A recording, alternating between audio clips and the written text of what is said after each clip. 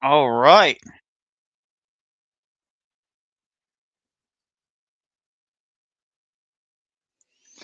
All right, guys. We are live. It's been a while since I've been able to do this. So thank you for your everybody's patience with me over the while. Oscars, thank you for showing up, brother. Yeah, it's been a while. I appreciate everybody showing up who's going to show up. I just got kind of I know that they're kind of winding down over on Cleve's stream, so I thought it'd be a good time for me to finally jump in because I was listening to that stream intently, mostly because I think it's very, very relevant right now because so many people are slandering Father Stephen. That being said, today we are going to be reviewing a couple different things that were on the channel. And one of the biggest things that I'm going to be doing, and I'm also going to do a standalone video for this as well. So look out for that. But we're going to be reviewing Mormon, Shad. I'm going to give my off the cuff reaction. So you're not getting me any prepared notes. I don't have any notes on me right now. Nothing on my phone. Nothing like that. No prepared notes. We're going to be doing that. So we got a Mormon that we're going to be responding to who claims that Mormonism is the most accurate church. And then we're going to be reacting to uh, Father, Dr. Jordan Cooper, who again is saying, like, he, has this catchphrasey thing, where he's saying what Protestants actually believe about the atonement. First off, I don't know who gave Father Dr. Jordan Cooper. I'm just gonna call him Cooper. I don't know who gave Cooper the permission to speak on behalf of all Protestants. Seems kind of silly. Not all Protestants accept PSA. Not all Protestants accept satisfactory atonement. Not all Protestants accept any version of atonement. So him just kind of saying all Protestants. Now he may clarify in the video, and we'll deal with it at that time. But right off the bat, I just have a problem with him speaking on behalf of these things because he is, from my memory, he's a Lutheran. Lutherans don't agree with Calvinists. Even on atonement, there's minor but disagreements there. So that's important to note. I appreciate you guys. I'm hoping maybe Cleve will be nice and do or he'll remember and do a raid on us unless there's somebody else live. But we're going to share the screen here. So let's get this window going. There we go. Add to stage. Brilliant. We will be doing call-ins a little bit later. I don't know how long I'm going to go, maybe a couple hours. And so we're going to try and get through this a little bit quicker than we normally get through these things. So I'm not going to be like belaboring points too often. I'm going to let them kind of simmer and all of that good stuff. So I hope you guys enjoy this content. Again, remember, I am doing an official response to one of these, okay? So actually, I want to quickly pull that up so that I can have it prepared in the burners. There we go. So this is the other one we're going to be responding to, which is Shad and Brooks. I like Shad. Okay. I love Shad's content. I think Shad is a nice guy. I think Shad is a good father, a good husband. I think he has some common sense on his shoulders. But he's a Mormon, and at the end of the day, we got to bring him home. We got to bring him home to Orthodoxy. So, I think a lot of Mormons don't even know Orthodoxy exists, and so they don't even know that a lot of the theology that they take for granted in Mormonism that they like is actually fulfilled and in its fullness in Orthodoxy. So, that being said, guys, let's get started. Also, remember to share the stream. Actually, I haven't even done that yet. Let me quickly do that. Let me do that real quick, guys. If I don't do it, I won't remember, so I got to do that right now. Let's get a shareable link, and we will just go here to X, and we will go here to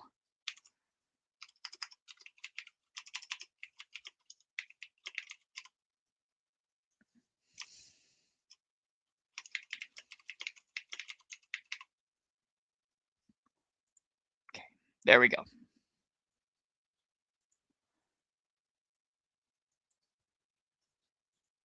Awesome. All right, let's get started. Mandatory dislike. I just wanted to make a short video on something that was brought to my attention over the weekend, and that is that there was a particular Eastern Orthodox apologist, I guess he's a lawyer, supposedly, who is. All right, I got to start it off.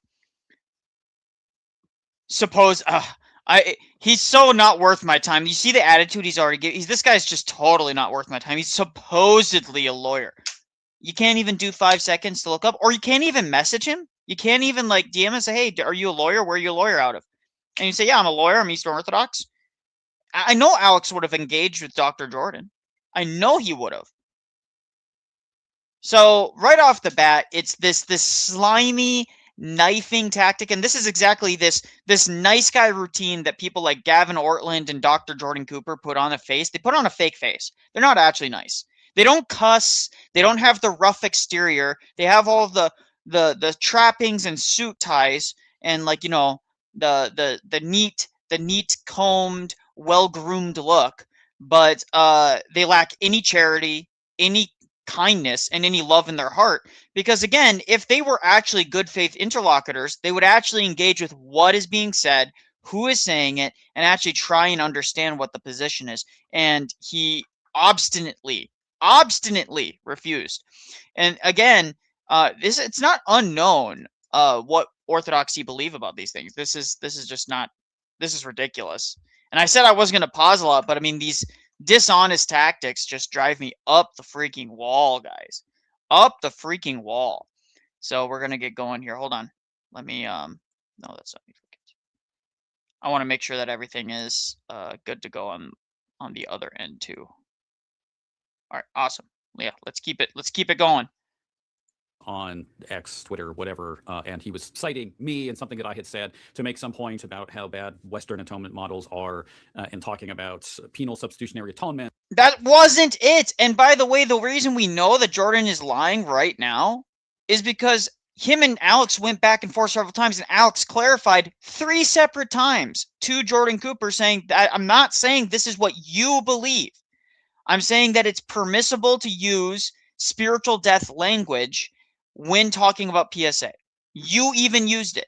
So again, Jordan Cooper is being immensely dishonest here. Again, all of the trappings of being a nice, good interlocutor when he really isn't. And taking some clip of mine from an interview that I did on Remnant Radio a number of years ago to say that I teach that Jesus died a spiritual death. That's not what he said. Which is not at all the case, and it's not. That's not what he said. He never said you teach that. He's saying that it's permissible to use that language. And by the way, you do teach that. I mean, I hate this idea. Like, are we all gonna allow ourselves to be gaslit this much? We're all gonna pretend that we haven't read Luther, we haven't read Calvin, we haven't read Hodges, and all the big reformers, all the big name ones. They all universally will say this type of language. Now, does that mean that you agree with the entailments that we see in that? No, but that's not what anybody argued, Jordan. You just tell that he like how does someone morally do this? Lie. They just lie. And then they pretend that they don't actually care. Well, you care enough to make a video about it. 20-minute video. What all the case, what I actually said in this discussion. But, I don't like to deal with, these kinds of controversies, but I do think it's worth addressing. And for this reason, this particular individual doesn't seem at all like he is worth addressing or having any discussion with, because he just doubles down on what I meant and said, even though I'm telling him that's not what I said and not what I meant. So very weird, but nonetheless. That's not what he did. Wow. Listen, I would call myself buddies with Alex in that we've had engagements. I've hopped on his stream probably close to 8, 9, 10 times at this point. I've been an early supporter of Alex, like one of the first people to message him when he started blowing up, when he released that first video. And I just praised him for how well he did on that and everything else. And I've been a very vocal supporter of Alex. This is just blatant dishonesty, guys. Blatant dishonesty. Like, he's not even trying to hide the fact that he's lying about this. You can go and see the Twitter thread now. In fact, you know what? Let's take the time to actually do this. Let's take the time to do that real quick. So I'm sure Alex doesn't post a ton, so I'm sure it'll only take me a second here to find it. Alex Soren replies.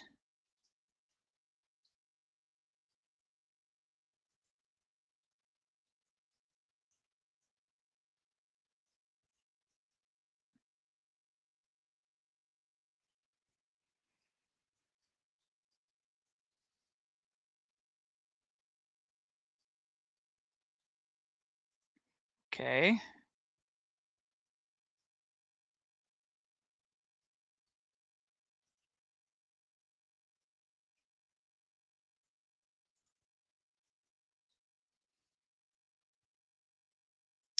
I want to point this out.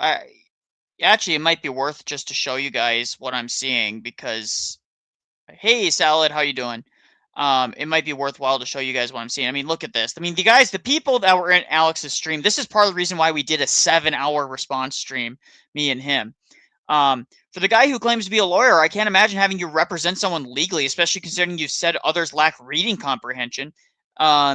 Hordes of people corrected this blatant, easily falsifiable claim, including Dr. You slandered and misrepresented numerous times, blah, blah. Dr. Cooper never claimed Jesus took on a spiritual death. Yes, he did. I mean, he straight up did. I mean, we watched the video. And even when you add minutes of context to either side, so at the end and at the beginning, it doesn't change that he said that it is permissible to use that language. Such a dishonest little ratty person.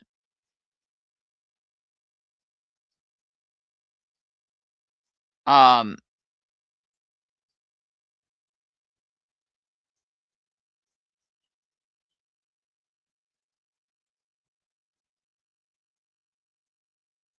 see here. I know that he engaged with Dr. Cooper himself. Right here. Dr. Cooper misunderstood what I was saying. Cooper thought I was saying that he believes Christ died a spiritual death. I never speculated as to what Cooper believes. I just want to show that Father Stephen doesn't need... Doing good. We've been checking in a lot lately. You, Nicholai? Oh, that's good. I'm doing okay. My tooth is a lot better because of the medicine, but I still need to get those wisdom teeth removed. The medicine is like a lifesaver.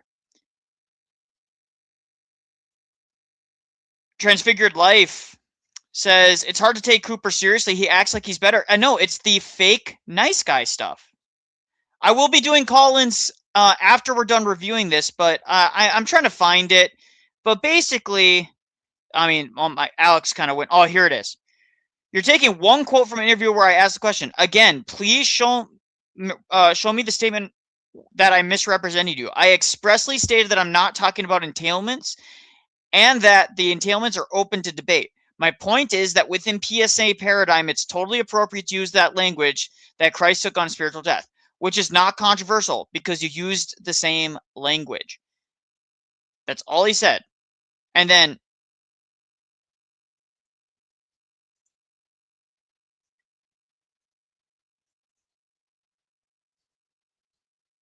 so look it. He goes back and forth and he says, you're impossible, man. I've explained what I meant, that Christ atones for our twofold death, as in he satisfies the demands of divine justice, which remits temporal and spiritual death. If he's taking, all right, we'll respond to Jordan Cooper in his actual video. We'll get to it.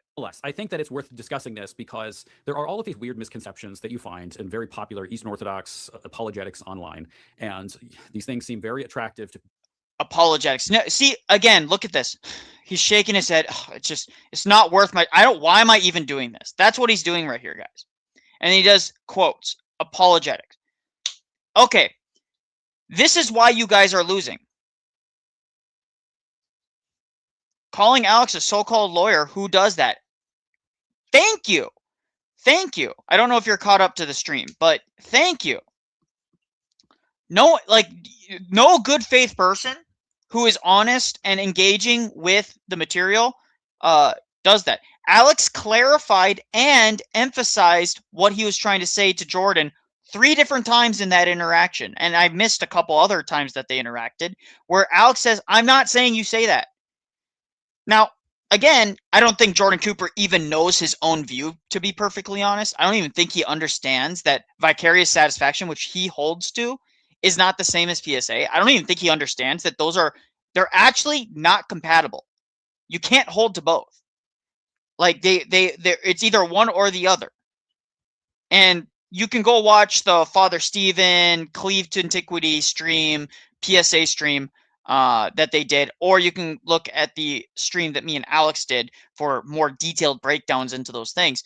But it's not even, this is not controversial. Okay. You can also go and learn from like Perry Robinson, who writes about these things. How am I supposed to take Jordan Cooper's scholarship seriously when he posts responses like that?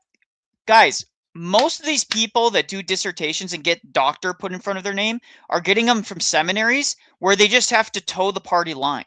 They're not actually, that's a good question. I don't even know what Dr. Cooper's, www.google, Dr. Jordan Cooper,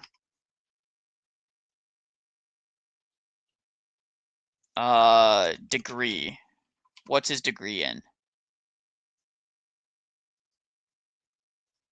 Yeah, he got a doctorate from a Lutheran institution.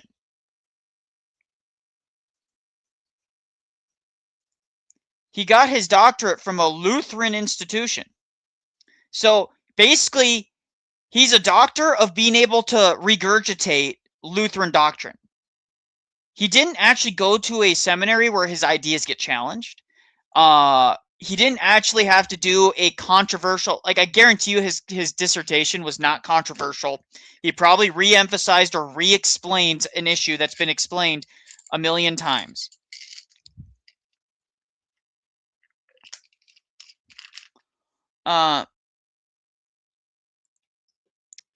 Oh yeah.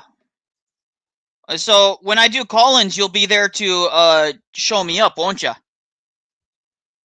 That's what I thought. You guys will all disappear. That's strike 1, by the way. I'll give you 2 more strikes. Let's see how long you last in the chat. To a certain group of people that generally tend not to be very theologically educated, certainly not educated within the traditional Reformation theology, whether that's Lutheran or Reformed or Anglican or whatever it might be. And so there is this false perception that you're often going to find where you have these Eastern apologists, this pitting against what is an Eastern model of the atonement, this supposed Western model of the atonement. And this is part of a certain kind of Eastern polemic. It's not a Eastern versus Western. We're critiquing PSA. You know, there's multiple, like, does Jordan Cooper, is he not aware, or is he just not not being honest with his audience here? That there are multiple views of Western atonement has multiple views. There's satisfaction, vicarious satisfaction, which are different, by the way. There is PSA. There is Christus Victor, ransom theory. Like, there's all kinds of theories that different Protestants hold to. And some of them hold to multiple of them that are contradictory. Not all of them are contradictory. Like, ransom and Christus Victor are absolutely not contradictory with one another because they both can be true in the same sense at the same time. But some of those theories are absolutely 100% contradictory. You can't hold to both of them at the same time. How is a doctor, someone with had to do a dissertation, how does he not know this? Someone who is a leader, a thought leader in Protestantism, allegedly. How does he not know this?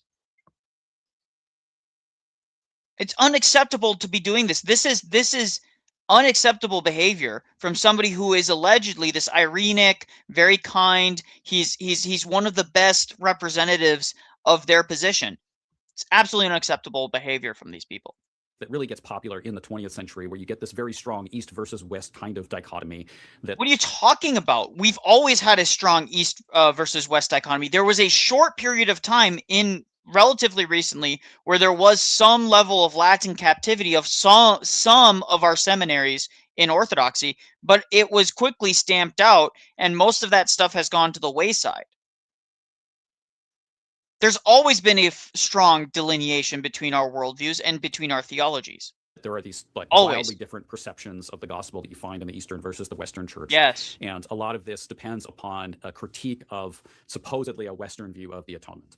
And the way that this is often portrayed is that in a Western model of the atonement, you have what is called a penal substitutionary. Okay. So notice he's already conflating. He's just saying PSA is the Western view. PSA is just the Western view, guys. It's just the Western view, right?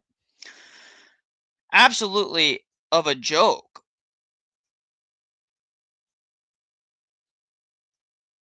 Hide that. We're going to do this, actually. I'm going to make sure that this gets pinned right away. I can't, guys, it will be pinned, but I'm not taking in calls until we're pretty much done with this, at least this first video, okay?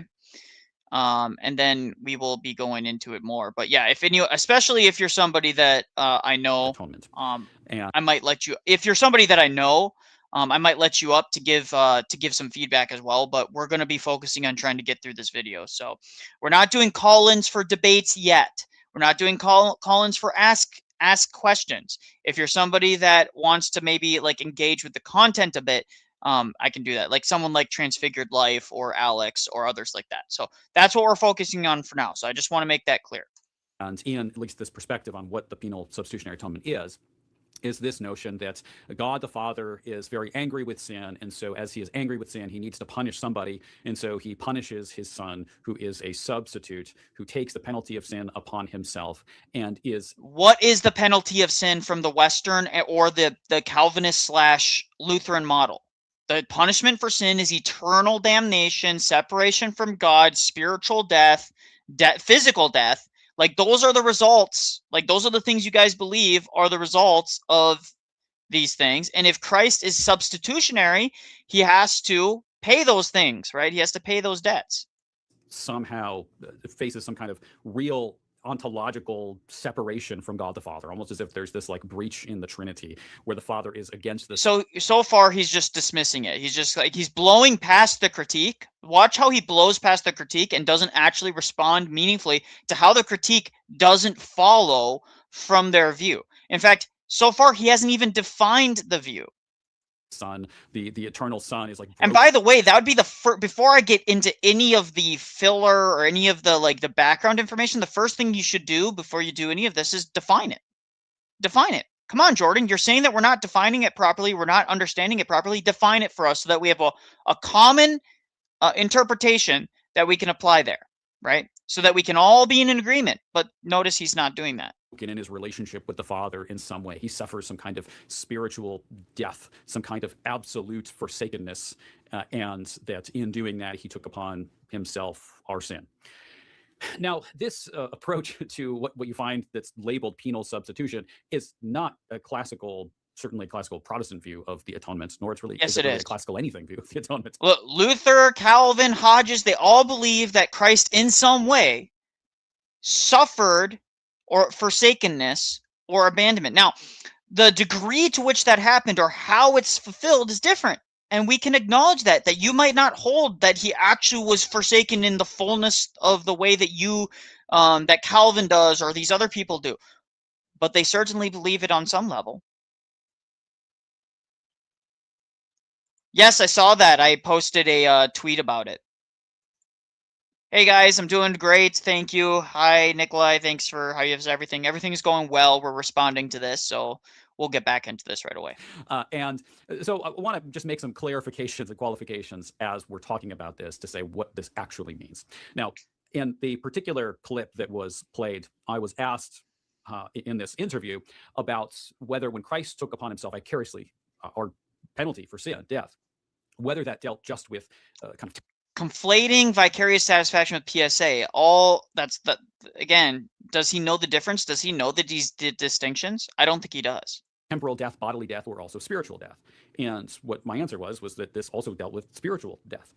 And this simply seems to be a rather obvious reality that in the fall, we have a twofold problem that we are faced with as human beings. Well, we could even talk more than that, but we have the penalty of sin in the garden is death. Adam and Eve, if they hadn't eaten of the tree of the knowledge of good and evil, they would have at some point been confirmed in righteousness and they never would have died. And so physical death is a penalty for sin. Scripture is abundantly clear about that. But also Adam and Eve, when they sin, the problem that then arises in nature is not merely a physical problem, right? So the point is that when Adam and Eve sin, it's not merely that their descendants are going to physically die. That is not our entire problem. Instead, we are born in a state of spiritual death. St. Paul talks about this in Ephesians chapter 2, that we are dead. We need to be revived spiritually. And so we do face a spiritual death. We have this problem of sin that clings to our flesh, that is present within us even from the moment of our conception, as David says in Psalm 51. So we have a spiritual problem as well as a physical problem. So both spiritual death and temporal death are problems that arise because of the reality of sin in the world. And so both of those penalties, both of those issues, problems need to be taken care of. And so in the atonement, we do have the resolution for the problem, the great problem that we have as human beings, and that is the problem of death, that which was... Okay, so notice how he's blown past not giving a definition. He just says, see, the atonement answers for this. What atonement? What theory of atonement? And also, okay, we're not going to get into that. What theory? Give me the theory that you're advocating for here, Jordan. Don't just start saying Western theory of atonement answers for this. What theory of atonement, and how does it specifically involve that answer? Unnatural to us, that which sin brought about into human life. And so if I am saying that Christ's atonement remits both kinds of death, both temporal, like physical death, and spiritual death, that is not to say that Christ himself like died spiritually. I don't even know what that means, to say Christ died spiritually, but they are not. They use that language. What does it mean for Christ to have been forsaken? That's what, I mean, what does it mean for Christ to have experienced what it's like to be a condemned man in our place? That's what Calvin says. What does it mean? So the whole point of this is definitions. The whole point of this is definitions, and you haven't given us one yet. Not the same thing, right? So to say that the atonement remits the penalties of sin that are both physical death and spiritual death, that does not equate to saying that Jesus suffered a spiritual death. Now, how is it satisfied? You believe in vicarious satisfaction, one, or penal substitution. Now, he's trying to conflate both of them, but if you believe in one or the other, it has to be you can't. So, for example, from their view, if I slap you, okay, but just picture it this way: if I slap you, and then my punishment in return is to be slapped back.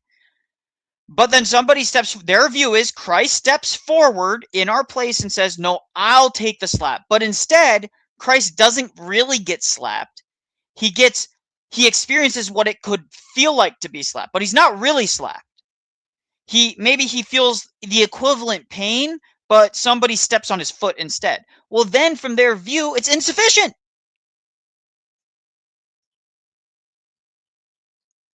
It's insufficient then. By the way, brother, you're more than welcome to hop in at any time. I love your channel, love your content. You're more than welcome. I don't know if it's which host it is right now, but you're more than welcome to hop in and give your critiques as well. But vague is the name of the game. The more vague, the easier it is for them to slip out of their view, being critiqued for their view. Yes, absolutely, 100%. They're able to dodge and weave any way in which they can by doing this. Okay. Do have to say to some degree that there was like what Christ faced on the... Also, do me a favor, guys, share the stream, like the stream, all that nonsense. You guys know how it is. Stream, all of that stuff. Okay. Atonement was not merely external, right? So it's not merely that his body actually died. We do have this sense of forsakenness that he clearly experiences in some way. I mean, he says this. In some way he experiences this. We know that in some way he experiences this. Okay, that's what's in question, bro. Like, Jordan. So by the way, he's given up the bag. His whole critique of Alex was that Alex wasn't really representing me correctly, like he was misrepresenting me. You've already admitted that you can use this language when talking about the atonement. You've given it up. So what exactly was his problem with Alex? Alex said you can use this language when talking about atonement, so I don't know why all these people are berating Father Stephen over it. Absolutely shameful behavior from these people. Shameful. Actually, you know what, guys? I want to see people in the chats give some rad emojis for the way that Dr. Cooper here is acting. I want to see it, guys. I would like Cooper to sit down with an EO and talk about some of this stuff out. He talked some Roman Catholics face to face like Jamie Atkin, but Cooper admitted he's not really talked to EO people. He's not willing to do it.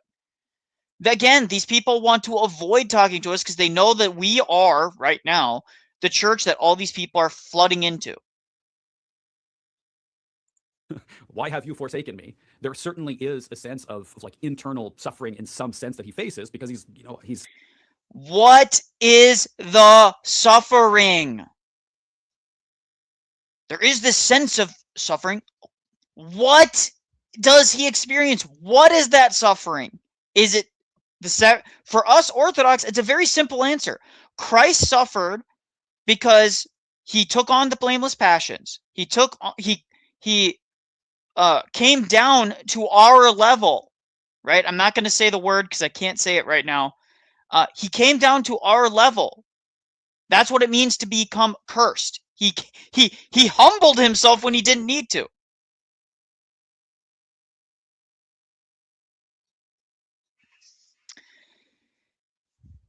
No problem. Hey, I thank you very much. I appreciate you hopping in. It's always appreciated to see other content creators and channel people in the Orthodox sphere, commenting and being involved. So, but he's coming down to our level, Christ. Okay. So that's what Christ does. He's taking on something that he doesn't need to. He's condescending to us. I think that's the right word. He's coming down to our level. Okay. He's humbling himself. That's the first thing. The second thing is he takes on the passions and experiences the severing of the soul from the body. That is our view of the atonement. He experiences the severing of the human soul of the body. His incarnation, his death, and his resurrection, the holistic picture, the full economy of Christ, redeems our nature and heals it.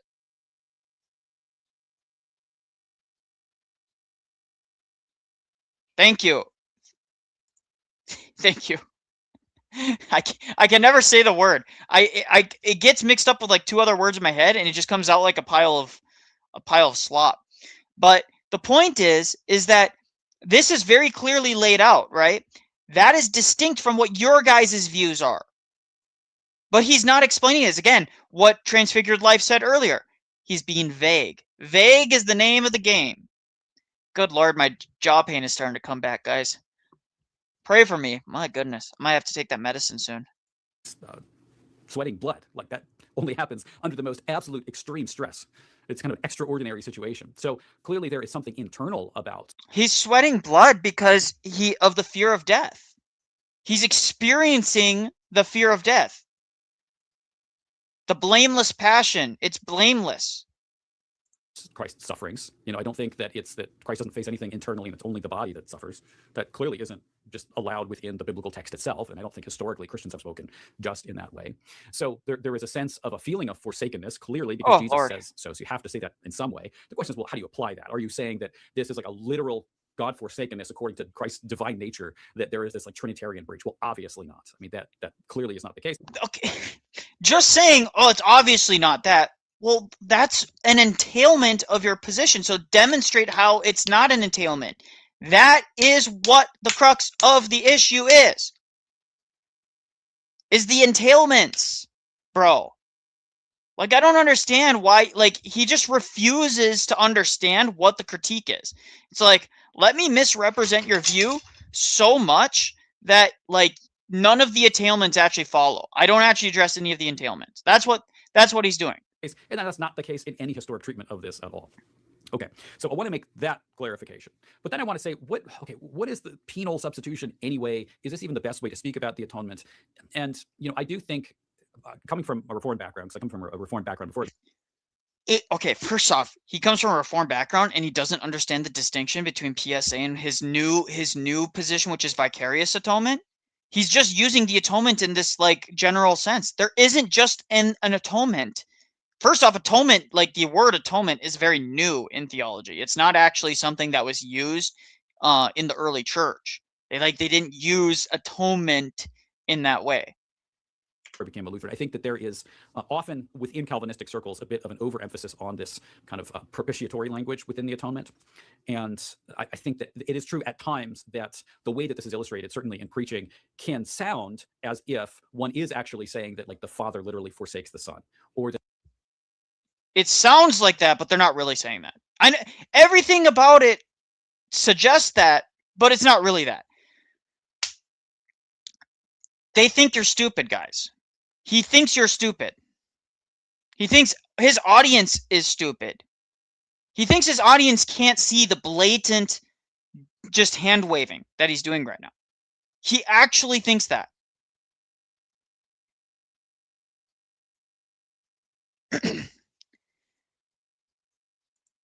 Hey, Joseph, hope you're doing well. I appreciate all you guys coming in.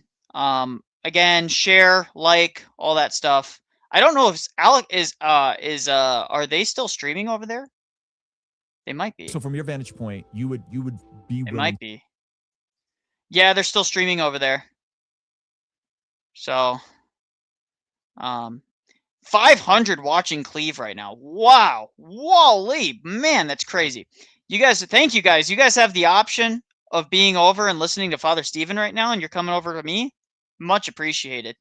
Then again, you guys can always rewatch. I mean, that's great. But wow, thank you guys. that there is this intense, divine wrath that is an internal experience that God has that he then just kind of takes out upon the Son. Now, it's not the case that Reformed theologians actually teach that that's really the case, that happens. But there is a kind of preaching that uses such expressive language that it often sounds like it's not really the case. They say it. I would say at least. It's not really the case, guys. Oh, thank you, Salad. I appreciate it. I guess I don't hear that often. Most people don't really comment on my voice, but I guess maybe my accent along with my tone, maybe. So, but yeah, this doesn't make any sense, guys. This does not make any sense.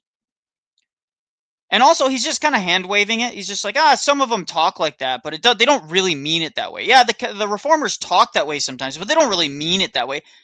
That's not addressing the entailment. No one's going to admit they're Nestorian. No one's going to admit that that their view leads to splitting the Trinity. No one will admit that. They'll, of course, deny that their view does that. Well, you're good at explaining stuff, and you've been nice to me, so, well, Joseph, thank you. I appreciate that. God bless you. He's just not really careful and can give a false perception. So I don't think that that's really kind of inherent to the theological tradition itself, but it does arise certainly in certain strains of preaching. I mean, I certainly heard that. Okay, so what you're saying is that it's not completely crazy for somebody to use spiritual death in this way. So what you're saying is Father Stephen was actually correct in his critique, and that you guys' duty now is to demonstrate how Father Stephen's position is wrong. Am I missing something here? Like, I thought this was supposed to be him correcting the thing. So far, it's just a bunch of vague generalities and him just saying, well, yeah, but no, but yes, but not really, no. I mean, this is the theological tradition you guys want. These are your modern day theologians who are actually explaining things to you guys, that are actually trying to help you guys understand this stuff. I feel bad for Protestants because, like, this is who they got. They got Gavin Ortland. They got Cooper. They got, what, Canon and Creed. They got, what, the other Paul? Who do they have? They have some preachers who are more political, like they talk more about politics than they talk about their stuff. Their sermons tend to be just about how you can apply this verse to your life. But who are their apologists that are actually helping them explain these theological conundrums? This is the level that you're asking for? Dude, I am an uneducated in terms of theology. Like, I'm uneducated. I don't have a formal degree. I don't have any of that stuff. I got 3 and like 3/4 of my way to my history degree, and I have certifications in IT. and I'm seeing these issues. And by the way, I'm fairly well read. Like I'm your average Joe. I have time to read some things. And I'm still seeing the issues here. This is insane. This is absolutely insane, guys. By the way, the live stream call-in is linked above. We won't be doing questions or anything like that until we're done with at least the Jordan B. Cooper start. But within the Lutheran tradition, you're not really going to hear this kind of language of the appeasement of divine wrath on the cross very often. You do find it in our theologians to some degree, but it's really not going to be that prominent. Primarily the way that Lutherans... It doesn't matter if it's prominent or not. If it's there, you have to address it. We're going to speak about the atonement. Is you're more going to read about the satisfaction kind of language, which really comes from St. Anselm. Well, Anselm isn't a saint, but we can get into that later. I mean, I don't even think Rome recognized him as a saint until a little bit later. Like, it was pretty late into his time that they recognized him as a saint. Guys, I will be right back. I got to go take that meds because my pain in my jaw is starting to really spike up, and I think it's because I'm talking. I can feel it starting to come out. So I'll be right back, guys.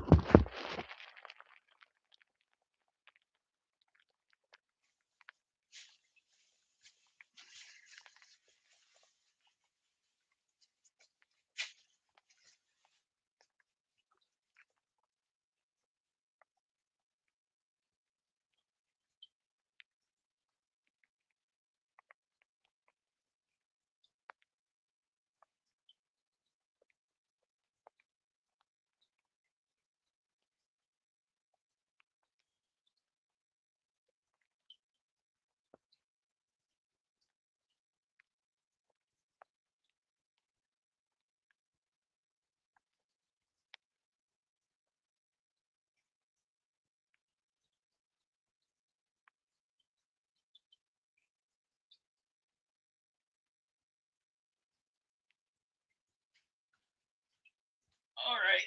Sorry about that, guys. Sorry about that, man. That tooth pain, guys. I can tell you this much, man. I need to make some more money so I can get these wisdom teeth removed. Because, holy crap, it comes back. It hits you so fast. One of the first of the great medieval scholastics.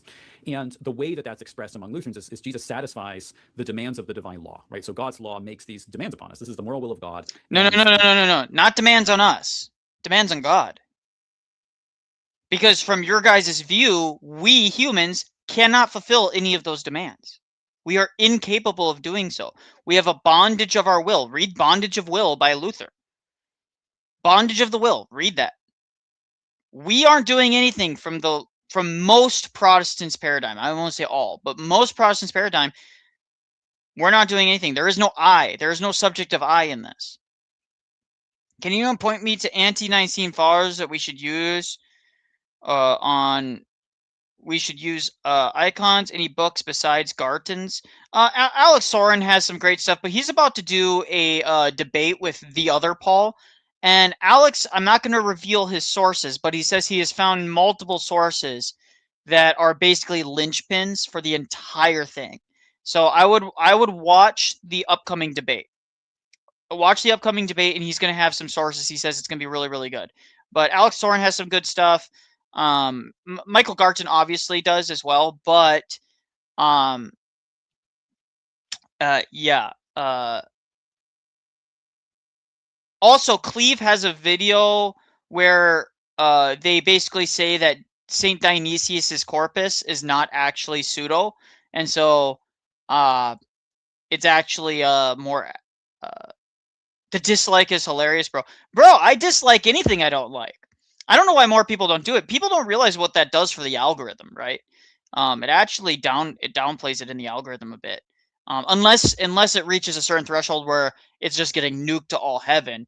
But the balance actually helps with monetization purposes. So the more likes he has versus dislike ratio, it's going to tell advertisers whether or not they want their ads playing on this video. And I don't want ads playing on this guy's video. I don't think he's an honest interlocutor. So.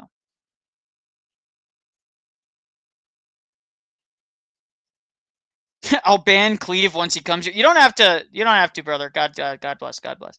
Just something I have been researching. Yes, I've seen that good stuff. Father, we are allowed to dislike things. Laugh aloud.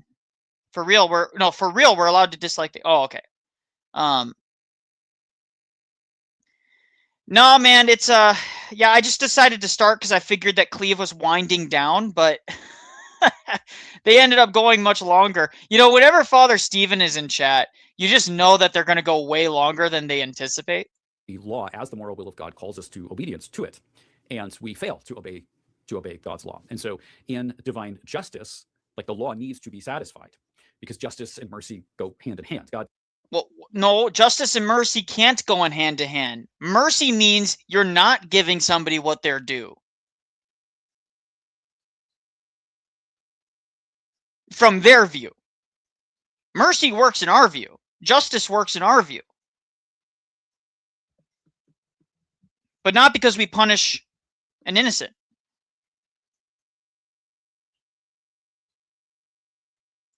He said 10 minutes like 15 minutes ago. Doesn't have mercy at the expense of justice. He doesn't just ignore sin, in other words. And so that's just a hand wave. It's amazing what these guys do. It's just so frustrating, guys. It's so frustrating. I want to believe that he's good faith, but everything screams at me that he's just not good faith. The debt needs to be paid. God's honor needs to be satisfied. The law needs to be fulfilled. Those are all different. It needs to. No, so you're putting necessity on God. Reality here. And so Christ pays our debt for us. He satisfies God's demands. He fulfills the law, both actively in his obedience to God's precepts and passively in taking upon himself the condemnation that is death, what we owe because we have broken the divine law. Now, this language of like debt and satisfaction, this is just historic Christian language. I mean, you find this all the way back in Athanasius pretty explicitly. And again, just finding language doesn't mean the framework and the way in which it's settled and all of these things follow. When I was discerning between Lutheranism and Orthodoxy, I watched a lot of Cooper's videos. I realized that after about 100 hours that he literally just says words and never commits to controversial opinions. That's my opinion too. And I don't watch a lot of his stuff. The few things that I've seen from him, even mostly his responses to Orthodox content, he seems to just not have a good grasp of the depths and the nuance of these positions. I'm only a catechumen. I'm embarrassed. I used to think I knew. The level of pride and prelist is crazy. Yeah, it is a humbling experience. I still experience getting humbled. Just the sheer amount of knowledge that I don't know, and basic, even like biblical stuff. Like I used to pride myself. I'm like, I know my Bible pretty well, right? When I was growing up as a Protestant, I knew it well enough to where I could, evangelize people on the streets with doing street evangelism, like my church used to do. We used to do street evangelism, like Ray Comfort style stuff. And I was competent enough to be able to recall verses, spit it out, get people, like walk people through a line of thought. And you come into Orthodox, you just realize you don't know anything.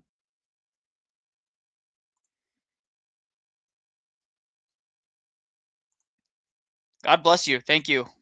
So you have to have the language of a paying of a debt in some sense in the atonement if you're going to be consistent with the tradition itself, including the Eastern Fathers. Debt-based exchange reconciliation is debt exchange-based reconciliation is condemned by the early church fathers. What really drives me crazy with Cooper and some of these other guys is like Young Anglican is you're looking for answers, then they just keep like reopening questions that the fathers solved already. Yeah.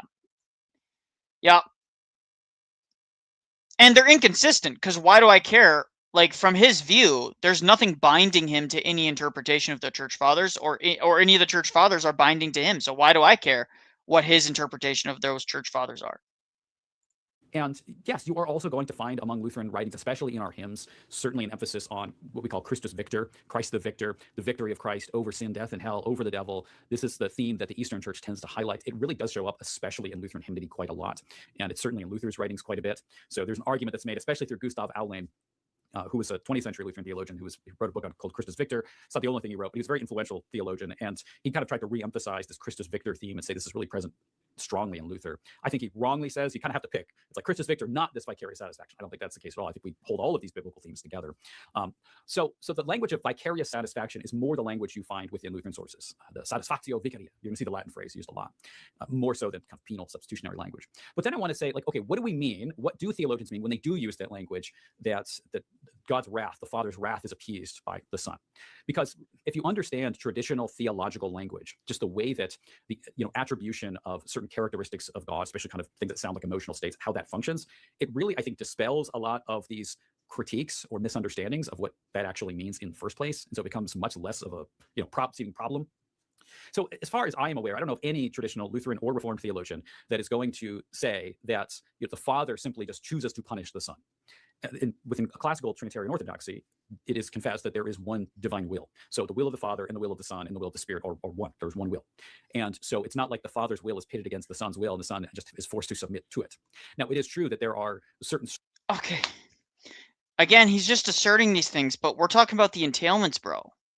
You're just saying, well, it's true that this language is used, but of course that's not actually, like, what follows doesn't actually follow. Like, that's essentially what he's saying. It's just insane to me. It's insane to me that anybody can just, like, listen to this and go, oh yeah, Jordan Cooper obviously knows what he's talking about here.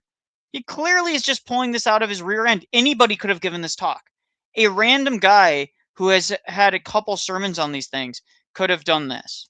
Strands of a kind of social Trinitarianism. He's not offering any substantive scholarly work or scholarship, scholarly analysis at all. He's just saying, that's all he's doing. It's really crazy to me. Really crazy to me.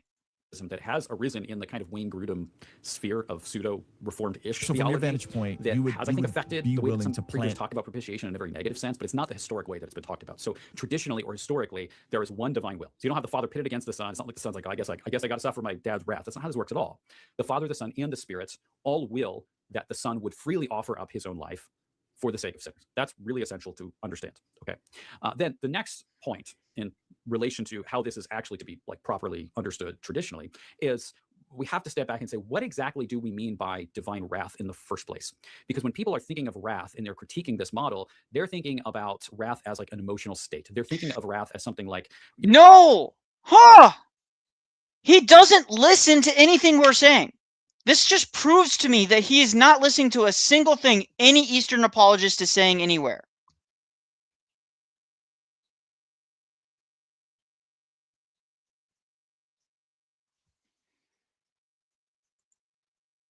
Fresh Pellini, by the way, guys, thank you. Dude, feel free to call in. I love you, brother. Man's literally just saying God's not actually angry at the Son. It's just that he's forced to punish the Son by his own sense of justice. Sorry, I thought the Father is entirely free. Yeah, but also, yes, and I would even say, go further and say, he's putting necessity on God, but two, he's just saying, well, yeah, this has to be satisfied. Well, if they're in a free accordance of will, so Christ is punishing himself to satisfy himself? Why does Christ need to satisfy himself? Well, because divine justice needs to be satisfied. But I thought you said that... Oh, yeah. No, I get you, brother. He said he's at work.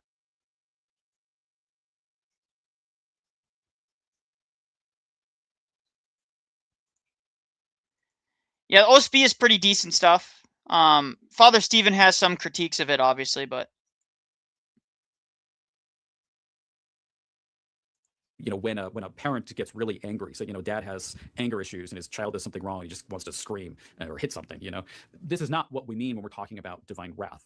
So when we're speaking about... I got sidetracked. The point that I wanted to make about wrath is that no Eastern Orthodox apologist believes wrath is like this thing where God is just angry. Our theology says that God is dispassionate.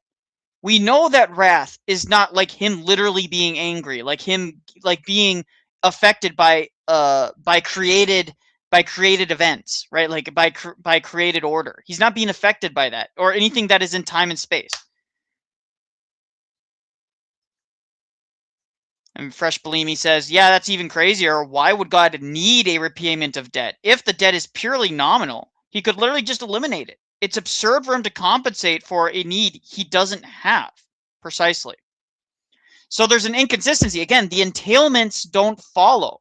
So when you listen to this guy and you see these vague generalizations, notice he's just saying these things and then just saying, well, what entails doesn't follow. He hand waves it. That's his entire argument, is a hand waving. There's just the Greek translation they used was actually one that is not very good. Father Stephen says there were better Greek translations they should have used. That was his biggest critique based on my memory. But I can't remember like the specifics offhand. He gave us a couple examples, but the specifics offhand that he uses was an Alex's stream. So one of the older streams that Father Stephen was first in. Is the obsession with PSA just a psychological projection of feeling unworried to be a child of God? Genuine question. I think it's more of a, my theory is that this desire to defend PSA, Augustinian original sin, and all these other doctrines is actually a product of Western chauvinism. These guys want to defend Western civilization, and they see the theology that was developed by it as worthy of being defended, because it's like, well, I'm a Westerner at my heart, so I want to defend it. Oh, these saints say this, so I have to defend these saints as honor. But the thing is that the West fell astray. At the end of the day, the West went astray. So you can cope and seethe all day long about how, oh, well, actually, we're much closer to the West than you think. Actually, it's all just this miscommunication. That's essentially what they're trying to do. So this obsession with that is that for like the Latinizer guys, the guys that are trying to like rehabilitate Western theology as Orthodox, that's their problem. As for the people that hold the PSA, it's just what they've always been taught. I don't think a lot of them psychologize it as much as you'd think. So attributes, the things that we attribute in human language to God, these things are attributed to God analogously, meaning that there is not an exact identification between what is true of human beings and what is true of God's divine essence. So in other words, we speak about God's anger. Okay, I just don't get it, because our Western ancestors were insane pagans for a solid 4,000 before we accept Christ, but their logic, they return the tree worship, bro. Yeah, they're inconsistent. They're inconsistent. They'll say, well, but that's not the truth. It's like, okay, but then you'd have to question if somebody else is saying that they have the truth, and you have to question if your paradigm is true or false still. Like, it doesn't follow. I think it's a product of the tradition that they were inherited, like seeing RCs and Protestants trying to force EOs to choose old scholastic terms. Yeah. It's not human anger, but just infinitely multiplied on a bigger scale. I am doing call-ins, but I want to finish up this video first. So if you're calling in to ask questions or to debate, then we're going to do it after this portion, right? I think there's a lot of that. Of my fellow Protestant friends, they view God being angry at us as a central to the gospel. They feel it's imperative to say that we transgressed against God. Yeah. When we are speaking about various divine attributes, they can function in some different ways. If we're speaking, say, about love, and we talk about divine love, God's love, we are saying we're using a term or a concept that is analogous to the very essence of God himself. Like, this is analogous to the divine being. This is what happens when you don't have the essence energies doctrine. And I'm not studied enough on essence energies to be able to like explicate why what he's saying here is faulty, because one, I got a migraine because of my jaw pain, guys. You're gonna have to forgive me if I'm not the sharpest today, but good lord, the pain is insane, guys. I've never had such pain.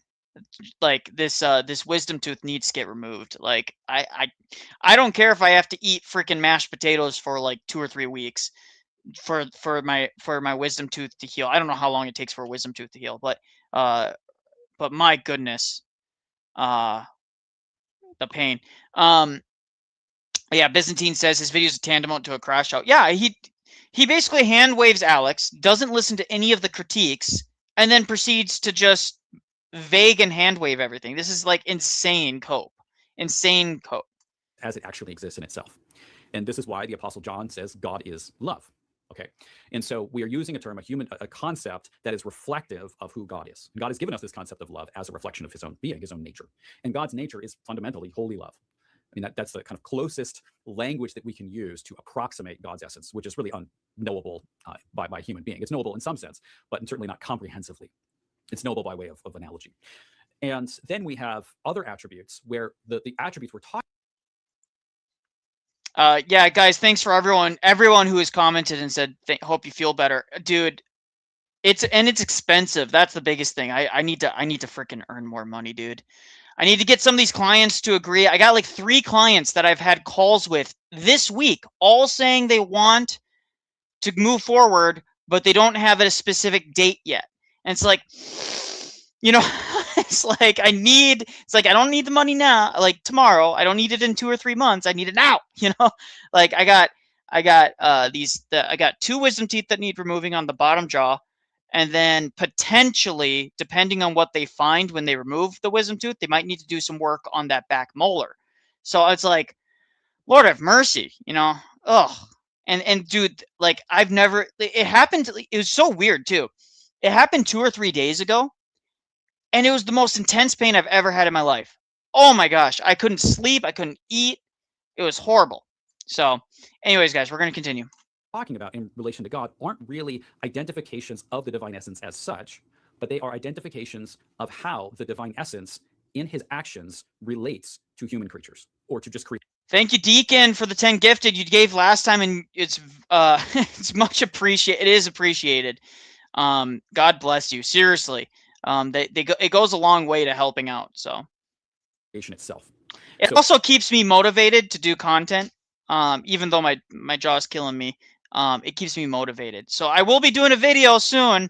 So we're going to be doing a reaction to another video here in a second, but we're going to be but it's going to be a full video where I actually do a breakdown. So we have a distinction in yeah, the who gets the gifted is totally random. Theology between the works of the Godhead ad intra and ad extra. Ad intra means the inter-triune works. This is just who God is in himself in eternity. The ad extra operations we're talking about how God interacts with that which is out. There is a sinful creation that lives in contradiction to God's nature and will and character. So without sinful creation, there's no such thing as wrath. And so the divine essence doesn't change. God doesn't get additional attributes because of state that affects a fallen creation. This is really important because when we are speaking about God's wrath being satisfied, what we are simply really saying is that divine justice is satisfied. Right? Justice is really more the category that's talking about something intrinsic to the divine nature.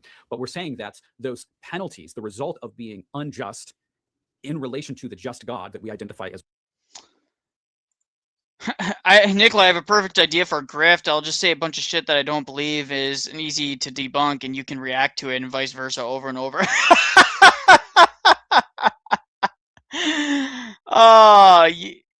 I take the fall, you get the money. That's freaking hilarious. Yeah, you know, as funny as that is, I have this beauty right here. Infinite content generator. Infinite content generator right here, guys. With Orthodox. Dude, every day is just like, dude, it's so crazy. What they say here. It's absolutely crazy. And by the way,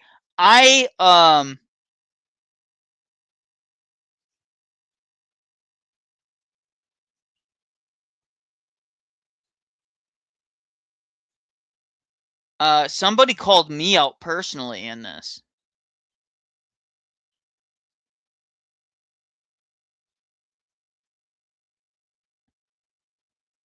Some guy posted about Korean Orthodoxy, and I don't even see it anymore.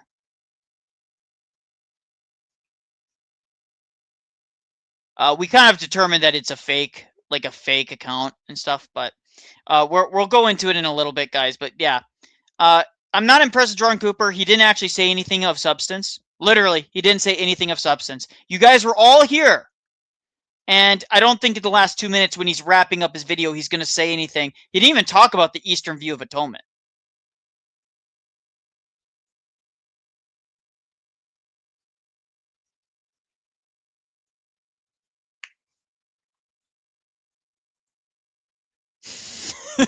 You guys are cracking me up. I can't even laugh that loudly. That's what, like, I can't normally do my hearty laugh either, because that, gosh, that's just like right here. It's right here, right where the jaw hinge is. It's like that. It's like this nerve right here that I'm putting pressure on. It actually relieves some of the pain when I put pressure there. It's like right there. When I put pressure on it, the pain mostly goes away. So it's like this nerve is being like triggered somehow by the tooth. I have no idea. But anyways, yeah, this guy didn't actually say anything. He didn't actually say anything. So, all right, guys, we're going to be doing call-ins. So you guys feel free to call in. In the meantime, while we wait for people to call in, so the link is at the top.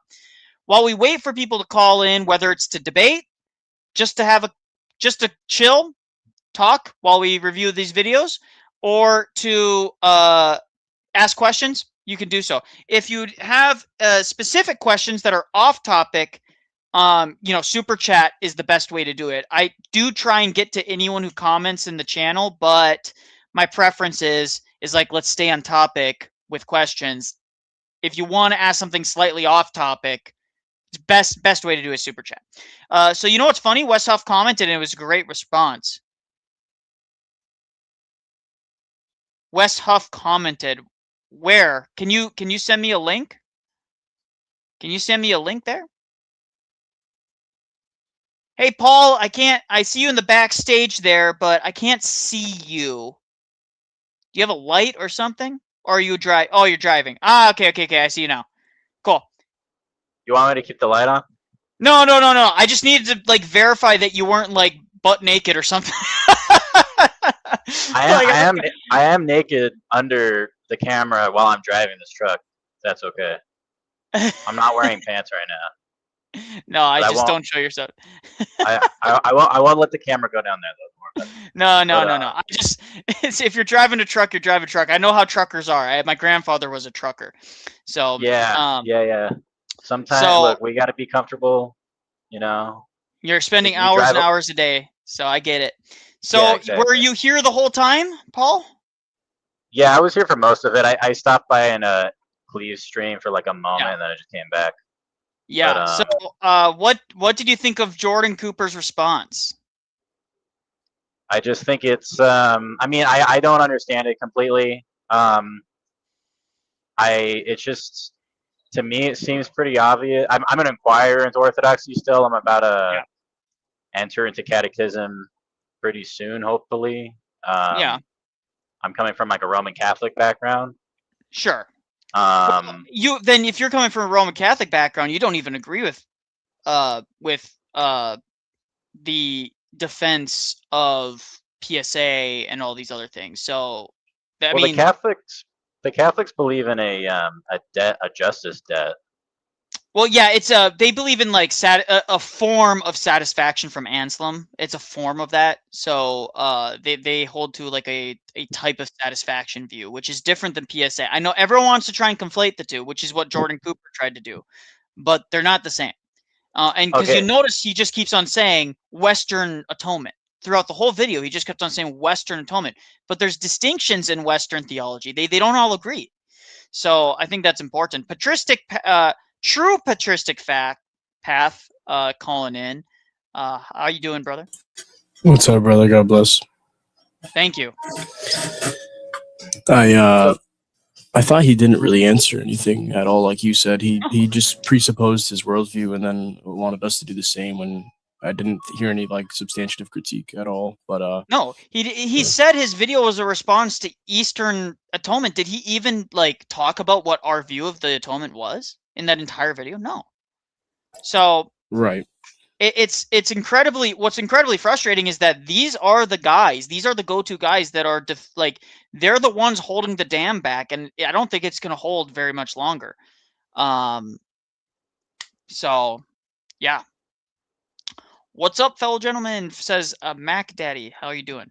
But Paul, did you have a question or something you wanted to say?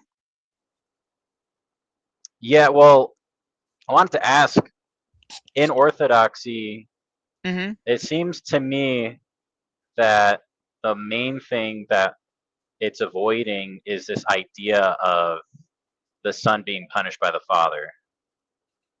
And when I think of like in the Catholic view of a justice, debt, atonement, to me it's kind of, I'm thinking like, okay, it seems like in the Catholic view there was this justice, debt that was brought out. So who are we paying? Who is the debt being paid to exactly? And that's where, to me, and I know you call that a conflation, but because I don't know much about it, but the thing to me that seems like it leads into the same direction as PSA is this idea of the father somehow needing a payment that he's incapable of forgiving, and so the son needed to go and die for that payment to be satisfied. And in the Yeah, Orthodox view, they would probably nuance that slightly, but I mean that's a good general gist of it. The Orthodox view is that the economy. So, again, if you want something that's like a good breakdown, and every single person that I've talked to who's watched it, including clergy, has said that it's a good breakdown, is Craig Truglia's video on economic atonement. It's a live. So if you go to his live, you go to his channel, go to live stream. It's like you'll see a thing that says PSA. It's crossed out and then says economic atonement. He breaks down both PSA, but also the Catholic understanding of atonement, and then contrasts it with economic atonement, right? And so we believe in the full economy of Christ is what is bringing our humanity up with him. It's raising us up with him. So it has aspects of Christus Victor. It has aspects of ransom, right? It has aspects of these things, but what it's missing is a debt exchange-based reconciliation, meaning that God has to be the debt has to be paid in exchange for God to forgive us.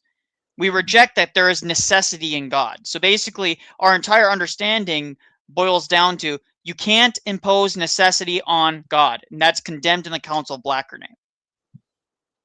Yeah, and I feel like the justice debt is that necessity that's in the Catholic view, and that's what I've recognized. Like the difference between the Eastern Orthodox view and the Catholic view is just, like you said, trying to avoid, or it's avoiding that necessity in God. So yeah, that's that to me. I'm just starting, so it's very simple to me. But the only kind of understand the the only thing that I actually know about really is Father Josiah's Trenum of his explanation, which was very brief. Yeah. Of what Christ did, and it was basically to, before Christ's death and resurrection, death only had one direction. There was only one thing that happened, and that is that you died. And that essentially what Christ did then was notice, okay, humanity due to this. I think of it kind of like God created the world, and it's like a computer, and that like evil or sin is like a virus because it's completely foreign to creation. Like it just shouldn't be there whatsoever. And so once that's brought into creation, it would be more accurate to say, because a virus has ontology, it has existence. So we don't even believe sin is. We believe sin is a privation, meaning it doesn't have existence. So it's more accurate to say that we are constantly, like when we're engaged in theosis, and before the fall, we were in full communion with the source of life, and by eating of the fruit, disobeying God, and turning away from him, and living with those consequences of sin, we now get further and further away, or can move closer and closer towards the source of light. So but we're born with a predisposition towards experiencing the passions, which leads us to sin, and sin leads us away from the source of life, right? And our free will, sometimes people they hate God, right? They're haters of God. So I think that's important to understand as well. Alex in the stream, he just got done. I imagine he just got off with Father Stephen. So I just want to read this. It's in the OSB, the insert. It's in one of the inserts in the OSB. It says here, Christ by his death and resurrection conquered the devil and death, freeing mankind from the fear of death, Hebrews 2:14-15, and making possible a more complete communion between God and man that was ever possible before.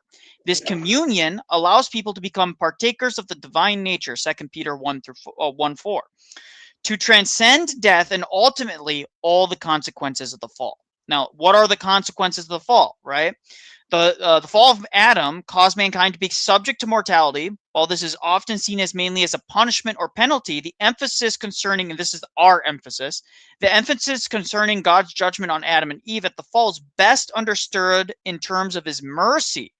So, for example, St. Gregory the Theologian says, yet here too he provides a benefit, namely death, which cuts off sin so that evil may not be everlasting. Because evil can be everlasting in us as actors, not that evil itself has ontology, right?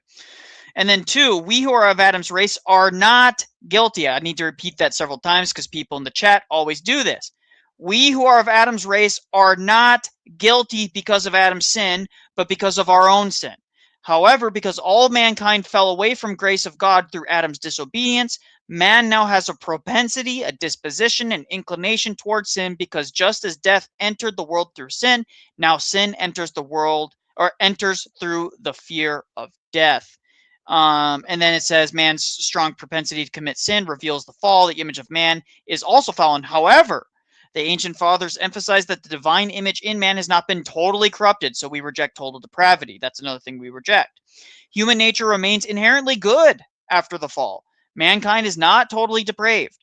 People are still capable of doing good although the bondage to death and the influences of the devil can dull their perception of what is good and lead them into all kinds of evil. For Adam's fall not only brought mortality and sin to the world, but also sweat, toil, hunger, thirst, weariness, sorrow, pain, suffering, sickness, tribulation, tragedy, and tears, which are the blameless passions and other and effects of the fall. And then 5, this is the last one. Even after the fall, the intellect, desiring, and incessive, forceful, or driving aspects of the soul are natural and therefore neutral. They can be used in a good way or in a bad way. Okay? So, for instance, desire is very good when one's directed towards God, but when desire is out of control, one may use it in very inappropriate ways. Okay, make sense? I hope that was. I hope that you caught at least most of that. I was going to say. Go ahead. Go ahead. I was going to say briefly, Nicholai, if it's all right. Saint Athanasius of Alexandria on the incarnation, he uses a philosophical argument saying that because we were made from nothing, we necessarily will return to nothing if we're not sustained by God. And after the fall, now he's essentially letting us free fall, for lack of a better term, unless we choose to participate in the synergism, which occurs namely through the divine energies in, let's say, for example, the Eucharist. So this is kind of something that we understand, is that we're all returning to what we came from, right? From dust to dust is what the Bible says a few times, and the saints reiterate that same idea, which is super important to understand that like evil, like he said, has no ontology. Well, why? Well, because if God created all things and evil has ontology, well, therefore God created evil, and therefore evil would be good, actually, because God can't create anything that's not good, right? It's apart from its nature. He can't create anything that's outside of his nature, and anything that comes from God by necessity is good. So then evil is good, and you've just created a contradiction, not just in God, but also a contradiction in the created order. So how can you say anything is evil? By necessity, you'd have to say the grapist, right? The grapist, by necessity, or the SAer, by necessity, is doing a good act. Right, which is what the Calvinists fall into, which is what we're trying to avoid here with the PSA. My dad's a pastor, and coming into Holy Orthodoxy, one of the main conversations I had with him was that, I'm going from a angry God to an actual loving God who wants to have a relationship with me, which is ironic because the Protestants always talk about it's a relationship, not a religion. Well, in fact, no, Orthodoxy is that which has retained the idea of a true relationship, which again is received namely through the Holy Eucharist in the liturgy. So. If you take that if we stretch the analogy, so let's stretch the analogy a little bit. Does a husband have any duties to his wife? Yes, right? A marriage is not just something that is like this, like it doesn't have any like things that you have to do. There are certain things you have to do in a marriage, right? Like in order to demonstrate your love. And so to say that, oh, it's just this kind of mental assent, which is often what Protestantism ends up being, this kind of mental Germany, this mental gymnastics. Like I can tell my wife all day long, I love you. And then if I don't act on that love, is the love actually expressed? Is it manifested into reality? No. The mere thought doesn't manifest it into the reality. It doesn't become if I'm really stretching the analogy, it doesn't become an energy until I actually do something with it, right? If I'm really stretching the analogy, but yeah. And I think most married people. Alex is in the chat. Wow, God bless you. You're on a roll the last 2 days with the live streams, brother. There are debates in here. I don't know. I think some people said that they were going to, but I listened to Jordan Cooper's video already. We already went through it before you jumped in. What do you say? Well, basically, he takes a couple very, in my opinion, jabs at you to like kind of rib you. He's like allegedly a lawyer, and then he proceeds to say that this guy misrepresented me. I'm like, bro, he clarified 4 times in exchanges with you that you wasn't misrepresenting you, and then he lied. I mean, he straight up lied. There's no other way around it. He just literally lied about what the conversation was. And then his entire argument was like, oh, well, let's critique Eastern atonement theology and the critics of it with the Western view, and then proceeds, one, not to define the Western view in any meaningful way, because there's many different Western views: vicarious, satisfaction, Anselm's theory, PSA. He doesn't define any of that. And then he goes even further and says, he doesn't even talk about the Eastern view. He just goes on to these like vague generalizations, and true patristic path and Paul were there too. I mean, that was your guys' assessment too. He doesn't actually say anything. Yeah, right? He just asserts his view, and then he assumes that the audience is going to presuppose that he's right, but he hasn't justified. I actually commented that. I was like, look, I appreciate all your other work. However, this was really lazy. You didn't address anything. You know, you kind of just skipped over the topic altogether. And then not to mention, like you mentioned, Nick, he was throwing some, I'd say, disrespectful, actually, jabs towards Alex for no reason, when Alex was trying to be cordial from the very beginning of the X exchanges, from what I could read, you know. And I don't know, it didn't strike me as something that someone as quote unquote pious as him would do, unfortunately. But yeah. So I don't know if it's actually worth your time to do a full-on response. It might be maybe a 5-minute, just quick, like, he doesn't say anything, and just have a couple clips, maybe 5 minutes, but not a full-on like.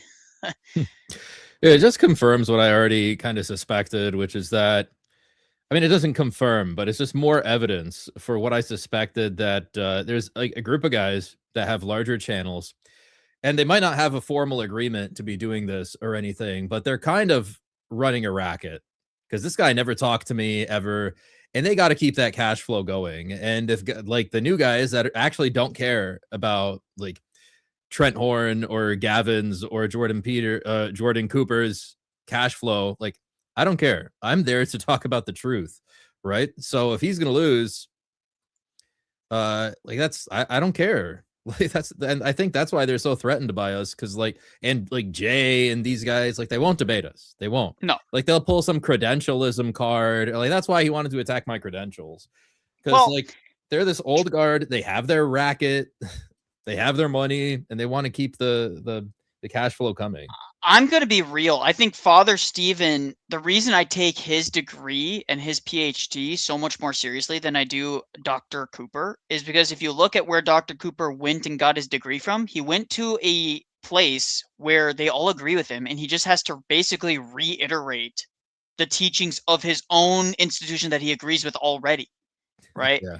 And whereas Father Stephen has to actually do sufficient amount of work in his dissertation to actually prove, like, to a hostile like board. Like, the fact that he went to a place that disagrees with him on purpose so his PhD would be more hard. I think that tells you a lot about Father Stephen's character, right? Well, it's the same thing with Father Josiah, right? Father Josiah has had to now.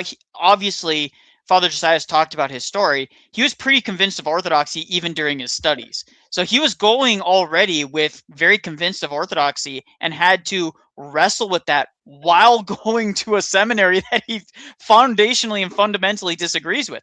Like, people don't realize that part of the reason these guys don't want to engage with us, and this is just my opinion, is that we've actually had to wrestle through these issues deeply because we grow up in this milieu. This is why a lot of converts, or I should say cradles, who grow up in America don't understand the fervor of converts. They're like, why are you guys so hostile towards these views? It's like, that's because you guys never have grown up in the milieu of it. You They guys always just had the took it for granted. truth. Like, we found a treasure in a field. We sold everything that we had to go buy the field to get the treasure, right? So. Which Father Stevens talked about with Cleve, which another reason why I have so much respect for Cleve is because, like, I know how much Protestant pastors make.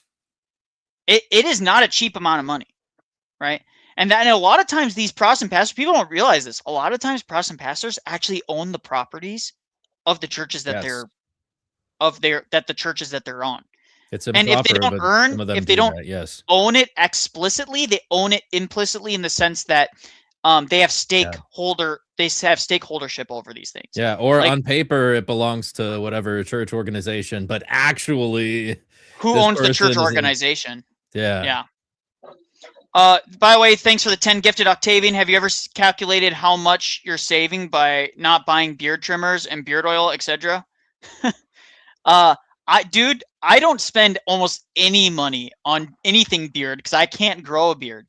I've had the same package of disposable razors for 5 years because that's how often I have to shave, guys. So I know some of you guys who have the nice, thick, luscious beard and never shave, then you don't have to worry about it. But I even know guys that, they trim.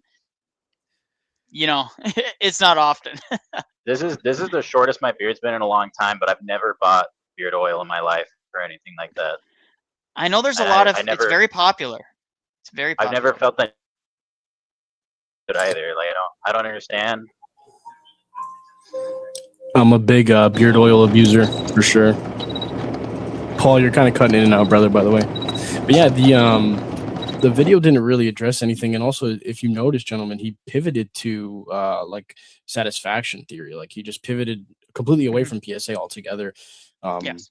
And again, like, having grown up Protestant and like the Bible alone, sola scriptura mindset, it just doesn't equate to what I was taught and what I grew up with. And these people are pivoting further and further away. And I think, as both of you pointed out, they're just trying to hold on to the few like Protestants that they have left, because all the Protestants like myself and like Alex are becoming Orthodox once they read a book. Like, if you pick up a book, you'll become Orthodox. Good Lord. Not that complicated. You don't need to be that harsh. I would say it's a little bit. You don't even need to read it; just touch it. Dude, my dad's a pastor, and I talk to him all the time. And I'm like, my dad's a Hispanic pastor, so very beautiful church, and the traditions are awesome. But I'm like, bah, look, like, I love you, but the argument you're using is circular. He's like, the Bible justifies the Bible justifies the Bible. I'm like, I agree with you, but like, that's not an actual argument, like. No, it's not going to work with other people that accept the Bible as well. We accept the Bible. Every dot and line in the scriptures we agree with. The question is interpretation, right? Right. And I think that's where a lot of this gets lost on people. Another thing is, that's funny that you mentioned that you said you're Hispanic. Yeah, Puerto Rican. So you know what's funny? I just saw an exchange that went viral from a convert to Orthodoxy who had, like, their last name was Gutierrez or Gutierrez or some G something. It's a very Hispanic name, right? And what's actually really funny is that you had a bunch of Roman Catholics say, "What a shame that you converted from Roman Catholicism." Like, I thought you guys were all crazy against like ethnic churches. Yeah. You know what I mean? And as you, as a Puerto Rican, know that most like Latin American churches are Roman Catholic precisely because they're Latin American. Like, They're It's a only cultural Roman thing. Catholic. Yeah, it's a cultural thing. Which So- is actually a beautiful thing right now in Puerto Rico and San Juan. We had a Uniate church for many years. It was a Greek Catholic church. They recently came back in communion with. I the heard Orthodox about church. that. It was in the news. Yeah, it was in Yeah. it was in Orthodox Christian covered it, I think, at the Yeah, time. so all my buddies in Puerto Rico are, when they join my live streams on TikTok, they always ask me about, oh, well, I can't go to church. And I'm like, well, now you can. Right there in the capital of Puerto Rico, there's now an Orthodox church. And most of the people live there. Most people live in the capital, right? Or Yeah. they're within driving distance of the capital. It's a small island. Yeah. Yeah. Yeah. Listen, the excuse that I often get from people is about, oh, I can't join Orthodoxy, it's too far. Dude, when I first joined Orthodoxy, first as a catechumen, I went every single Sunday. You know how long me and my daughter had to travel to our parish? We traveled by bus 2 hours. No, I'm sorry. It was a train 1 hour and then bus 2 hours. So 3 hours one way. Wow. Yeah. Yeah. So And then there's no 3 excuse hours if back. you really want it. I don't want to hear excuses. Now I get it. Some people are that's even further. I get it. Right. Go once a month. Right? Right. Or go once every other week and make it a trip. Like, this is what I told one person that called in. They're like, well, the nearest church is like almost 2 hours away from me. I'm like, well, then just make it a weekend trip every other week.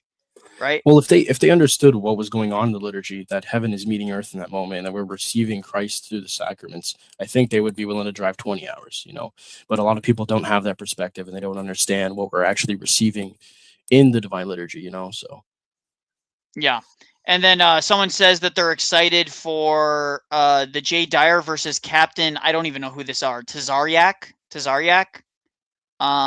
debate. Sure. I don't know who Tazaryak is, but I guess I'm looking forward to that. Nicholai, back in my day, I walked uphill both ways. So true.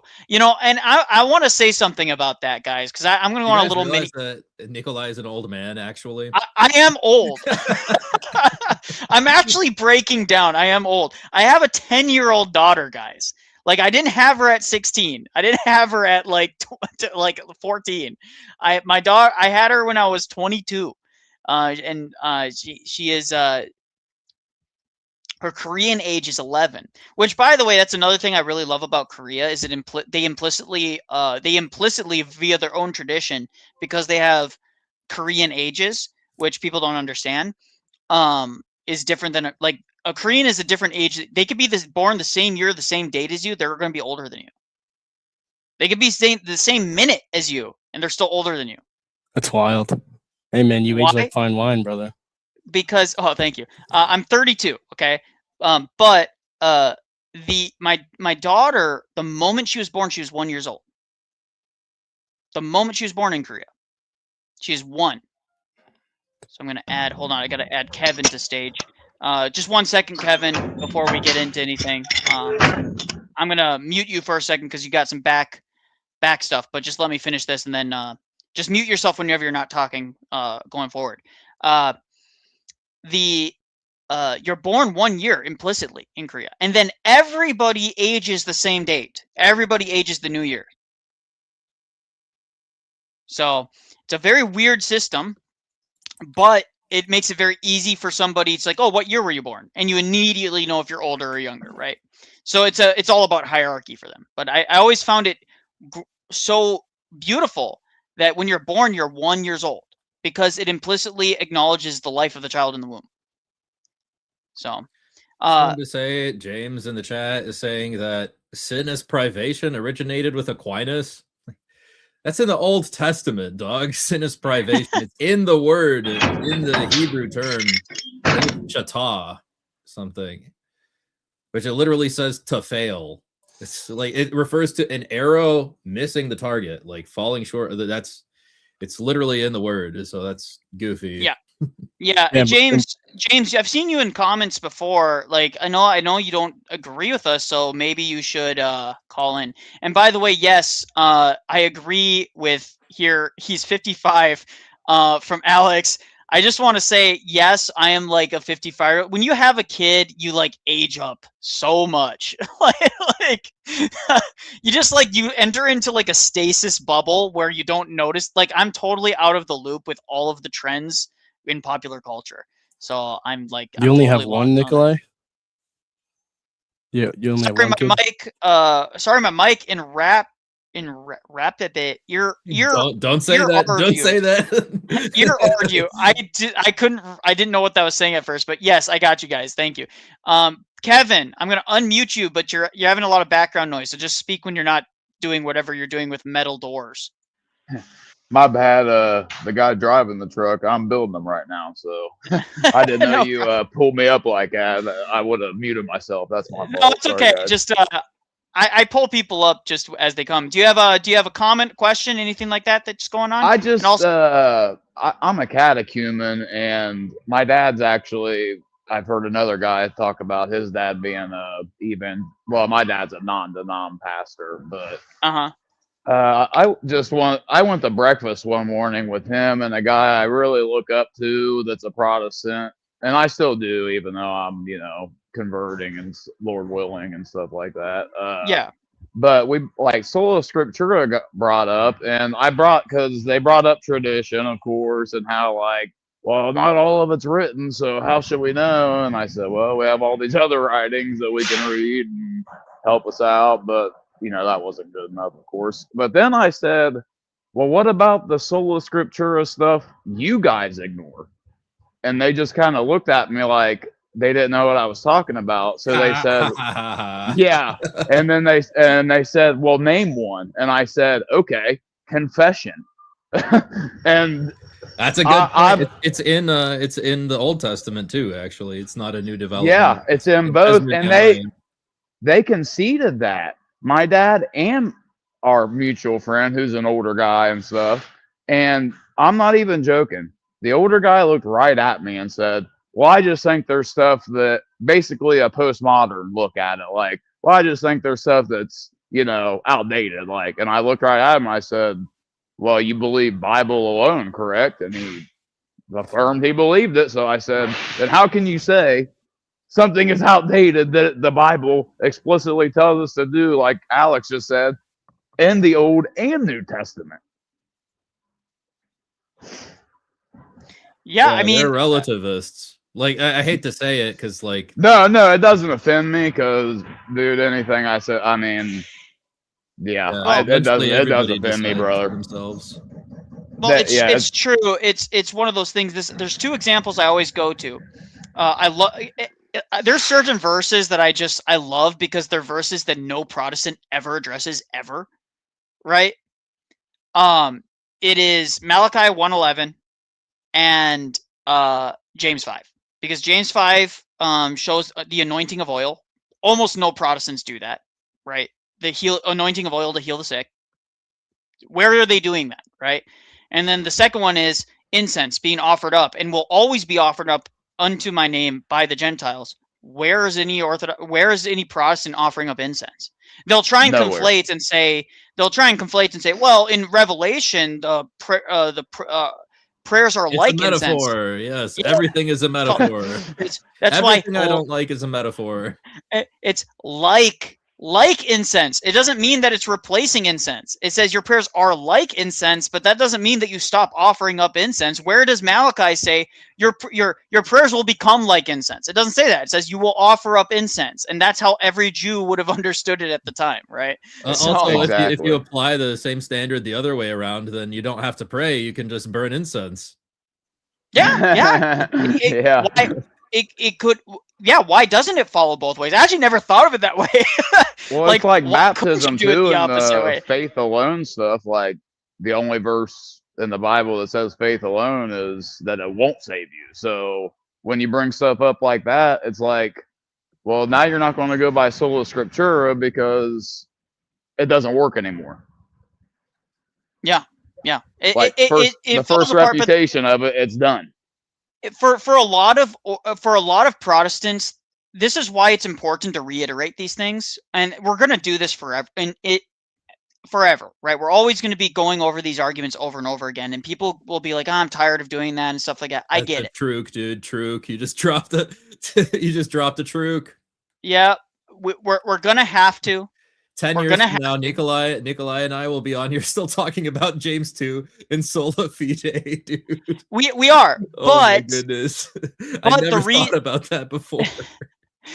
But the reality is that, I mean, every pastor goes through this. I've already done a sermon on this. Why can't I just play a video of me already doing this sermon, right? Like everyone goes through that, right? But what I will say is that the reason you have to reiterate these arguments is because, one, somebody new might hear them. Two, sometimes the way you say it clicks, and then that leads that person down a path. Like, that's what happened with me. One thing led me to go, this didn't make any sense.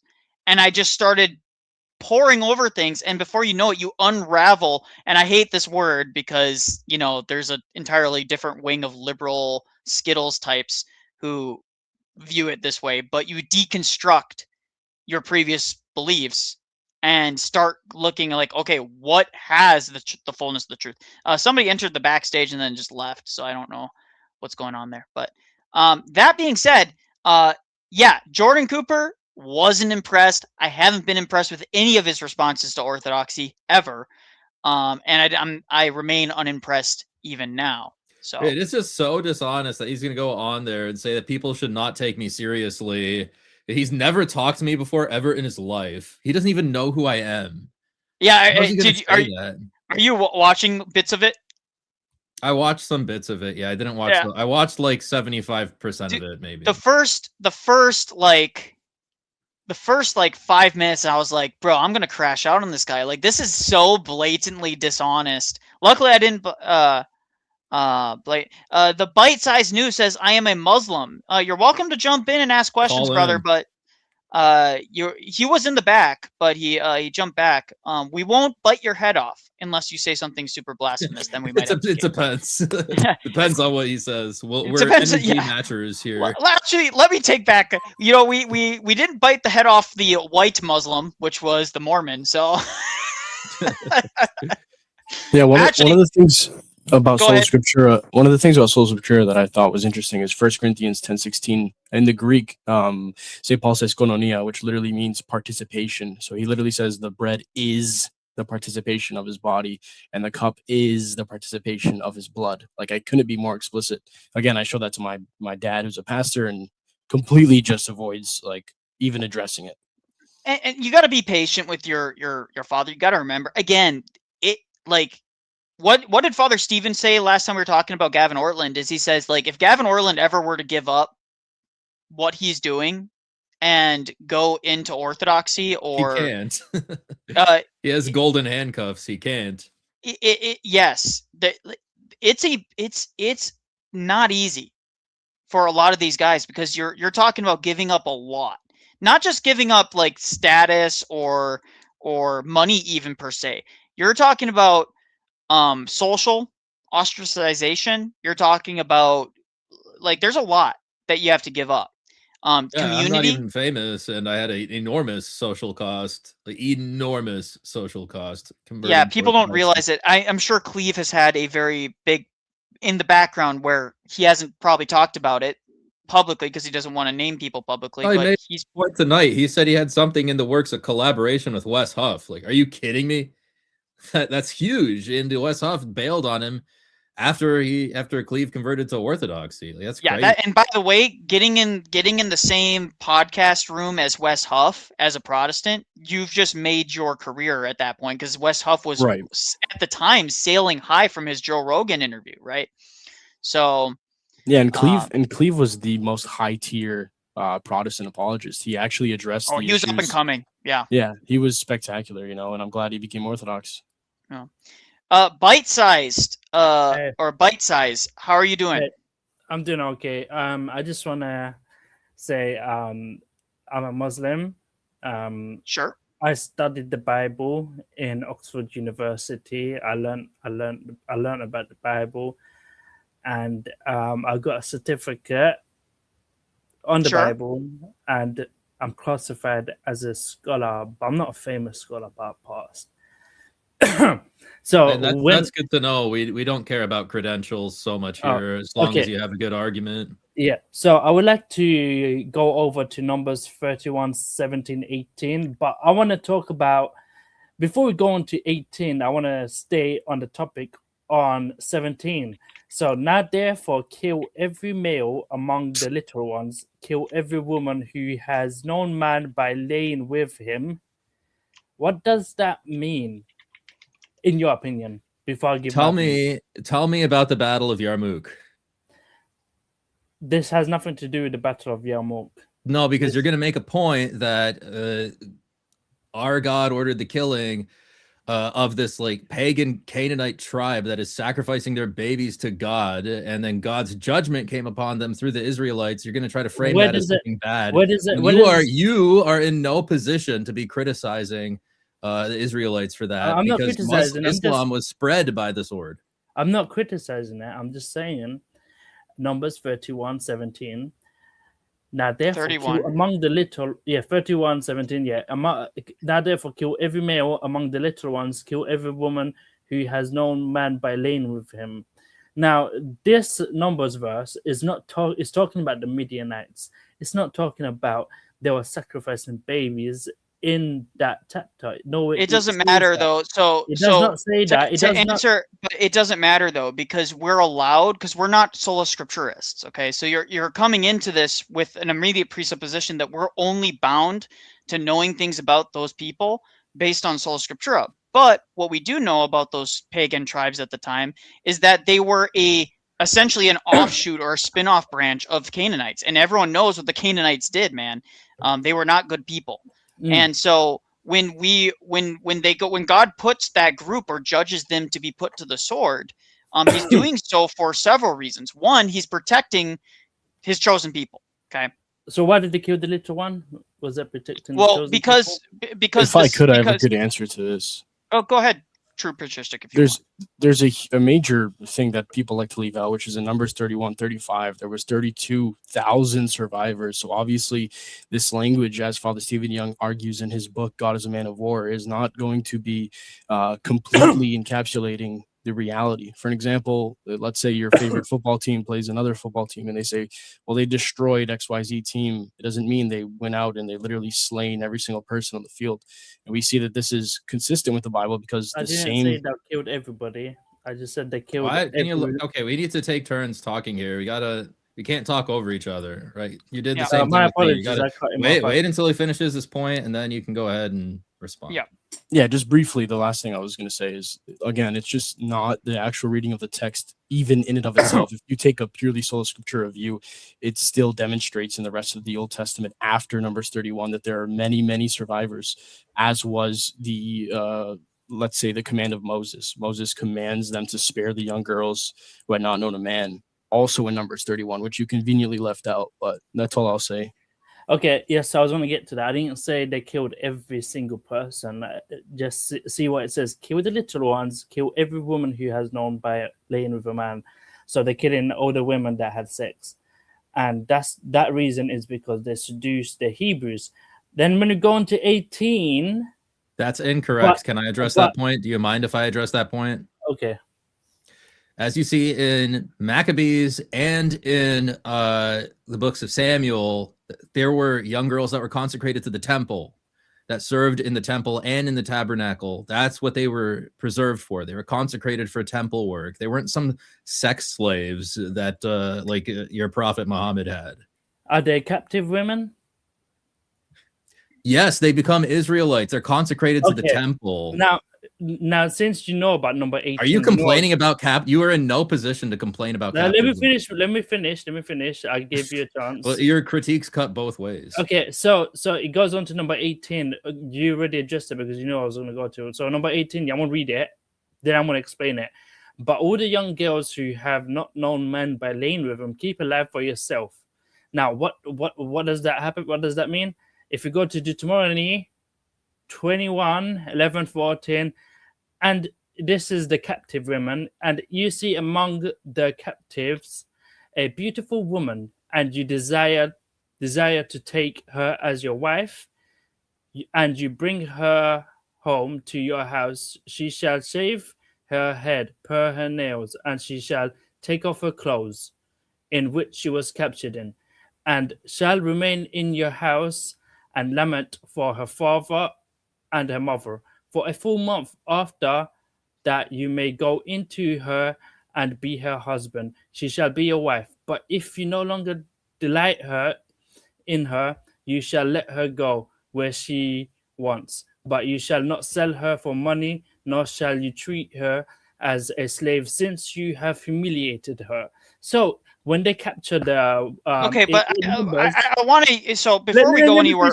hold on, real quick. Before we go further with what you're trying to get your point, I want you to actually say what the point of you bringing these verses up is. Like, what is the essence of what you're trying to get at? Because right now you're just saying Christianity verses. is bad. Yeah, I'm reading verses, and you spare their virgins, right? So the young girls, the women. Because all young girls would be considered virgins. They just use the term virgins to refer to young girls. They were consecrated for the temple use. They become the wives, including the children, including the female. No, that's just a procedure for female prisoners of war. You actually give them citizenship rights to become citizens of Israel. You don't know what you're talking about. They killed the boys. Why would they kill the little boys, but the young girls, the little girls? Why would they save? They will save the young girls. Because boys would grow up to be avengers of their family. Avengers. Yeah, that was the tradition. That was the tradition of the tribes at the time. Remember, the Old Testament is full of God giving the Israels essentially a lesser understanding of the law. A lesser understanding of the moral law for two reasons. One, because God is preserving those people for a specific purpose, and two, to enact his vengeance on people, and then three, because God understood that those people were growing up in a cultural milieu around them that needed to be slowly taught to them. They were not in a state where they could fully keep to the law. They could barely keep to the law as it was without these exceptions being given to them. So I don't think, like, again, if you're trying to point that that the Israelites were taking young women or killing young boys and that was somehow immoral, is that your point? Like, get to the actual point. I don't want to hear a lecture. So Alex said they're killing the boys because they're going to grow up to avenge the family. So you killed a newborn baby. That's a boy. Also, they don't kill all the boys. They do. Like, where does it say that? Like pointed out, that's an idiomatic expression from the time. Can you provide the reference where it says that they didn't kill all the boys? This is the rest of the scriptures. It's gonna say. Show it. Patristic already. Sure, I could find you a verse if you really want, but I mean, I think you need to address. I think you need to address what Nicholai is saying, which is. I think you need to address what Nicholai is saying, which is, if the point is that Christianity is bad by this metric, then by the same metric, if we apply it to Islam, are we going to find that it's also in like manner evil under your argument, just being consistent with Show me one verse where it says kill all the little ones. You do that today, dude. Are you for real? Go to a Muslim country today. Show me in the Quran where it says to kill the little ones like the Bible. Well, you understand that's a verbatim fallacy.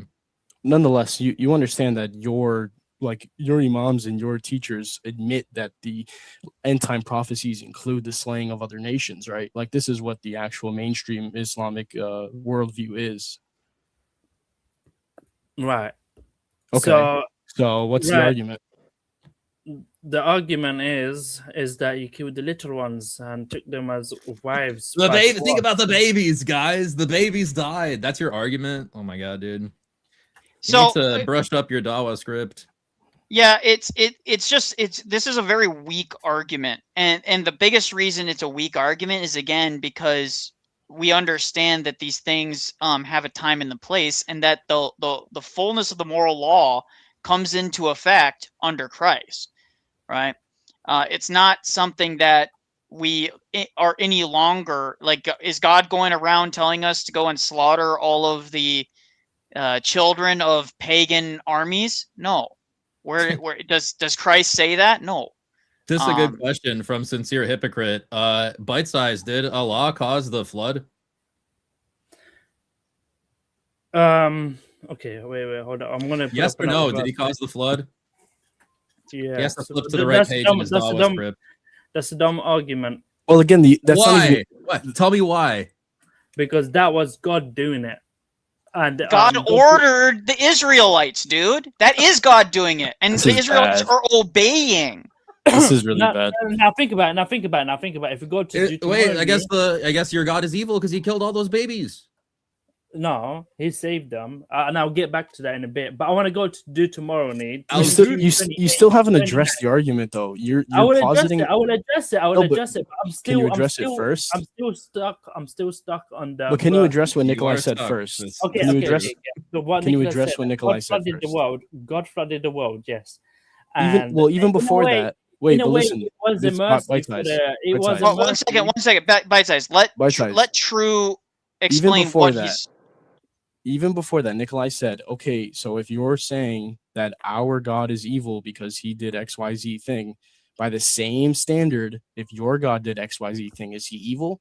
Obviously, you're going to say no, so your argument falls apart before we could even get into the nitty-gritty details, right? Okay. Now think about it. Answer the question.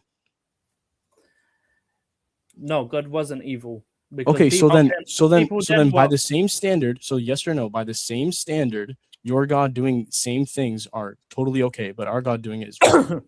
Absolutely, my God is absolutely correct, because so it's special pleading. So you're just committing a basic logical fallacy. You're not even engaging in a debate. You're just talking over me, and you're not letting me explain. If you're gonna go ahead, brother. I'll mute. Go ahead. Okay, so Allah flooded the world, yes, and that was his mercy. He wasn't punishing the little ones; he was punishing all the evildoers by drowning them. And anyone who didn't meet the prophet, he will have mercy on them, because he will be like, you didn't see the prophet, so we're gonna send you a prophet on the day of judgment day, and he will say, I am a prophet from God, follow me and walk into that fire and you won't be burnt. God will save you. And they will do it if they believe in the message. That's basically our view too, but again, that'll be a test from God. But at the end of the day, you're not addressing. It's immediate in heaven. That person is in brother. Heaven. Brother, you're not addressing what Nicholai said. He said, "By what standard is God wrong in one case, but not in your case?" It's now let me explain where the Bible falls apart. He's not going to answer. He's going to go down his dollar script. He's a bull dog. He's just going to keep. I'm going to give you one more chance to give me one more argument. Yeah. Give me one more argument, and then I will address it. And Deuteronomy, and if Deuteronomy 22:28, if a man happens to meet a virgin, New International Version, you can check it yourself. If a man happens to meet a virgin who is not pledged to be married and rapes her, and they are discovered, he shall pay her father 50 shekels of silver. He must marry the young woman, for he has violated her. He can never divorce her as long as he lives. Yeah, this verse has been addressed a billion times by biblical scholars and other people. Please address it. What's your point? It's not even. What are you trying to say? Let me say this. Literally, even Protestants, literally every single biblical scholar from every denomination has addressed this Deuteronomy. Every single one of them. Even when I was a Protestant, this has been addressed a billion times. It was not the R word. It was not. They were not essaying those girls. They were talking about a guy that seizes onto her. First off, the NIV is a terrible translation. What does seizes stand for? What does seizes mean? What's the meaning of seizing? Definition of seizing? They're coming together. Okay. Oh my Lord. All right. Yeah. I'm not playing this. Get out of here. The issue is, even if we grant it, he's also in the same. He's also falling victim to the same standard. It's his view that they did the same exact thing. So again, it's completely unjustified. It's just an avoidance of history. It's special pleading. It's some of the dumbest things. Every single biblical scholar has addressed the seizing the young virgin girl, and it's literally like, hey, young guys, when you go and seduce a woman and you go and sleep with her you go and sleep with her and you're not married, guess what? You got to marry her now. That's what it's saying. Okay. Like, that's all it's saying. And you guys need to stop this. That's because the reason they use seizing is because they believed that women have slightly less agency when it comes to like the marriage proposal process and like the sleeping process. So like if a man did it, obviously he's the one that initiated, right? That's the whole point, is that if you seize a woman, if you see a woman you like her and you take her into your bridal chambers, not on force, you know, oh my gosh, I don't even want to get into it. Anyways, we're done. I'm not going to get into the topic. Like this presupposition that like the law is like God's ideal standard, which Jesus himself says it's not. Like that's a great point. Like the law was meant to like tamper down evil, but you can follow the whole law. It doesn't make you righteous. Like David says, it's a broken heart and a contrite spirit. Then you go offer sacrifices. Repentance. Right? Yeah. Unironically, if that Muslim guy really wants answers, read God is a Man of War by Father Stephen DeYoung. It'll fix all your weird presuppositional mistakes. Otherwise, God bless you. They don't care. He will never read it. He will not do it. I've engaged with these Muslims before. They're only engaged, like he's like Alex said, they're going down a script. They literally, oh, they answered this, next one. Oh, they answered this, next one. Dude, you're not, he's trying to come back in. You're banned from the studio. There. You're not coming back in. I'm not interested in, I'm not a well-known scholar, but I have a degree in biblical studies.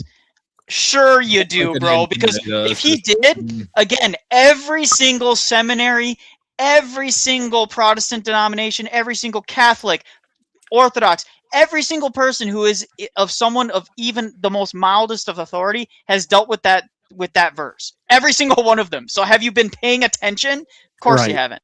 I'm an expert. Let me proceed to... He wants to come in and debate the law. He doesn't even know the basics of the law. He doesn't even understand it. Like Deuteronomy is more of a case law type of scheme. It's not a statutory law scheme. He doesn't even know these like basic distinctions. Like, why am I going to go debate that with him? He's unsubbed me, guys. I'm so devastated. He's unsubbed. Go away. Oh no. Oh no. I'm gonna lose out on the big Muslim population in my in my subscriber base. Danilo Fernandez, what's up, brother? How can we help you if that's what you're here for? Hey, Nicholai. First of all, English is not my first language. I'm not used to talking English a lot, so I'm asking pardon if I make any grammar mistakes with you. No problem. I have an issue that is kind of off topic. I was in Cleve's live stream just before, and I made a question to Father Stephen DeYoung about monasticism and marriage. I asked him that was you. yeah, that was me. And I already knew the answer because I listened a lot to the Lord of Spirits podcast, and I already knew that he was going to answer this.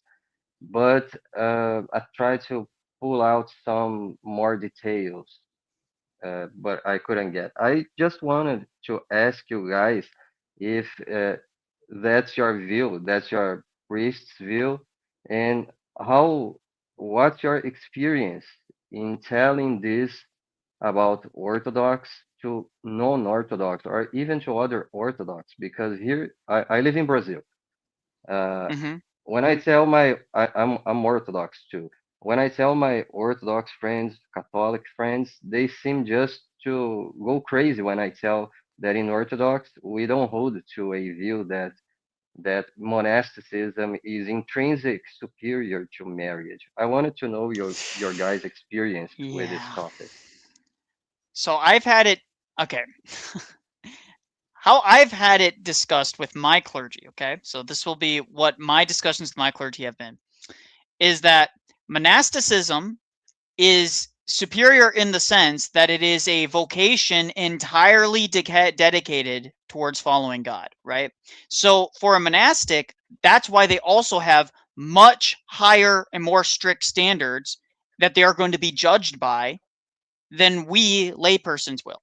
Like the average Joe Schmo walking down the street, okay? That's the first thing to be understood. That's why why do you think that like Bishop, was it Metropolitan Tikhon? I can't remember who did the interview with Cleve recently, said that's why when he got the question about should I follow the Philokoia and stuff like that, and he goes, no, why? That's for monastics, right?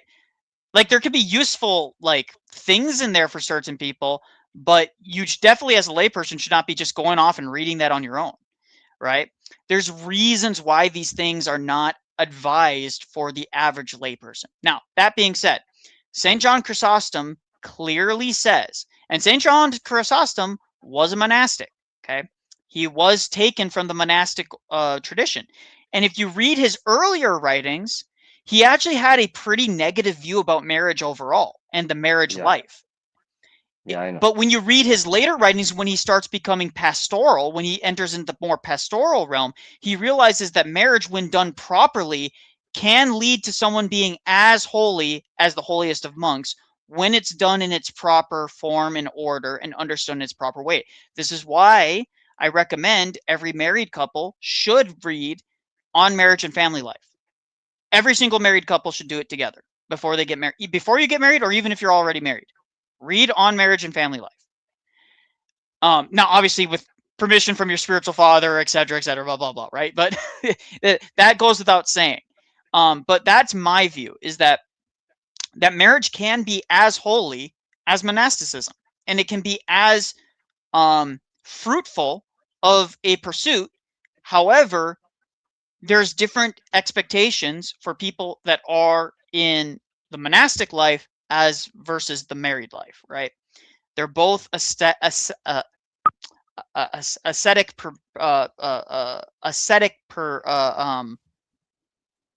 professions or paths. Okay, so Alex, do you have anything that maybe, because you have a spiritual father who is a monastic, so maybe you have some insight on that? My understanding is that the official position is that one is not better than the other. It's not like monks or priests or the clergy are like literally ontologically more holy, like better than you. I do understand that the Roman Catholic view is different. They do think that priests are literally better than you. That is not the Orthodox view. We just see them as different callings. Yep, I think that's fair. Yeah, it's basically what I said. It's funny because if you read, for example, I cited Clement of Alexandria, but also if you read De Virginitate by Saint Gregory of Nyssa, he speaks. They see it as a higher calling, yeah. No. It's very surprising because Gregory of Nyssa seems to do it, but in the subtext, he puts monasticism in the same plane as marriage, and even in one they're point married, of they're married the to church. yeah, even in one point of the Virginitate, he says that the monastic shouldn't dismiss the married because the married has the andros, the masculine virtue that the monastics lacked, and that caused him to become a monastic. It's and Clement of Alexandria says the same thing. So they read 1 Corinthians 7 like the concession is not marriage. Marriage is not a concession to infirmity. It's the opposite. It's monasticism is the concession. Well, of this some goes infirmity. this goes actually in part, and I'll say this. Part of the reason why Rome and Roman Catholicism and some of their stuff has these issues with like monasticism versus marriage and stuff is they actually think, for example, relations in a marriage is, oh, we're doing that because it like that's a dirty bad thing that we're just doing because there's a greater good that can result of it, right? Which is children, and we're called to have children. But actually, the end result is that we shouldn't be having physical relations or anything like that with our spouse. That's actually yucky, and it's almost, I would say, pseudo-Gnostic in its understanding of the body and the soul and the ways in I which that think it's interact. Gnostic, not just pseudo-Gnostic. And what I can say about that's just my opinion. But what I would say about that is that it also goes into their view of marriage as a whole, as a vocation, is that there's nothing wrong. There's nothing, actually, it's a net good from the Orthodox view, is that relations between the sexes, when done appropriately, is a good and holy act. It's actually a good act, right?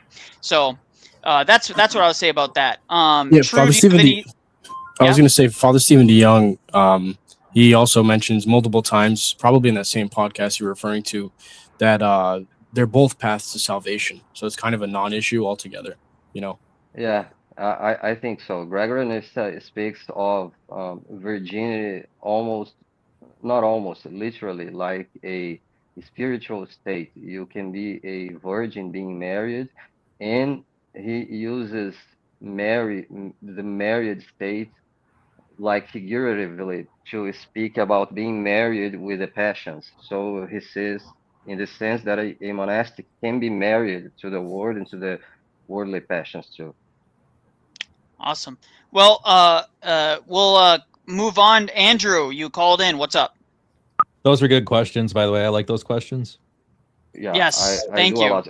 Just let me give you guys a recommendation. It's a book that goes deep into this. It's Origen's Revenge by I think a Rocard deacon, Patrick O'Mitchell. Very good one. I don't know if you guys read, but I have not. like that a lot. Thank you very much for the recommendation, and I'll if it's definitely the chat. If you guys want, go ahead and check that out. Thank you very much for the questions. Appreciate it. Andrew, go Thanks, ahead. guys. Yep. God bless. Hi. I was watching some of the stream from the Ultimate Refutation of PSA. So Alex was there, so it's kind of more like a bit directed at him. I don't know if he's here. He's muted right now. He was here just a second ago, so I'm sure. I am here. I'm just tired and slouching, so I have my camera off. But yeah, Okay, I'm here. I just want to ask, because like there seems to be like what some saints say. You guys addressed like some of the quotes, and what the Council of Blackernay 1156, 57 condemns. And I know like some of the quotes seem like they contradict the council. I'm not sure that they do. Like, what would you say is like the condemnation that Blackernay 1156, 57 is actually condemning? Or like what? You can't. There's no necessity imposed on God. Yeah. So because you can't impose any necessity, that immediately discounts any debt exchange based reconciliation. So by implicitly, that is baked into the cake that once you can't impose necessity on God, all of those other positions and atonement theories suddenly are not capable. And Craig Truglia goes into this in his video on economic atonement. He explains how satisfaction, PSA, and all these things meet that criteria that is condemned at Blackernay, and therefore the only view that is acceptable is the Orthodox view, which is economic atonement or economic understanding of the atonement. Yeah, I've seen the video. I'm not super convinced that that this, because I have read the council, like I've like Greek translated the Acts and Nicholas of Mython. You didn't go to some like official translation? What do you mean you Greek translated the Acts? No, because it doesn't exist. And actually the one that Craig Truglia used is the one like I kind of gave him. I mean, why don't you just read like Papadakis on this? I did. That's how I got the Greek text. But like the issue I think I have is the conditions for reconciliation that the council talks about is that obviously Satyricus' view was that he believed that in the incarnation we were reconciled to Christ, and then when Christ dies we're reconciled to the Father. So there's like stages, and this eventually leads to like a weird like anti-Trinitarian view, because you're saying that we can be reconciled to different persons at different times, and so you introduce temporality to the Godhead. And so what Satyricus' view is that he thought that since Christ received human nature from us, then that means that Christ had to give us something back, which was reconciliation to the Father. And so that is the condition that is condemned, which is like obviously very weird. I just don't know like how you would get anything else, or I don't know. the question is, why is that a problem? It's because, and they go on to explain this, it's because it imposes conditions on God. It imposes necessity on him. Yeah, but the conditions in this case would be something that we would have to do for him to save us. No, but it's irrelevant. It's irrelevant because and guys in the backstage, I'll let you guys up in a second, but it's irrelevant because precisely because once you impose necessity on God at all, it doesn't matter if it's a necessity by us. It doesn't matter. You're still imposing a necessity that needs to happen before God can do something. You're still imposing that. So, for example, even if we have to do something before God can forgive us righteously forgive us, or righteously reunify us or reconcile us to him, that's still a necessity on him. Make sense?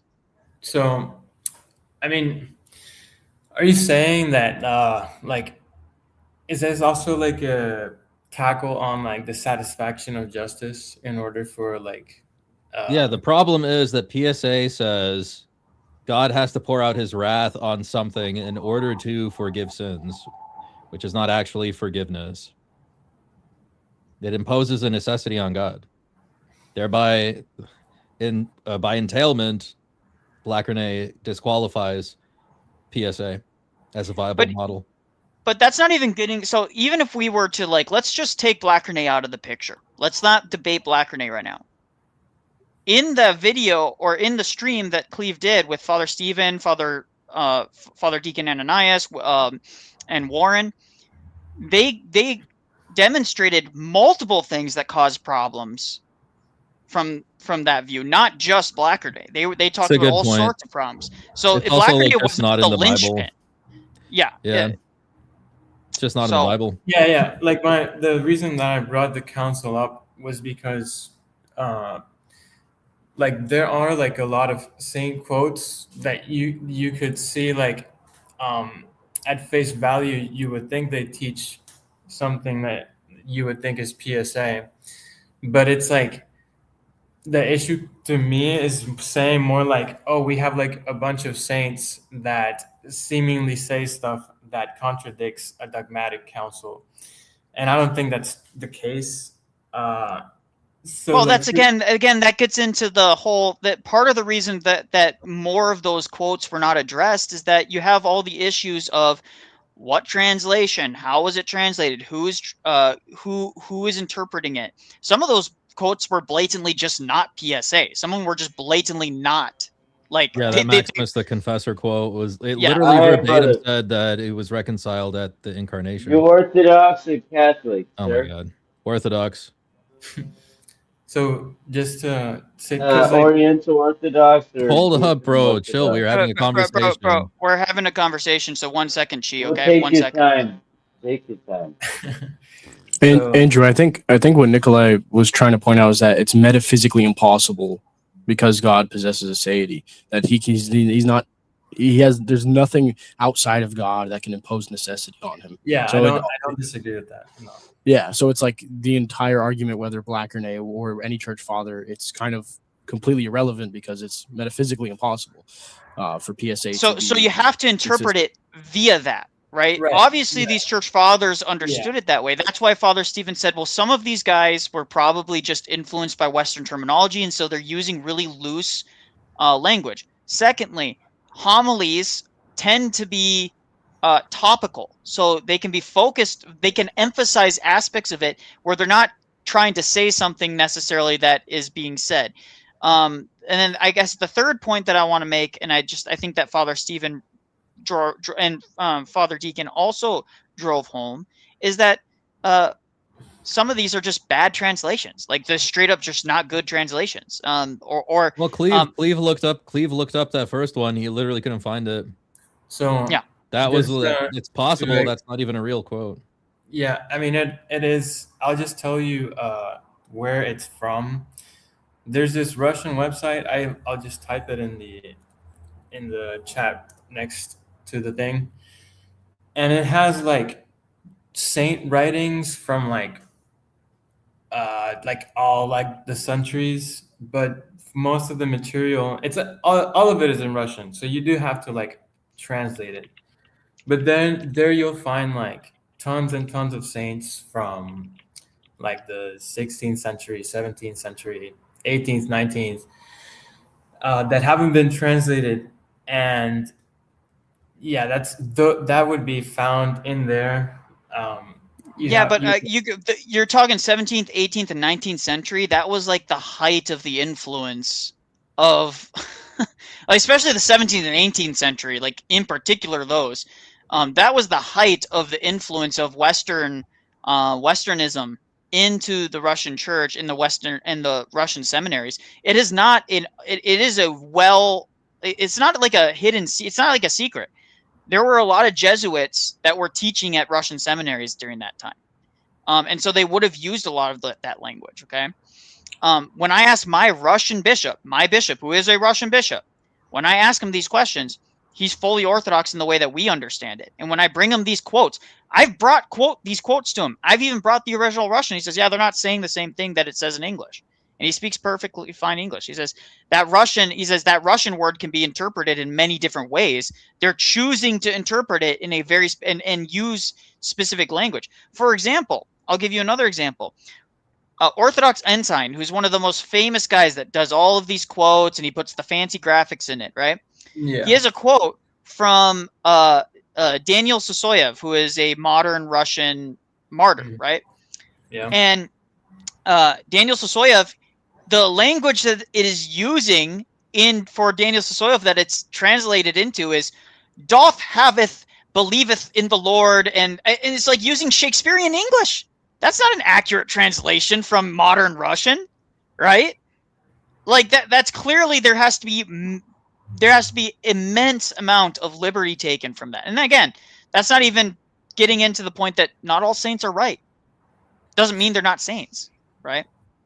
Yeah, I mean, with the whole like Latin captivity thing, like it is like a fact that Russian theology was expressed in Western language or like merit satisfaction, whatever.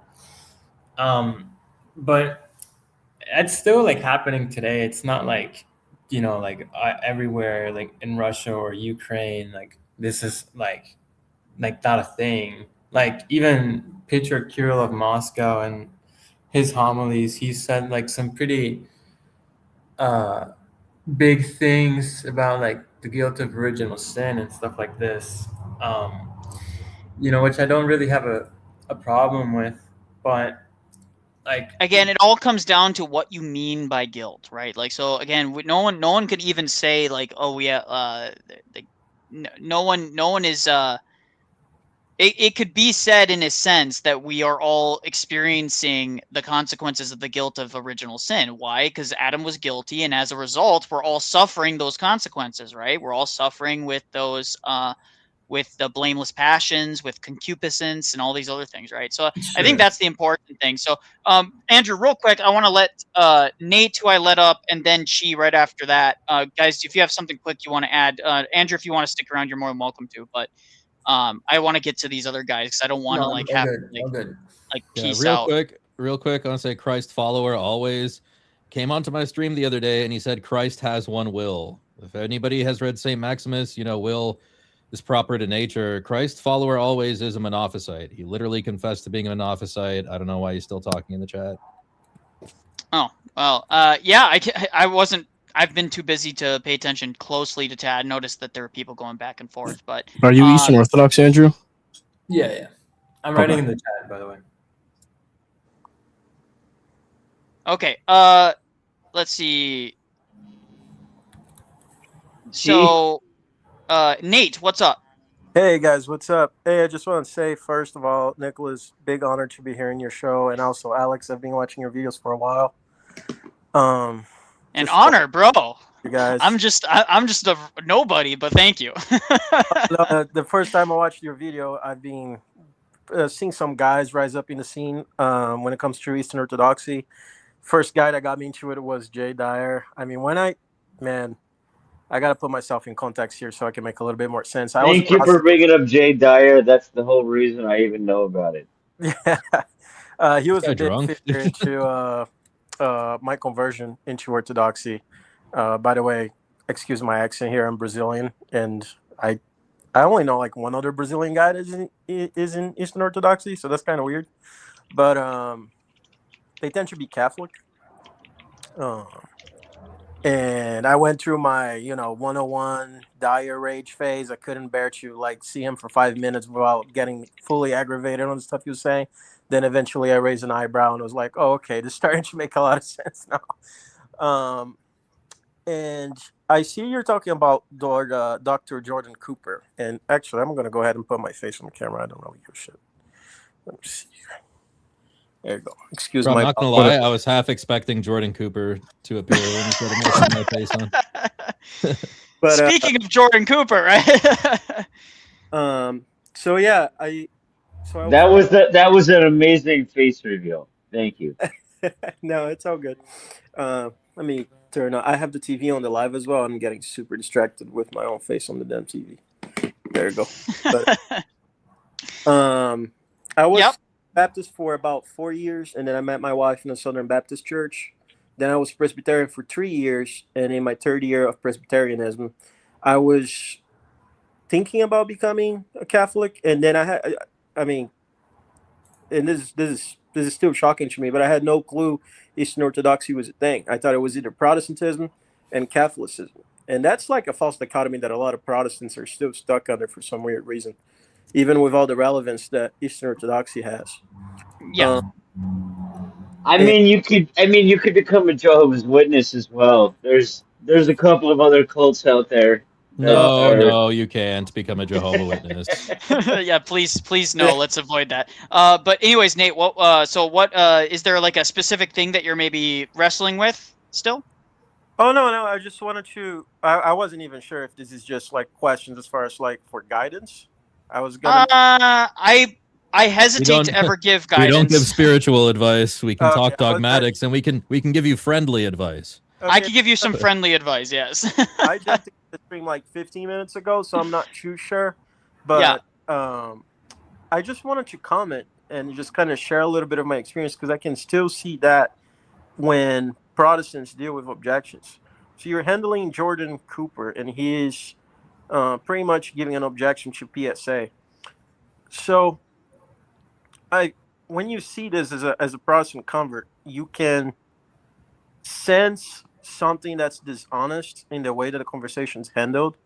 And for years, the best analogy that I ever came up with is when you try to get to the meat of the issue with these things that ultimately defeat the system, it feels almost as if you're wrestling in oil with that person. And like every time you're about to catch that person against in a corner, or like like in a chokehold, and like you have like the defeater, they suddenly morph into this like completely different creature, but it like that's exactly what he did in the video. He just pivoted. Yeah. Right. Catch-22 is, well, but I'm still a Protestant, and like you can never actually get to the end of the argument. Me and Alex, I mean, when we were assessing the entire blow up on the PSA stuff when it first happened, with Jordan Cooper and spiritual death and all that stuff, that was our kind of assessment, is that like it's impossible to pin them down on. It's like pinning Jello to a wall. You just can't do it, right? Exactly. But one of the they don't believe in anything. They keep on changing. Right. Exactly. Well, I would say this too. The reason that they go with vagueness is because a lot of them just don't know their own views either. They don't know the historical connection. They know enough to be able to talk like in generalities, right? That's why like when that's why they're trying so hard to discredit Father Stephen, right? Because Father Stephen could just knowledge gap them off the top of his head. They could have sources on hand, and Father Stephen probably could be in the middle of like a hotel room with no sources, and he still could knowledge gap them. Playing Marvel Rivals. Playing Marvel Rivals. That's what they realize. Oh, it's the sick game of my position is relative to what anyone else believes. I'm still categorized as a Protestant, so it always comes down to, I have this new position that you never heard of that I just made up out of thin air, and you don't know anything about it, so you're ignorant, and like that's how they try to get leverage over you. Why are you a Protestant though? I mean, there's no authority in your church. Like, what's the reason to be a Protestant? Hey, are you asking me directly? I'm not a Protestant anymore. I'm a Eastern Orthodox Christian. My bad, brother.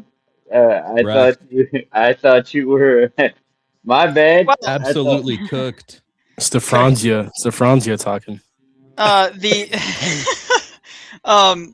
Yeah, I mean, what I can say from, what I've experienced with all of these different groups and these different apologists is that they're battling battles that have been like that aren't relevant, right? Well, that's not a So female. Holy Moses! What? Yo, Chi, you're unmuted, brother. Take Put down your the time, Franzia. brother. I had no idea. Put down the Take your Franzia, time.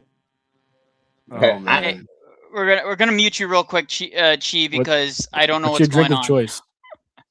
I'm a big Jack Daniels guy myself. That being said, there is something that I've noticed that I hate saying straw man because it's such a commonly used term. Like they're attacking a straw man, but they literally I think they're actually like attacking phantoms. They don't even know what they're attacking. They're just like, I see something scary, I attack.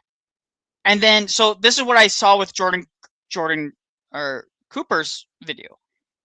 He doesn't define anything, so how can he attack anything if he doesn't define it or if he doesn't understand it? Right?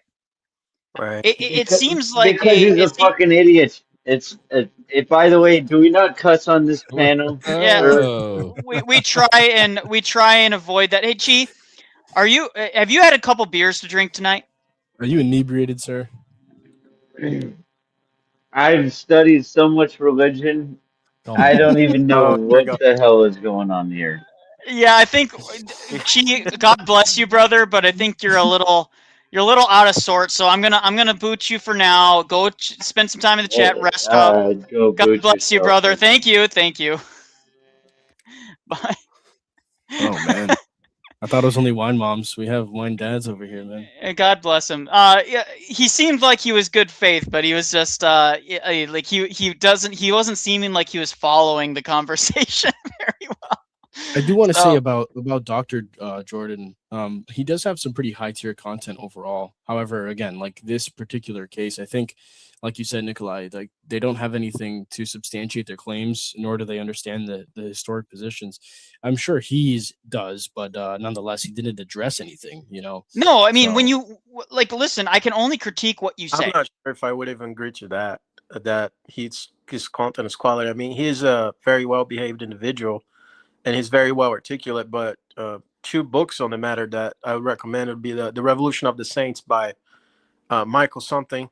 Can't remember his name in full, but it puts the Reformation in sort of a more adequate light, because it's hard for you to get adequate context in the Reformation because a lot of the Reformation stuff is written by Reformed people. So all right, and yeah, I wanted to do this as a lead up, because here above us we have Shad M. Brooks, who, by the way, I like Shad. I have read his book, his fantasy book. I'm a big fantasy book nerd. That's like one of my hobbies. Is I have a bunch, like all the Wheel of Time and all that stuff. I'm a big book reader generally. And I read his book and I like it. And I like a lot of his content because I'm a nerd with history too, because I was a history degree. So I really like a lot of his like historical knowledge that he brings to the table. But he has been on a bender trying to become, I guess, pseudo Mormon apologist recently. And he says Mormons follow the Bible more accurately than any other Christian church. Now, I don't think this guy's ever heard of Orthodoxy, but God bless you, Shad. I'm going to be doing a standalone video actually addressing each of these points, but I want to go over a couple of them here because I'd like to hear your guys' thoughts on this. Accurate Christian church on earth. I can't hear it. Competition. It is so far. Can't hear it? Let's go through the list. We have tokens. Yeah, I can right now. I just had you fix the volume. Yeah, hold on. I can't speed it up because he speaks fast, so I'm actually gonna have to keep it just at a normal speed. So he goes over 30 different points that he thinks proves Mormonism. Now, some of them I think are nonsense. There's a couple that I'm just like, that what does that have to do with anything, right? But there were a lot that he said that I think he just, I don't know if he's not aware of the tradition of it and stuff, and I just thought it was funny. So Saints is the most biblically accurate Christian church on earth without competition. It is so far ahead. And let's go through the list. We have tokens of covenants. Okay, so tokens of covenants. So it is so far ahead. And let's go through the list. We have tokens of covenant, and then he uses Genesis 9:12 to defend it. And God said, "This is the token of the covenant which I have made between you and every living creature that is with you for perpetual generations." Yeah. So we hold to that too. Like we hold to all of the, like, all the covenants are fulfilled in Christ. Like, I don't know, I just don't understand what, like, every church is going to be able to claim this for the most part. Tokens of covenants. We teach the fullness of the gospel as it is explicitly defined in the Bible. We teach the correct order of baptism by full immersion by the correct authority. Okay, so baptism by full immersion. I guess do they do three full immersions? Right? They don't do triple in the name of the Father and the Son and the Holy Spirit. And so I find that funny. He says, by the correct authorities. Well, how do you know who the correct authorities are? See, like, it's begging the question. He saw the Spirit of God descend like a dove and the lighting upon him. Like, okay. Yes. Where does Matthew 3 give the express way in which one is the express way in which it's supposed to be done? It doesn't really say that. And we practice the correct bestowal of the gift of the Holy Ghost by the laying on of hands. We do the laying on of hands. We practice baptisms for the dead. Now, this is where do they get this? Alex, are you familiar with this at all? Baptisms for the dead? He doesn't even know this refers to patron saints. It's being, Father Stephen talks about this. It's being baptized in the name of a martyr that came before you.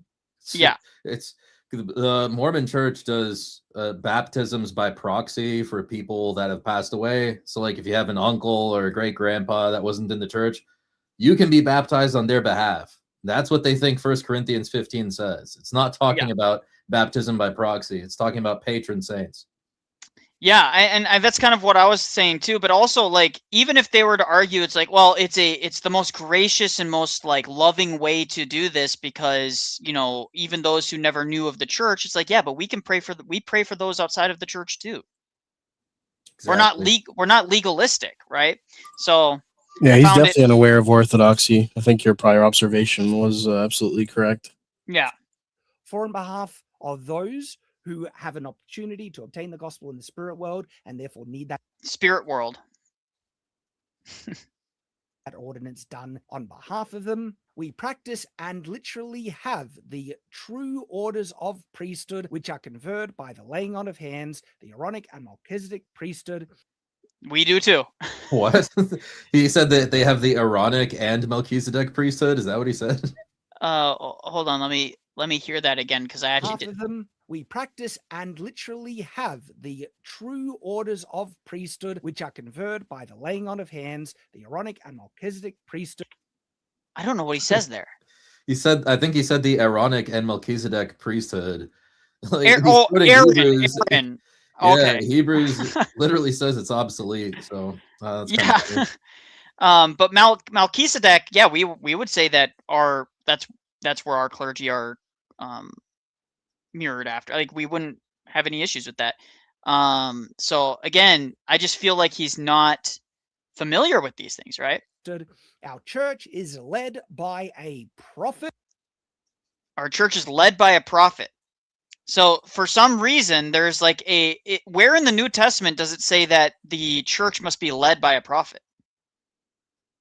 So your sola scriptura final boss right here. Well, it's also like Saint John the Forerunner is the greatest and the last of the prophets. So, like, yeah, the New Testament explicitly both states that ways. there's no new divine revelation after Saint John the Baptist in the First same Jude, manner. First Jude, is Jude it 3? Jude 3. I used that Yeah. on the Mormon the other day. And dude, that guy was walking through system level defeaters like it was no one else's business, dog. Dude, he was just like, dude, just he ate was them all so up. he was so like happy about everything and so just like pleasant that it was like, I don't know is he- how, because he was still like, losing every single point I brought up. And you know, he got really peeved when that ex-Mormon came up. Like that was a tone shift for sure. oh really? Oh man, yeah. Well, Yeah, there's an that's ex-Mormon that came up and was like, "You're not actually even talking about the Mormon Church's beliefs. You're following this guy and that guy." And he brought up a good point that I didn't know. I don't know how up to date you guys are on Mormon stuff. I'm not up to date on their stuff at all. But he said that whenever there's a new prophet, it has to be confirmed by the LDS Church. So his critique to this Alec guy, this Mormon that called in, he was like, Joseph Smith founded the church. Which church affirmed that he was a prophet? Oh, there was no church that affirmed that he was a prophet. So it's like right from the get-go, their epistemology falls apart. Oh yeah, that's a really good point. I didn't even think about that. Yeah, that guy's answer was, well, he heard directly from God, and then which that's the same answer some charismatic evangelical will give you, right? And you just use same critique there. And again, like we know false revelations can come from the demons. So it's like that just doesn't seem. Yeah, it just seems like a complete non sequitur and like a complete just like ad hoc. Like, oh, it's gonna be like that. And also, like that guy was so like he was very pleasant when I was there, and he was driving me up the wall. Because eventually I left early, mostly because I had stuff I had to do, but also because like I was just like I can't listen to this anymore. Like it was always like, well, yeah, but let's think about it this way too, and you couldn't pin him down on anything. I was like, oh, I can't do this. Well, I got him down to like a reductio ad absurdum at one point where I was like, dude, Daniel 2:44 is talking about the church. It's talking about the kingdom of God. Talks about all these kingdoms, the Greek kingdom, the Persian kingdom, the Roman kingdom, and that this kingdom of God will, in the days of these kings, will topple over all these kingdoms, and this kingdom will last forever. It will not be replaced by another. I was like, what is that? What is he talking about there? And he was like, the LDS Church that started in 1830. And I was like, no, that's not in the same days that Rome was toppled over. And I was like, when did the church start? And he goes, well, at Pentecost. And I was like, okay, was it replaced by another? Did it fall away? And he just kind of bit the bullet on that one. It's like, you can't fall away, dude. They all, well, that's what they all ultimately have to do. But and again, I don't think I think Shad should discuss this with an apologist, but it's going to have to be a very irenic apologist because a lot of vitriol has come his way, so he's very defensive. Like I even said, hey, I'm going to do like a good faith response. Like I have an entire script already kind of planned out, plotted out. I have bullet points for each of these points already. So we're going to go into that, but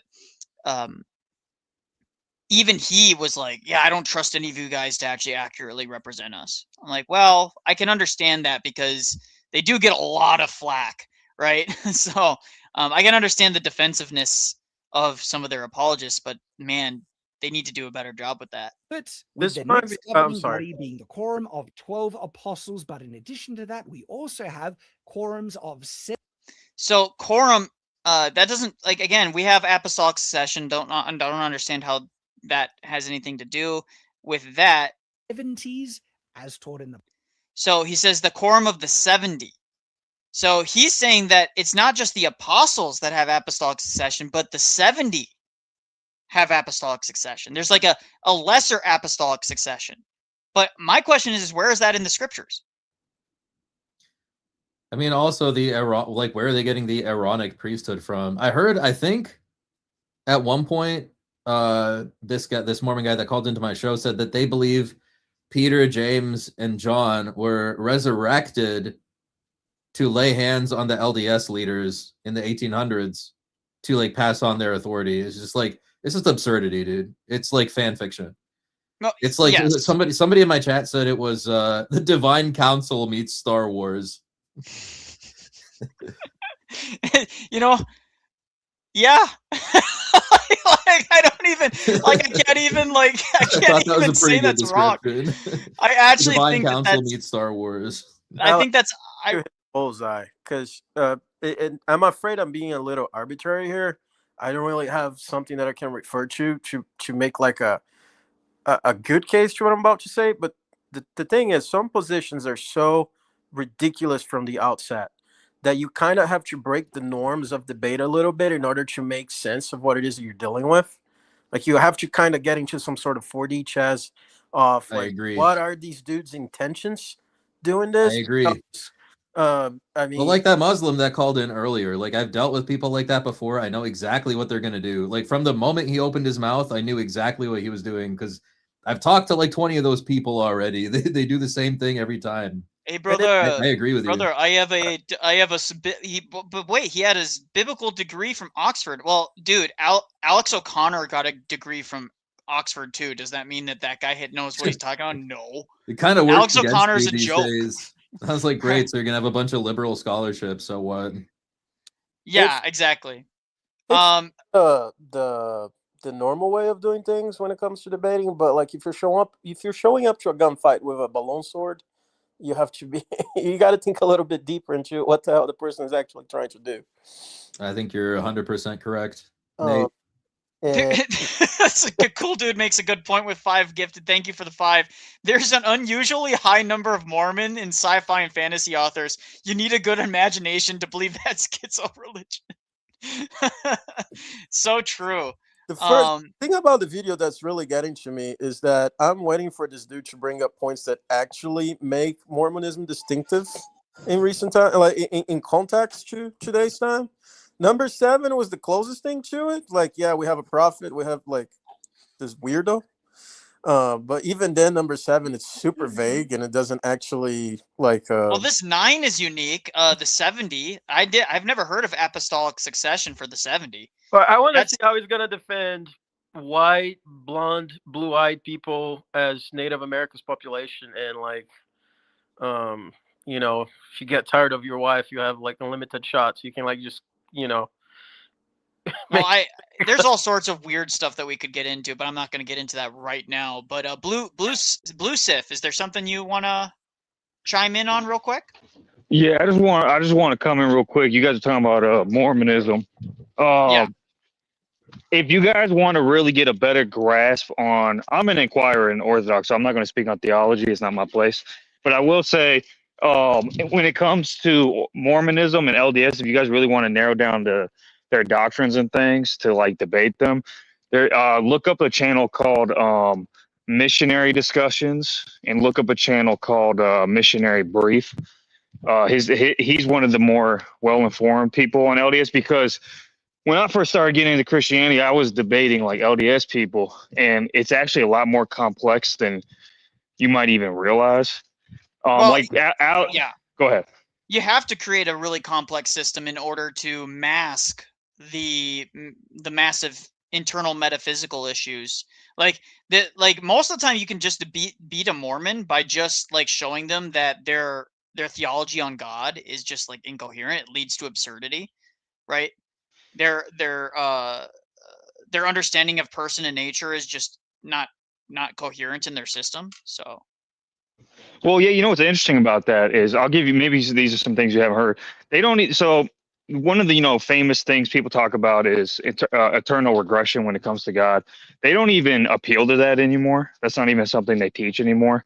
That's one thing. 2, when they talk about this is something that's interesting. When they talk about God being one, they try to say that the one that they're referring to is that God is one in purpose. They use this term called monarchical monotheism, which honestly is more closer aligned to orthodoxy, but they try to take that. But yeah, there's a lot of things you could get into because they've realized they've had to change a lot of their doctrines. Yeah, and there's also there's coherent. nothing set in stone with them either. Like, I've noticed that like a lot of their doctrines have straight up changed now. Like a lot of them. Well, you know how they define scripture. It's not just okay. They one of my biggest critiques of them is they use if you ask them anything definitionally, when they give you a definition for terms, it's going to be a very broad definition. And the reason they use very broad definitions is so that they can fit and squeeze more things into it. It's to hide. So that to hide. Well, that's exactly. what Jordan Cooper did. Shocker. Yeah. Exactly, yeah. Yeah, exactly. They So when you hide behind vagueness and generalities, yeah. 100%, like you could ask them what scripture is, right? They'll have a much more broad definition of what scripture is. They'll even go as far to say, for example, this is crazy. You'll talk to some LDS members and they'll actually say that Muhammad in Islam had certain lights of truth within what he taught. Not that he was like a prophet or that he was in God, but certain aspect, like you could read pieces of literature and consider it scripture. Because a line in the Quran could have some truth, and that one line could be considered scripture because it's true. Yeah, the thing that did it for me, and like I didn't have any time to verify this yet, but there was a Mormon, ex-Mormon that called in, and he said that there are 400 denominations of Mormons right now. I'm just thinking like, dude, your restoration sucked if you have 400 denominations already. That's crazy. Like what's the point of a restoration if immediately you're going to go fragment off into a billion different sects? Well, I'll give you one thing that... Yeah, they said there's over 400 distinct denominations or splinter groups within the Latter-day Saint movement. According to historian Benjamin Park, the Utah-based Church of Jesus is by far the largest. It's the Utah-based one is by far the largest, but there's other ones that are fairly large. The Community of Christ, which is RLDS, based in Missouri. Then there's fundamentalist sects that broke away because the church, the LDS, the main LDS church, kind of cracked down on polygamy, and they're called the FLDS. And then there's basically an innumerable amount of other small groups. So yeah, to me, like Jacob Hansen, honestly, he's not even to me. He's the one of their bigger apologists, but he's not even the most. I wouldn't say he's their most well-rounded, intelligent apologist. Like I said, look up this guy named Missionary Discussions. He's actually one of the Restored Truth is no, and these are smaller creators, but they're much more rounded in their argumentation when trying to defend LDS. If there are any Mormons in Korea, almost 99% are going to be immigrants. And of that, and if there's any Koreans in it, it's most likely because those Koreans married into it. That would literally be really the only reason there'd be any. Now, the one thing that is growing very rapidly here in Korea is Jehovah's Witnesses. They're everywhere. Bro, I go on a walk down down near the river near my place. And sometimes you guys will see this in my walk and talks when I'm walking through the city. I'll just I'll point out oh, there's the Mormons. They're out. Or not the Mormons, the Jehovah's Witnesses. They're out and about. And even in downtown city center, sometimes I'll see the suit and tie Mormon missionaries walking around. They're always young guys, blonde hair, very, very well combed and well groomed. Wearing their suit and tie or whatever, or their like white button up with a red tie, like the whole works. Yeah, they go around. You want to know a crazy teaching? I don't know if you've heard this one. Well, I'll give you. Well, here's one. They believe that God the Father. You probably have heard this one. They believe God the Father, physically came when the way Jesus was conceived. Have you heard that one? Yeah, I've seen their whole mythos on like God bearing spirit children and the whole works. Like it's really no, hard it's worse to keep than track that. of. No, it's worse than that. If you look up. So there's this thing called Journal of Discourses. Now they don't consider this doctrine, and it's one of their scapegoats they use. So the Journal of Discourses is a bunch of things their prophets have said that you'll find some of the most wild things. But anyways, one of them is that Brigham Young said that the way Jesus was conceived by the Father is the same way our fathers conceived us. Naturally. Yeah, he has wives. Yeah, he has wives. No, what I'm saying is he thinks he physically came down to earth. And I'm not going to say it, but you get what I'm trying to say. Yeah. No, I get what you're saying. There's all sorts of weirdness. Planks was in the chat, and Planks is he's kind of the go-to guy right now about Mormonism, from my understanding. So, Planks, you should respond to Shad. You should do a response video to Shad, because Shad is a good guy, but he needs to hear the truth. So, did you guys watch the God Logic? Oh, go ahead, my bad. Yeah, real quick, I want to see if this. I want to see what he goes through here. Quorums of 70s, as taught in the Bible. We have all the same priesthood offices and ordinations of those priesthoods. We, of course, practice that own.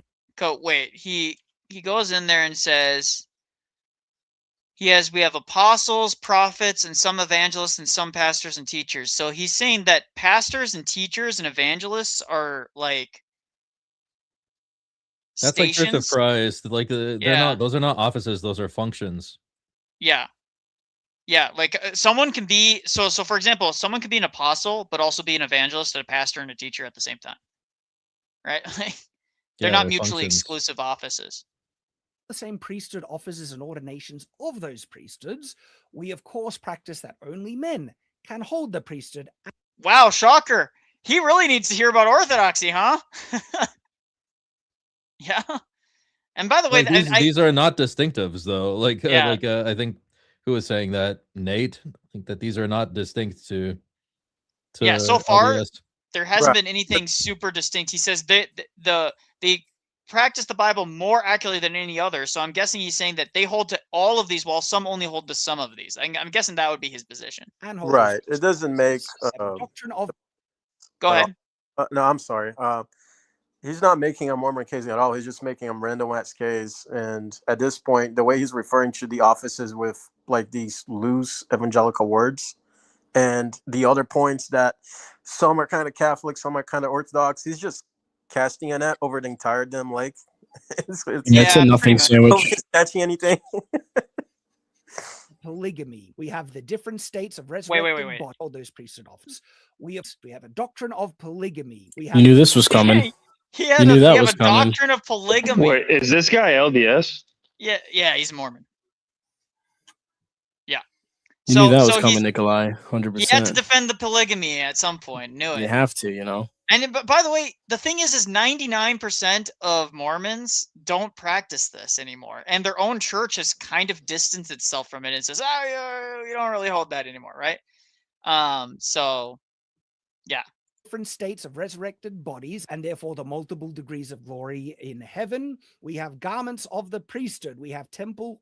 Okay, we have garments of the priesthood. We also have crowns in heaven and different mansions, and we have all kinds of different hierarchy in the heavenly bodies as well. The angels there's a hierarchy of angels even, so it's like that doesn't follow.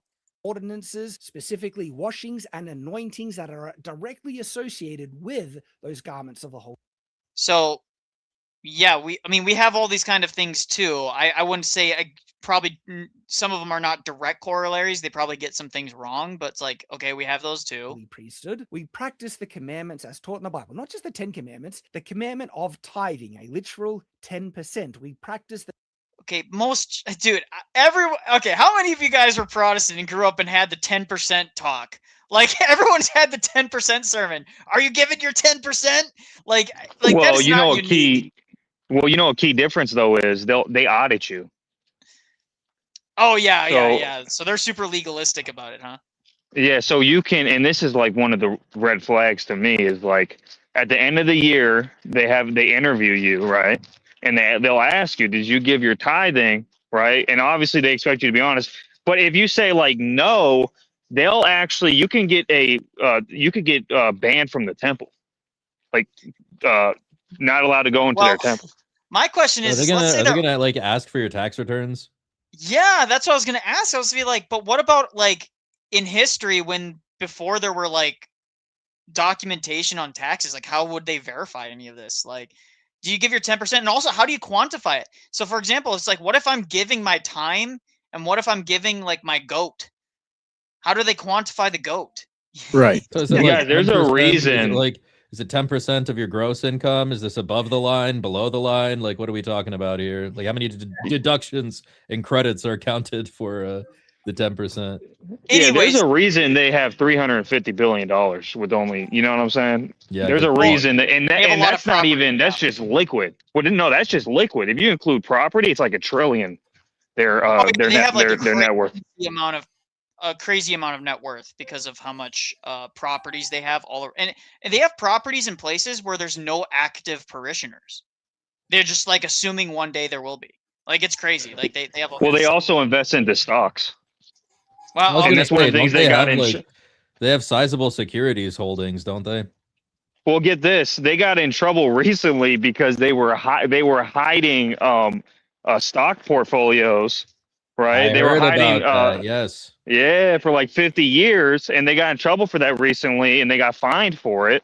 And that's a whole nother rabbit hole to go down, but yeah. Yeah. Well, the video continues on with this in this way for quite a while, but James came up. Do you have anything you want to add, James? Yeah, I had a question. Have you guys ever heard of the Mormon trilemma? The Mormon trilemma. No, what is it? Okay, so it's actually, I've got a buddy, and basically this is his argument. So if a great apostasy occurred, then a false gospel was being preached to all nations. If a false gospel was being preached to all nations, then Jesus is a false Messiah. If the real gospel is only needed to be delivered by the apostles, but anybody afterwards didn't have to carry it, then there's no expectation of continuation, and restoration is unnecessary. So a more formalized version of it, premise 1, priesthood authority is necessary for valid sacraments, including baptism. Premise 2, all non-LDS priesthood authority was lost after the apostles, i.e. the Great Apostasy. Premise 3, the Great Commission commands the full gospel with valid sacraments to be taken to all nations. Premise 4, therefore, between the apostles' death and Joseph Smith, there was no full gospel present. So either Christ fulfilled the Great Commission or he did not. If he did, then restoration is unnecessary. If he did not, I give you failed. Blackout. Can I give you their response to that? Because I've actually brought. So they tried. This is what they'll try. This is what they'll say. They'll say a great apostasy or a quote unquote if the church died, right? They'll say that they try to compare it to the resurrection. So they try to say that the church went away for a period of time, but it didn't truly perish because it came back. That's usually their response. I think it's ridiculous, but that's usually what they try to say. It's ad hoc, and it breaks like every single prophecy about the church in the Old Testament, as Planks is very aware. Well, the trilemma thing is interesting. I like to run a different one when it comes to the canon of Scripture. So, I mean, like, when you're dealing with the great apostasy, it's a very difficult doctrine to interact with because it's an indefensible position, truth be told. So it's been qualified so much for so long. It's like it doesn't even exist. Like you can't even like touch it without it being a straw man because it's just been nuanced and qualified so much. But I mean, like the essentials of it is that every knowledge claim about the New Testament presupposes the integrity of the early church because the early church preserved the scriptures. There is no autographa. Everything we have is thanks to the 2nd, 3rd, 4th century church. That's true. The autographs are a myth. Yes. And because of this, the Mormons are in this very interesting dilemma where they have just wholesale accepted a Protestant canon. They have no justification for accepting any scripture whatsoever. They'll just say that they accept any truth, but that doesn't give an actual justification for why they accept the 66 book canon at all. You have this problem where if you look at the historical claim of the great apostasy, it was not only was priesthood authority lost, but that the early church did go into apostasy in the sense of people turned their back towards God and doctrinal corruption came in and entered the church. So they have now accepted a incomplete canon from a church that was in apostasy, because the historical claim about the great apostasy, which I have Talmage back here, let's see. This is one of their early theologians. He also is the same person who wrote their articles of faith. They believe that people turn their back to God. Doctrinal corruption entered the church, and that's why God had to take the priesthood authority away from the church. So they've accepted an incomplete canon from a church in apostasy, and they have no justification for the canon of Scripture. And so epistemically, when you ask them, okay, so if you don't have, any sort of church tradition or any of the sorts for the canon of Scripture, you got to give me an epistemic criteria for determining which Scripture is, inspired and which isn't. And the problem is that they can't give one without appealing to the New Testament. So when the New Testament says, Scripture is God breathed, typical Protestant responses where it's like, God's sheep can hear his voice. What do you mean, Planks? They just know. Yeah, exactly. So, they get stuck in this like kind of circular dilemma where you ask them for an epistemic criteria for Scripture, and they can't do that without appealing to the Scripture in question. And it's a huge mess. So it's a similar dilemma to the trilemma thing.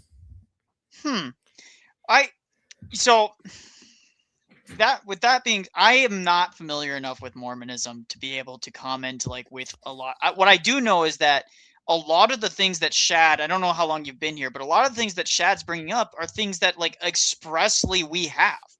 Yeah, right? That's why I mentioned in the stream. I think it was actually the stream that I did with Cleve and Alex, where I said that Orthodoxy is very uniquely positioned because we actually share more with them than any other tradition. Just they have very bastardized versions of what we have. So us having theosis versus them having, their version. Apotheosis. Where they're actually just ontologically the same as God. Yeah.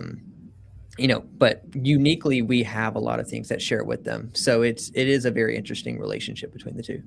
Yeah, and I think a lot of them just don't even know we exist, frankly, which is interesting. Oh yeah, Joseph doesn't mention Orthodoxy anywhere in his writings ever because he just didn't know it existed, which is it's a proof text to the fact that he was a false prophet, because part of the reasoning why he went into the woods was that he saw all the confusion and chaos around him, and he asked God which denomination was true, but he didn't even account for Orthodoxy at all. Yeah, and and at the time, Orthodoxy was still ascendant, especially in Russia. The Bolshevik Revolution hadn't even happened, so the Russians were still immensely influential. And in fact, I think at the time of his life, they still owned Alaska, which was overwhelmingly Orthodox as well. So yeah, I think that's actually kind of an interesting point. Yeah. But yeah, Shad, like I said, I like Shad a lot. Shad seems like a very nice guy, but my goodness, he has been on kind of a bender recently with this stuff. Yeah. What'll be interesting is if you go through the Bible and point out all the things that they don't have. Mm-hmm. Do they burn incense? No. There you go. There you go. Yeah, that's a great. I love, guys. I can't tell you how much. Every time someone mentions incense, I really love it when I bring up Malachi. Malachi is the boss. Yeah, I'm telling you guys. I'm telling you, Planks, have you heard of missionary discussions? I've heard the name. Yeah. Yeah, if you guys want someone who I think, if you really want to, because he has this channel called Missionary Brief now where he lays down the doctrine. Because, like I said before, when I was first getting into Christianity, investigating, I was on, and this is a mistake of mine. I was going on to TikTok, and I was talking to LDS people, and I just wasn't prepared.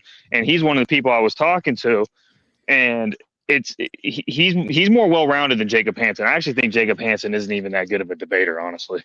No, Jim Bob doesn't even know Mormon LDS theology. doctrine, and he still just ran circles around him. Right? Jacob ran from a debate with Jim Bob. I have it screenshotted where Jacob said, that he asked Jim Bob challenged him to a debate, and Jacob asked him, how about you come on my show instead, because I'm not familiar with your position and I'm scared that your position is better than mine, essentially. Wild. I've never seen him debate Orthodox. Has he ever debated an Orthodox individual? He debated Sijuwati, but I'll be honest, I'm not big on Sijuwati. Like he's still new to Orthodoxy. I'm about to say he's very new to Orthodoxy. So he did technically debate Sijuwati, but he hasn't debated any like actual Orthodox, I would say. But Jacob Hansen, one, he's a snake in the grass and he's very unethical.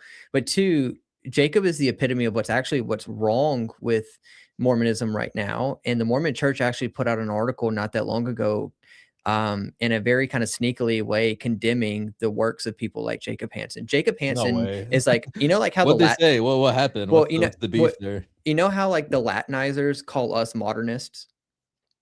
Jacob is like actually a modernist. So Deacon Seraphim Rowland did a great podcast the other day where he was with Padjo and they were talking about American religion and how these American like restorationist religions go through kind of a rapid secularization process to kind of stay relevant and not go under. We see that in Utah. Yeah. And their apologists have kind of like really taken this on. And so a lot of the Mormon distinctives are not present at all in these like modern apologists. And the church put out an article not that long ago talking about I forgot exactly how they said it, but it was essentially like the dangers of apologetics and like the compromise of the faith in a sense. What do they call missionaries then? Well, what are missionaries doing? On the field? That's the thing, and I bring this up all the time because I'm decent friends with one of their apologists, Luke Hansen, and I've told this to him before that like when I watch and listen to Jacob Hansen, and then when I go talk to like, Ward Radio, yeah, Luke he's on Ward Radio occasionally. He proofreads all of my scripts and stuff, and when I have questions about Mormonism, I email him. But when you like go listen to Jacob Hansen and then you go talk to a Mormon missionary, they give you two completely different theologies. And it's because Jacob has like secularized and it's kind of piecemealed his theology so much to make it coherent so he can debate. It's like, it's not even like real Mormonism. Have you guys, I'm sorry, like blanks. Have you seen the Jim Bob cartoon where he has the missionaries that ring the doorbell? Yes. Oh, but yeah, it's hilarious. So the thing that the reason that reminded me of that was because you were talking about how one guy will say like just the super obvious truth and you'll be like, yeah, no, this is exactly what we believe. We believe in Kolob and all this stuff. And the other guy goes, dude, stop. Yeah. Anyways, let's continue down this like prepackaged like thing, right? They're always trying to reel back the excesses of of some of the weirdness, right? Oh yeah. Well, you know what they love to do now is, and this is how you cut through all the BS, is they try to appeal to scholarship and all these things. And I always tell them, you have a normative authority on what truth is. You think that the LDS Church, the Quorum of the 12 and the Prophet is that normative authority for you on truth. So I'm gonna hold you to what they have officially taught. If you start going outside of that and coming up with your own theology, you're actually going against what the church says that you need to do, because you have a normative authority on truth that you must subscribe to. Yeah. Yeah. I love pointing that out. This is why I love so this is Mormon Doctrine by Bruce McConkie. Bruce McConkie is one of the most shunned prophets in their history because he had very strong opinions. He's the guy who famously said that in the Book of Mormon, there's I think it's in Mosiah, it says that there is a church of the devil and a church of the Lamb. And Bruce McConkie, one of their prophets, identified the Church of the Lamb as the Catholic Church. And then subsequently said that the Protestant churches were the daughters of the whore of the earth, which is the Catholic Church. And so, again, epistemically, it causes a huge problem for them because this is a normative authority. This is an apostle. So all of their apostles are prophets. This is someone who supposedly receives divine revelation from God himself. And they try any way and every way to cover up everything he said. Actually, the first edition of Mormon Doctrine, when he published that, the Mormon Church, they basically condemned it, took it off the shelves, made him republish it without those things in there. And so once again, like epistemically, if your prophets can just like do such erroneous things like that, then you can never actually, at least epistemically, know when they are telling the truth. It reminds me of Islam in a sense, is that they have to defend their prophet. All right, bye, baby girl. You have a nice day. Sorry, daughter's running off to art school. Oh, fun. Yes. So, yeah. Well, it's funny because they have a they have like a quote unquote council model, right? So they'll say that the prophet can say something, but if the quorum doesn't agree with it, then it doesn't become doctrine. Yeah. They have like layers and layers and layers and layers of ways to like qualify these positions so that it's just like an unfalsifiable system. Yeah. Well, that's interesting. So I hope, Planks, that you might take the time to review Shad's video here. I think that might be worthwhile. He's a big channel. Yeah, I was he's gonna a say, big isn't channel. he like a huge creator, like with the swords? Huge creator. He's a huge Yeah. creator. He's got like, gosh. Well, actually, let me just pull it up here. I mean, that might be the church. I watched a little bit of his response to Joe Heschmeyer on when Joe went on Pint to the Aquinas not that long ago. And he seemed very very angry. No, he's not happy because he feels like they've been that Mormonism's been under a lot of attack recently. Well, yeah, it's because it's a especially on dumb Twitter. religion. Well, yeah, but he's got 1.6 million on his main channel, Wow, I did not know that. and then on his secondary channel, he has like a secondary channel. I think it's called like Night's Watch or something like that, where it's more cultural commentary, like culture war stuff. Mm-hmm. Night's Watch, that one is pretty big too. That's 159,000, and then obviously he just started his Latter-day Saints channel, Latter-day Knights, and that's already got 4.36K. So he's popular with the Mormons already. I watched a little bit of his. You should look up. I'm telling you, if you're on YouTube, just type in missionary brief or missionary discussions, missionary brief. I watched a little bit of Shad's video where he talked about his conception of God, and it's just like, once again, That guy it's right like, there. when people are just like inventing their own conceptions of God, like you can't even debate it because like you have no idea what the system even is. Yeah, which I think the metaphysics, I think the best way to actually, my experience, I've only have a very slight experience with Mormons. I always find the people that have the most success with them are the people that just demonstrate to them that their position against, like, the Trinity, for example, is not actually consistent, and actually by rejecting Trinitarianism, they actually bring about all sorts of worldview destroying issues, right? And I think that's really powerful as well. But I don't know, Planks, you have the most experience with that. What have you found to be the most helpful in discussing with Mormons? Well, I mean, again, like the problem is that figuring out Mormon theology is like trying to nail Jello to the wall. And you honestly, like, you have to separate when it comes to like debating and dialoguing with their apologists versus like talking and debating with a Mormon missionary at your door. Right? Like you have to like completely separate the two and take two completely different approaches. I think one thing on our side is just the fact that they're completely ignorant of Orthodoxy. I've gotten all of their top apologists to admit that to me, that they don't know anything about Orthodoxy. And so anytime that they make a claim about the early church, they're doing it out of complete ignorance. Religion of the Apostles by Father Stephen DeYoung, like completely wrecks 98% of their worldview. Plank's voice makes you feel like I've been a long time listener of a podcast he produces. Well, it's debating Mormons is like nailing Jello to a wall. I wouldn't expect, and I don't know much about Mormons, so I'm a little surprised here. Like, how relative is their position when they debate? I thought they had something that was more concrete. Well, like the problem is that like their theology is like one big like Mott and Bailey fallacy.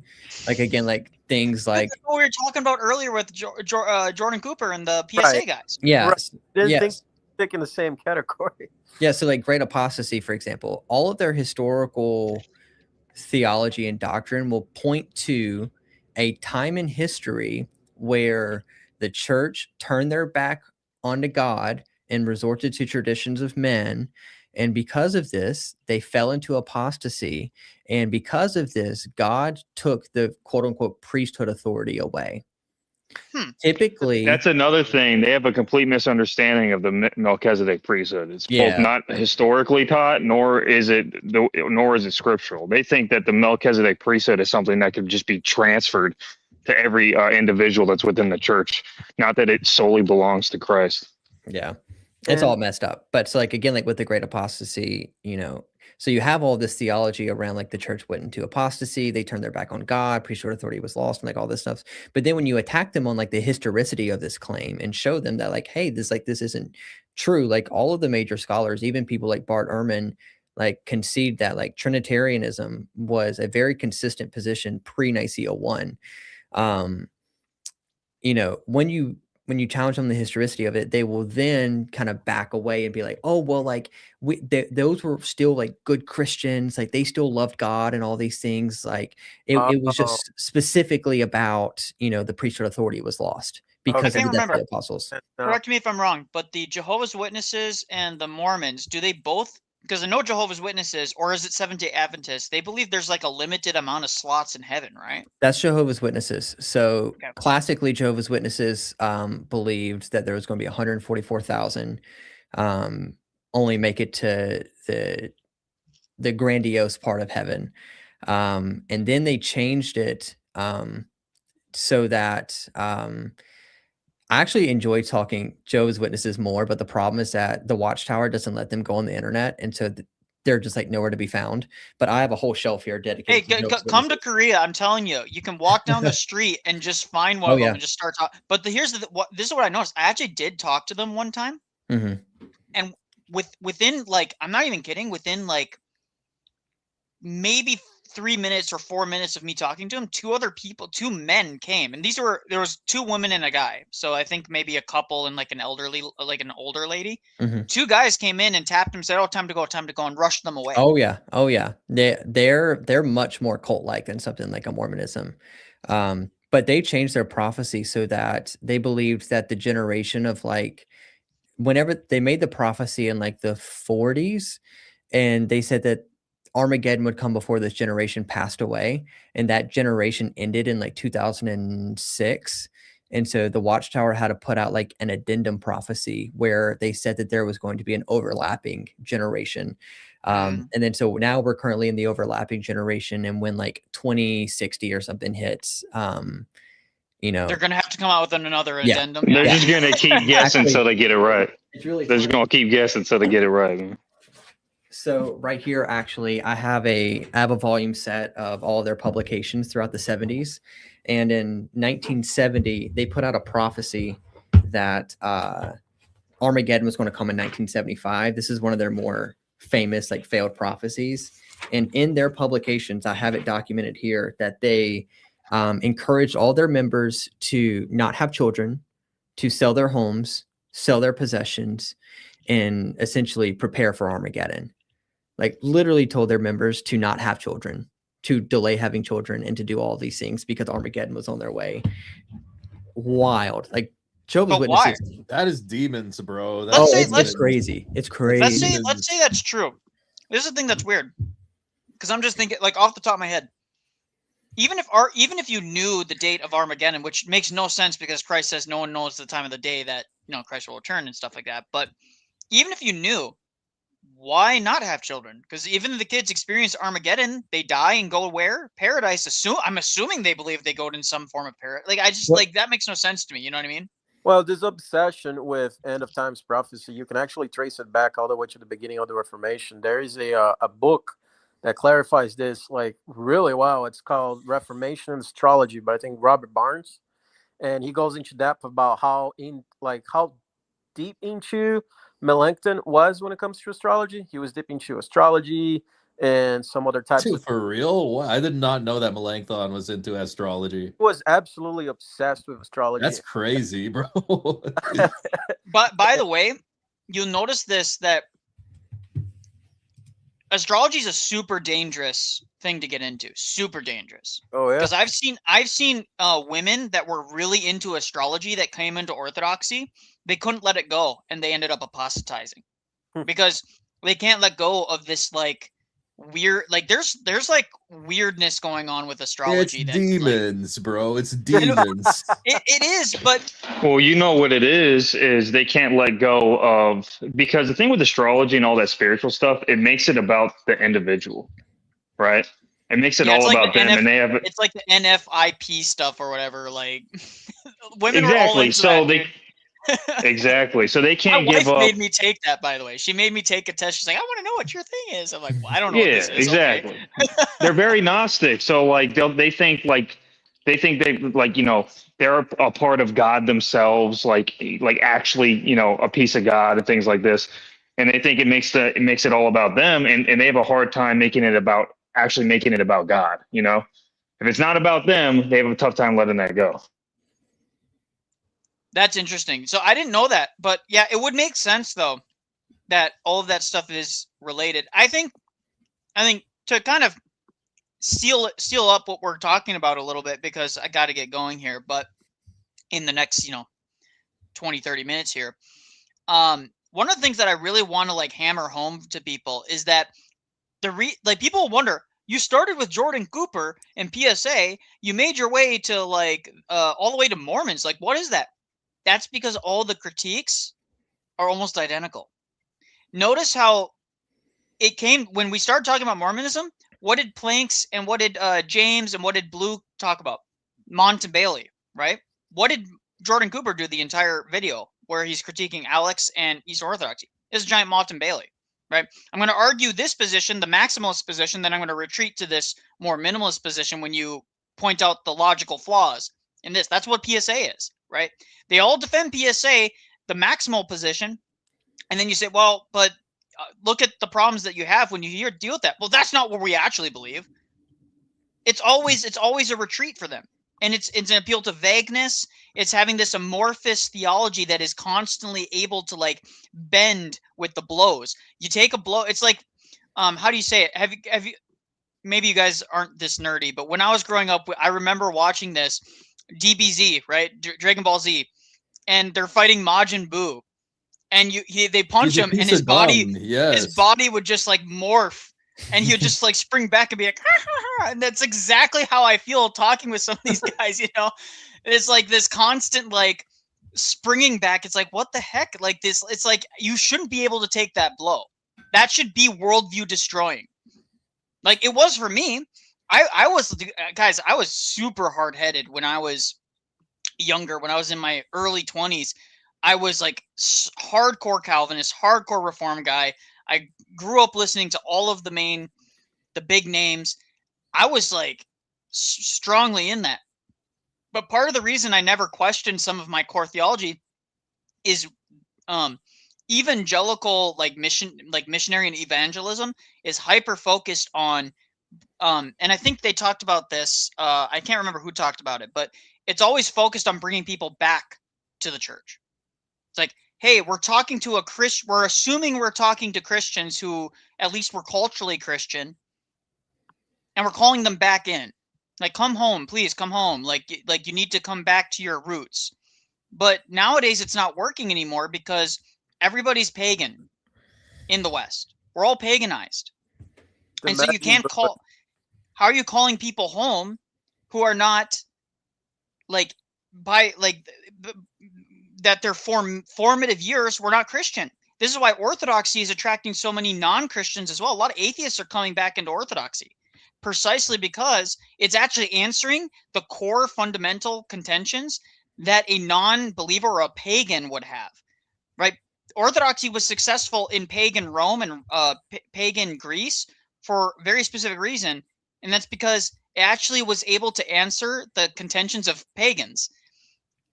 I don't think that a lot of the evangelical answers are that attractive to your average non-believing paganish person. I can actually relate to the whole atheist thing because when I was on the junction to considering Catholicism, I was a little bit like, what's the word for it? Kind of it's not quite desperate, but just like kind of hopeless about like finding true spirituality in the West. And if there's any Protestant watching this and hearing this, I'm not afraid to be too vulnerable here. I converted to Eastern Orthodoxy without ever reading a single Eastern Orthodox saint. Like there's this huge stigma to different apostolic Christianity when you're Protestant, that you rely on so much more than the Bible. Well, it's the Bible is all I had when I converted. So and I think Based. Based, yeah, that's all you need. And I could go more into depth into it, but that would take a lot of time. And you don't really need the saints to understand. I mean, I'm also not trying to sound rude, but like just a little bit of contextual awareness. I know a lot of people that do want to convert and they don't because they're afraid of losing their status, like losing friends. Yeah, social cost. Right. It's huge. Yeah, we talked about that at the beginning of the stream. If you weren't here, me and Alex mentioned it with Gavin Ortland. Like he's basically giving up golden handcuffs, right? Like the because I mean Planks, you've been involved in ministry, right, Planks? Yeah, definitely when I was like an evangelical. So yeah, you know the monetary it's not a little amount of money. Even a small little evangelicalism is where the money is the point. Like Yeah. you're not going to convert to Orthodox. Like Cleve was saying that like right before he announced his conversion, he had things lined up with Wes Huff. He had just gotten off of Ruslan's podcast. He showed up on Gavin Ortland's show. Like he had everything lined up for him to have like all the kingdoms of the world. But for him, you know, like you said, like the truth was more important to the him. whole goes a lot deeper too with those circles because of their association with politics too. There's some truth to that 100%, and too. the Zionism, yeah, Right. absolutely. That you see. Well, in it's not just evangelicalism. Zionism too. I've noticed this too. Have you guys noticed that there's this new like anti-Zionist club that is building up their own little mini like It's a good point. like Little Joel clique. Webben, right? Yeah, no, the new based Christian nationalists, if you will. Doug Wilson, Joel Webben, all those based Christian Yeah, that crew. nationalists, Yeah, Doug anti-Zionists. Wilson's kind of like in his own group, like he's Fair enough. his own thing. But like, yeah, Joel Webben and He's like a cult leader. what's the guy's name? He went back and forth with Ruslan about because remember he said his marriage was less than ideal because his wife was dark skinned. Oh, Dale Partridge. Dale Partridge, yeah. That guy is an idiot. I can't believe he said that on X. Yeah. Oh, I was like, I was just like, I was gobsmacked. dude, my if first off, if I embarrassed my wife like that, publicly, That'd be the end of you. Oh my gosh. I probably would not. You guys would hear me in the news, 10 o'clock news. Man found dead. American national found dead in Korea. It's interesting, kind of bringing this back to Mormons a little bit. Mormons are the first people to say, like they'll say, I can't believe in a God that would send me to hell because I couldn't understand the Trinity, right? They'll make these arguments of basically, they can't understand. You don't have to understand the Trinity. Exactly. Well, one, yeah, but personal incredulity fallacy is what they're doing. Yeah, they'll say like I can't understand a worldview where like not believing the right things will send you to hell. But even like something like what Dale said online about his wife, like that is a result of having bad theology. Anyone who actually venerates the Holy Mother would never say that about their wife online, ever, No. ever. Guys, there are times. Listen, my wife, I converted after I got married. My wife is not in the church yet. We're getting there, working it, but not there yet. But my wife would not trust me to lead my daughter into the church if I disrespected her in any sort of way like that, right? Yeah. And she would definitely not do that. And that's the thing that people need to like. I know Alex, Planks, and myself are married, so it's one of those things that's just. Can you even fathom doing something like that? Can you even like? Could you imagine? No, that's why I was so wife? gobsmacked. Yeah. I can't believe he said that.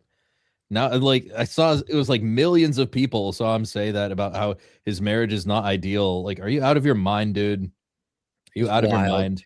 And like, I'll be honest, like, don't get me wrong, like, I'm for some like super based Christian nationalism, but I'm very hesitant. And I think I accidentally kind of made Ben Luigi upset the other day because like I see people like Ben like being very kind of like cozy with these people and willing to like partner with them in order to get political gain. But I worry that at some point, like these are Reformed Baptists that we're talking about. At some point in this, like if we are to like link arms for political gain, our theology at some point is going to put us at a crossroads where like it's not going to work. You know, and we might lose in terms of popular vote. Like these are people who would not hesitate given if they were able to achieve political influence and power, they would burn our icons in a heartbeat. 100%. They would. Absolutely. They would throw us under the bus. Oh, 100%. Like I don't trust Joe Webben as far as I could throw him. Right. I don't trust any of those guys. And Doug Wilson, there was that famous video clip that just came around. He says, yeah, under Christian nationalism, processions would be banned. That's and that's actually where because like I commented under that because someone had actually made the comment to Ben Luigi about it. And again, like I want to be like I like Ben Luigi a lot. I'm a big fan of his. His content was one of the reasons why I came to Orthodoxy. I agree with him on basically everything. But someone pointed out that, you know, these people would probably throw us under the bus given the opportunity. And also, wait, it's late night. No one's watching. I'm about to give a very spicy hot take. Reformed Baptistry is a low IQ worldview. It just is. It is a low IQ worldview. And I do not want to be partnered with people who only have the IQ of a Reformed Baptist. I think I would rather live in a pagan America than a like Baptist nationalist America because that would be like officializing spiritual schizophrenia. Like people would be going, it would be like the good old days of Anabaptists getting drowned and drowning other people. Like it's agonizing. It actually is going to lead to that, by the way, guys. Unfortunately, again, people always ask me, and I don't want to get too political in a space like this or too spicy, but I'm not going to. But I predict it's going to get that bad in large swaths of in the West. It's going to get that bad because you're going to have pagans. It's not just a minority or like a race thing or ethnicity thing that's causing problems. It's also going to be just straight up religion and ideological alliances that are going to start to cause friction as well. And before you know it, it's gonna cause a flame to burst. That friction. So you well, dude, we don't even have that much presence yet. Like we're just doing some debates on YouTube and like we're just winning all of them, right? And then like, look, Jordan Cooper has never talked to me ever, never sent me a message. We exchanged a few tweets. He's gonna go on his YouTube channel, blast all of his followers, and say that like I'm somebody that shouldn't be taken seriously, that I'm supposedly a lawyer trying to bring like my credentials and training into question. Like this is how they're acting now. Yeah. Right. Yeah, imagine when we get bigger. Imagine when we start actually having kind of the influence over the culture that they have enjoyed for the last, make no 200 years. mistake about it, Alex. Like this comes from a place where psychologically they feel a threat, like 1,000%. Like if you go on a sort of offensive like that, that's because, and I'm being very fundamental here. My major field is psychology. If you go on an attack like that, that's because you feel as if something of value, something that you value, is being threatened. That's the only reason you would go on these tangents where the only thing they're trying to do is declassify you or degrade you into some sort of irrelevant atom. Well, this is why unity amongst Orthodox content creators is going to be very useful, because it people always dismiss the online sphere as if it's like irrelevant, but it's not. And here's why: because the perception of unity also matters. Why are all these why is evangelicalism such a disaster right now? Because they're all like warring against each other. There's no unified front at all. There's a couple guys that are trying to keep the dam from breaking, and everybody else is just like punching each other in the face, right? You have that one guy that came out and defended polygamy, right? Like the evangelical pastor defending polygamy, and then they all seize on him. Then you have the Zionists attacking the non-Zionists, and then you have it's Well, then you have Doug Wilson madness. and Joshua Hames trying to defend slavery as if it's not inherently bad. Like, that's so crazy.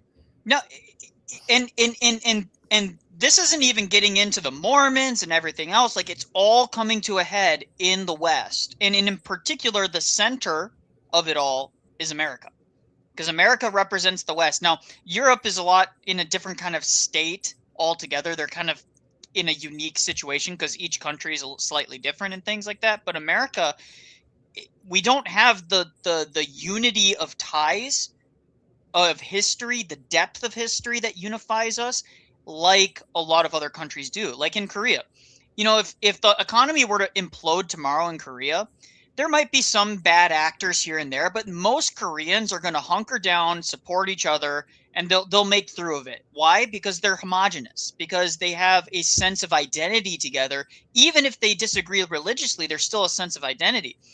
In the West, there just isn't that. And so I tell people, it's like, you got to be prepared. Your community, your parish community, is vital to be connected. You need to build up these institutions. You need to build up parish schools. You need to build up you need to know the guy that does farming. You need to know the people that maybe have a chicken coop in the back of their yard, right? Not just because of apocalyptic, everything's going to implode, but also because that builds community. How do you think the Catholic Church and the Protestant churches built the institutions that they have in the West? That's what they did. We have to start doing that as well. And that's something that I really want to emphasize. And that starts with supporting each other also in the internet space. Well, this is one of the reasons why when Alex one of his first streams and first videos he ever did, I was 100% there supporting him right away. There was a lot of people that are saying, who is this guy? He doesn't have any right to be speaking. We have enough Orthodox apologists. No. I want to flood the zone. I don't have the time to do it. Alex doesn't have the time to do it as much as, even if Alex was doing this full time, he doesn't have the time to flood the zone with all of it. Yeah, he's just one person. Well, that's what David Erhan said. I asked him, I was like, dude, what's the step forward now? Like, what is your personal opinion? What do you think is the most important thing right now for the Orthodox apologetic sphere? And he goes, honestly, unity. And I was like, based. We need to put together some sort of group chat or Discord or something, just everybody so we can has them, dude. The Protestants have them. Yeah. They do. I do know that. And even you know what's funny? Even the Latinizers have their own Discord and group chats. They're more organized than a lot of us. Yeah. And also, I do think that would be useful to have, is that, hey, share materials. Hey guys, do you have any materials on this? These things are helpful. They're super helpful. Oh, sorry, I got a super chat. I gotta say this real quick. Canadian dollar, so basically nothing. Sorry. Marriage is joining one flesh. It's not about testosterone and the man is king. The man may be the head, the woman may be the body. One can position the other. I don't think that's necessarily accurate. The man has to be the head of the household. That doesn't mean that the man makes every single decision, though, like Father Stephen DeYoung was talking about in the last chat. But thank you for the 5 Canadian. I think we need, and this is something that I've been kind of intentional about, is that I think we need a diversity of Orthodox creators as well. Not everyone needs to be a Jay Dyer, debate everyone, or what Alex has been doing. Alex, you've been doing great, that's great that we have people who will debate and do all these things, but we also need a David Ladding, different personalities. David Ladding isn't necessarily the Protestant guy. He makes a lot of Instagram content and stuff. He's not necessarily an apologist per se. He just makes a lot of Christian content. If we have someone like that, someone who I really love, Josh Nato, if you guys are familiar with Sword and Pencil, he's Orthodox. And he makes incredible content. His stuff is more life and kind of that. I have one of his books up here, Everyday Saint. Hot take. Some of the female content creators for Orthodoxy, I think, are good. I Oh, think that they do a good job. sure. So, Rachel, for example, there's this one girl that was getting a lot of flack. She was this like blonde-haired. She married into like a Oh, I know Romanian exactly. or Greek, I know exactly what you're and talking she about. posted a Yeah. video about this is what I do during fasting, and she had that stupid montage that all the women The heck, do, where but it's like, girls love that crap though. my Like That's they what I'm saying. let love them that. watch it. They need it, and then by the way, girls need that. Women need that, Yeah. and there needs to be female content creators that are building these communities where they can support each other. Word. Rachel Wilson was a big reason for my wife. Yes, Rachel's great. We need more people like her. My wife was. I remember she was reading feminism and occult history. Something. I think that's Occult feminism, the real history of women's liberation. Yes, she read that in the first few months of her catechism, and man, it made a big difference. Richard Wilson was a huge figure for her. So I appreciate. I'm always going to appreciate Rachel Wilson just because of that.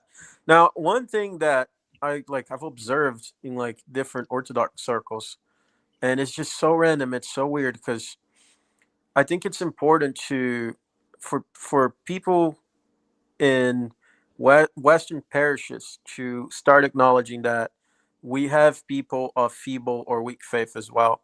Like I've seen in my first few years of catechism, a lot of people, I wouldn't say a lot, I'm being a little hyperbolic, but I've seen people throw the internet community under the bus to sort of appease heterodox Christians. Yes. That pisses me off with no end to it, because how can you not see that you're dividing the church against itself? And why are you bending your behind to a heterodox person? To add to what you're saying, because this actually gets me fired up. One, you don't know any of these people. Listen, I know Planks as in like I've interacted with him. I know Alex as in I've interacted with him. But how it would be completely irresponsible of me to come out and say, you know, Alex and Planks, I don't think they really have, like, maybe they say something, maybe Alex makes a fumble, or maybe he loses his temper, and then I come out and make a statement saying, you know, Alex, he's not a representative of Orthodoxy. He kind of like loses his temper a lot, and he doesn't really go to confession. Like, how dare I, right? It's the Ortho Bros, bro. Just call them Ortho Bros, and then you don't have to listen to anything they say. Exactly. Exactly. That is exactly what someone like, for example, Canon and Creed did recently, right? He's just like, oh, you guys are chronically God, dude, online. that guy dorks. lost it. That guy Yeah. lost it, dude. I'm convinced he has, like, I don't know this for sure. So Cannon and Cream. Speculate Cannon and Cream. So I'm speculating, but I just see like the same unhingedness that you see in Sam Shamoon, and I'm speculating that he may have some like deeper mental issues. All my interactions with him have been pleasant. I find it very curious that he hates me, dude. He hates me. He constantly says that he thinks the Ortho Bros are dumb and not worth interacting with, and he refuses to debate. But he always loves to like slide in when something's like controversial or He's an like opportunist. a topic, and then he will like leave a novel on X. It's the weird thing. Like, you won't debate, you won't interact at all, but you want to like leave a paragraph on X about these like topics, but not really interact in any like. But never get meaningful called, and he's like shocked when he gets called out on it. 9 times out of 10 that you have an Orthodox Christian catching on to the euphemism of orthobro and like having this dichotomy between internet orthodoxy, real life orthodoxy. It may be hard for catechumens to understand, like it was for me converting to Orthodoxy, which is so impressive when you're going through that process of learning so much, like so fast. It takes a while for you to realize that there are people of weak faith in Orthodoxy. Like, these are the same people that are going to refer to Richard Dawkins as a doctor. I'm like, come on, dude. Like, word. They just because they are part of the faith that changed your life and has impressed you so much. I mean, Orthodoxy is filled with cradle believers that, you know, they're not going to be vulnerable and open to you, that they kind of treat their faith like Dungeons and Dragons. It's not all that serious for them. And so there's this veneer of secularism and what would you call it? I mean, you could say ecumenism.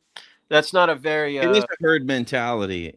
Right. Like, people still don't really know how to adapt to the internet, and because there's still an idea that people on the internet aren't actually people. Everyone's just a robot, and you're not really talking to a person on the other end. You're talking to, you know, some program. And and people only kind of really, mainly like what we get really frustrated with is just that herd mentality of like, well, I don't want to look like an idiot right now in front of all these people. I'm sure somebody's going to be smarter than me. It's going to make no one wants to be insulted. Nobody wants to be talked down to. Nobody wants to be called stupid. But it takes there's a foolishness to the risk of telling it like it is, or it's okay. It's also, you got to have the grace on yourself to kind of be wrong and be okay with being wrong. Good. Let me ask you, Planks, Good, Alex, all you guys, how long have you guys been in the Orthodox sphere online? Like, how many years would you say? I know some of you are pretty recent, like into Orthodox, like coming into Orthodoxy, but like I'm very new compared to a lot of you, probably. Yeah. I'm recently made the decision to convert, but Orthodoxy's been in my purview for a long time. I remember watching, I think there was like an Antiochian archbishop. There was this whole thing happened like in the late 90s or something where he was like making some declaration of how like he's calling America to Orthodoxy, come to the Church of the Apostles. I remember this whole scene kind of based Antiochian as usual. Yeah, so true. And it was awesome. It was really inspiring, and it was definitely a seed for me, one of many seeds along the way. But it's been a long time. It's really only in the last couple of years it's like boom. Yeah. And then Alex, you've been baptized for a decent amount of time, correct? Yeah. Yeah. So when I first came into Orthodoxy, when I first started exploring Orthodoxy, inquiring, that was almost 10 years ago. And then I was a catechumen for 3 years, and I've been baptized now for however long. Do the math, right? So I've been baptized that long. I remember when I first started coming in, it was the Wild West. Orthodoxy online has gone a lot better, and part of the reason is because we're actually starting to take it seriously. Because I remember when I first came in, the priests were like, "Oh, the internet, it's the worst thing that's ever happened to the human race." I'm like, okay, I can I that a little bit. I can. Like, I think there's a lot of problems the internet has caused, but they dismissed it. They dismissed it to the point where they were like, "We're not even going to engage." But ever since some key clergy have started getting involved in the online space, Father Peter Hears. Yes, it is greatly improved the unity of a lot of people, including the apologists. I remember like Jay got a lot of flack early when I was a catechumen. He was getting a lot of flack because he was starting to blow up, and Orthodoxy was starting to get a lot more popular. And a lot of the reasons people cited for finding Orthodoxy was because of Jay, right? And a lot of clergy were just like, I can't believe this. The internet, how they can't listen to this random internet guy talk about theology. Blowback, Jay. He got a lot of blowback. But that is kind of quieted down because a lot of these clergy are starting to realize, oh, maybe there's something about this. Maybe there's something about this internet stuff. Also, I think part of it's just like they're just going to lose. Like you cannot go into a parish in America right now and go to coffee hour and not find someone that's like, yeah, I'm here because of Jay. Right. Like that's just a losing battle when you're going to fight Jay. If I'm being honest with you, it's like or even in Korea. By the way, I've met Koreans who barely speak English, who have translated videos of Jay debating atheists. Like, I've noticed there's people in my parish that are like, Jay, did you say Jay Dyer? Like looking out for like, hey, take it easy. We don't say that name out too loud around here, But I'm like, there's always a couple people that aren't. Yeah. I just don't understand like that emotional reaction. Because like I do want to eventually start getting some videos out, but I was thinking about starting with translating some of Jay's videos into Portuguese. Because man, Orthodoxy would go. I'm telling you, the biggest lack of stuff that we have right now is translated videos of like really easy, chewable, digestible, basic like 101 Orthodoxy stuff. Yeah. In Korea, my bishop has told me straight up, I have express permission from any content creator to translate and post that, and they'll post it on their on the diocese YouTube channel. I've expressed permission to do that. The problem is my Korean's not quite good enough. But I'm actually, this is something I was going to message Alex about. So I'll just ask Alex, do you want me to be able to do that and send it over to my bishop for review? Yes. Some of your stuff? Yes. And he obviously would tag your channel and everything. But the point is that I put it up there to get out there, man. I don't care. Get it Yeah. out there. So that's really important. Translating into other languages, so important. Subtitle other. You can subtitle channels and like recommend it to the creator, and the creator can turn it on. I think that Orthodoxy would explode in Brazil. It looks the same as it looked back in the 90s in the United States, which was the same sort of paradigm that Jay Dyer broke through. Now, I know he wasn't making videos in the 90s, but it was this strong dichotomy between Catholicism and Protestantism. And yeah, that's just fertile ground to Orthodoxy because... Same thing in Japan, by the way. Japanese are ripe for mass conversions. Young people are young people aren't like agnostic atheist anymore. Most of them are like spiritually, vaguely spiritual. So a lot of them are actually returning to Shintoism because they desire some form of spirituality in their lives, but they don't know about Orthodoxy. Same thing in Korea. Shamanism is actually growing in Korea again. That's crazy. Wow. Yeah. Okay. That's because the Roman Catholics are doing a horrible job, like always. And shade at the Roman Catholics, sorry, but they do a horrible job catechizing people. And then then there's these certain Protestant sects that are really weird and like kind of cultish. Like they have a quantity, but it's God the Mother, God the Father, God the Son, God the Holy Spirit. And God the Son is a product of God the Mother and God the Father. Is it the Filipino religion where there's a God the Father and the God the Mother? Do you know what I'm talking about, Nicholai? There's a Filipino religion. Yeah, it's similar. It's And like quasi-Catholic or something. yeah, well, no, the founder of it believes that he was a second coming of Jesus Christ himself.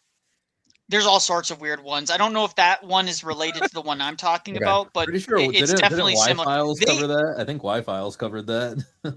Next time I meet one of them, I will actually record it. Like I'll secretly record it and I'll talk to you because what they do is they do a whole they always forget who I am, even though I'm like the one white guy. They always stop. They always stop and say, "Oh, would you like to?" Oh, come you to want our people church?" looking the same? Yeah, and yeah, that's true. They do think that, and so they stepped up to me, and they always have their iPad, and then they play a video talking about all the biblical proof texts of God the Mother in the scriptures, and they'll talk about it's the craziest stuff. But You gotta get it's some really meta glasses. yeah, meta I got glasses. dude, that would be so cool. Yeah, I got to do that, but really it's big question. definitely Sorry. interesting. So. Really big question to planks. This is something that came up a while back when you're talking about Smith, and I've been holding on to that because it's absolutely intriguing. You're talking about how there's no mention of Eastern Orthodoxy in any of the texts from Smith, correct? Yeah. Are you of the opinion that he purposefully omitted knowing of the existence of Eastern Orthodoxy, or that he just didn't know? No, he just didn't know. Like he wasn't actually like educated on any sort of like Christian history or anything at all. He was only familiar with the sects that were around him. Okay, because the only other similar account that I know of this in recent times of prominent religious figures, it's actually a lot more intriguing, I would say. And that's what made me want to ask this question. If you have the perennialists like Kumaraswamy, Schwann, Guénon, and who else can I think of? Avila. These people are incredibly influential. I mean, Guénon is how it's one of the main pathways that Father Seraphim Rose got into Eastern Orthodoxy. Guénon is one of the reasons why I'm in Eastern Orthodoxy. And these people don't make mention of it a single time. That's just weird. Yeah. So I just want to address this real quick. Jay Dyer, Crafty Wolk, does he even attend church services? I can say with 100% confidence that he does. I've been to his church. I've talked to his spiritual father, and I've been with Jay to his church. So, also, his church live streams their liturgies. You can just go. Yeah, you can literally see him in the background sometimes. I commented that on who's that? There's that schismatic on X who's always tweeting about Jay. It's the guy from Jerusalem. He was like the Jerusalem I priest. know who you're talking about. Yes, he literally has or a Bentos or he something literally like has that. X spook in his bio, which is wild. But he was talking about how Jay doesn't even go to church, and I like left a link, and I was like, dog, they live stream their services. You can watch Jay in liturgy. You can see Jamie in the choir. Yeah, talk about. But by the way, talk about a church that blew up. His church, when I went to his parish, this was a year and some change ago, so maybe a few months, a year and some months ago. He they when they went to that church service, it was just a single like section of a strip mall. Mm-hmm. They've taken over the two ones to the sides of them. They've actually like just straight up took them over, even though they were owned by other. Like they've expanded twofold, so they're like triple the size they were before now. Like talk about, and I know that after their Athens and Jerusalem conference, that they got a lot more eyes on it too as well. So, but yeah, also, it's growing, guys. Who cares? You know what is he saying? That's not the truth. This is where they want to break it down into like a personality. This is where they miss the point entirely by making it about some like personality cult. It's not a personality cult. Jay just happens to be the guy that's so damn smart that he just dominated the scene. The reason Jay even said this. This multiple times. He's like, I just happened to just this happened. He's like, I just did a couple debates one time, and I happened to be Orthodox, or I happened to be coming into Orthodoxy, and I expressed my view, right? And then it just blew up from there. Yeah. And so, but you know, and a debate after debate, just conquering, you know, and then Alex just dominating. Then you got Andrew Wilson, who doesn't really take on any of the like theological debates, but all the culture war stuff. Dude, Andrew Wilson is so good. I feel like people don't appreciate exactly how good he is. The fact that he debated Daniel Akikachu and probably knew nothing about Muslim theology for the most part and still crushed is wild.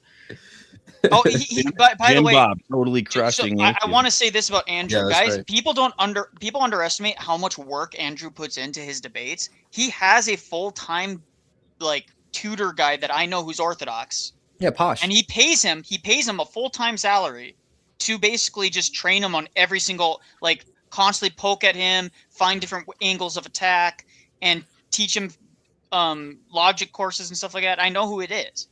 Based. And I'm not going to reveal the name because I don't want him harassed, but the point is that, like, Andrew Wilson puts the work in. And Andrew Wilson also, I happen to know, I've known Andrew before he was even looking into Orthodoxy. Like, I knew him from his time when he was still at that goofy channel. What was it called now? Oh my gosh, it's gonna drive me up the wall. Politically Provoked. And then they ousted him, and he started the Crucible because he's like, well, I guess I'm gonna go keep on doing my own thing. And then he blew up, right? But I knew him and Rachel before they were even looking into Orthodox, like fully looking into Orthodoxy. I was already well on my way, and they came in at maybe a year and a half after me. And I remember Andrew taking me aside in his very small Discord at the time, saying, "Hey, Nicholai, can we talk about Orthodoxy? I got all these questions. I have a list of questions that I want to ask you." And we just went to town on it.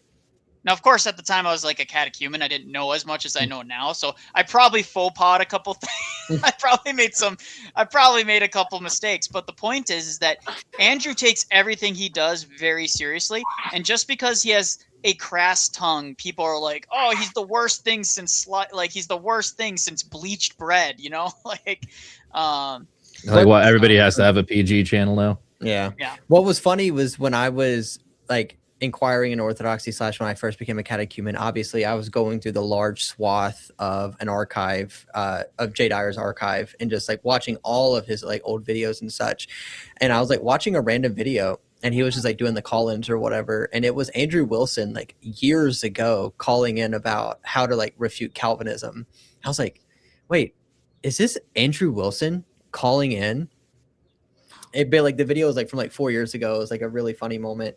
Because like they didn't know each other like at the time. He was like, "Hey, like I'm a big fan of you, by the way," and stuff. So it's interesting to see like where they are now.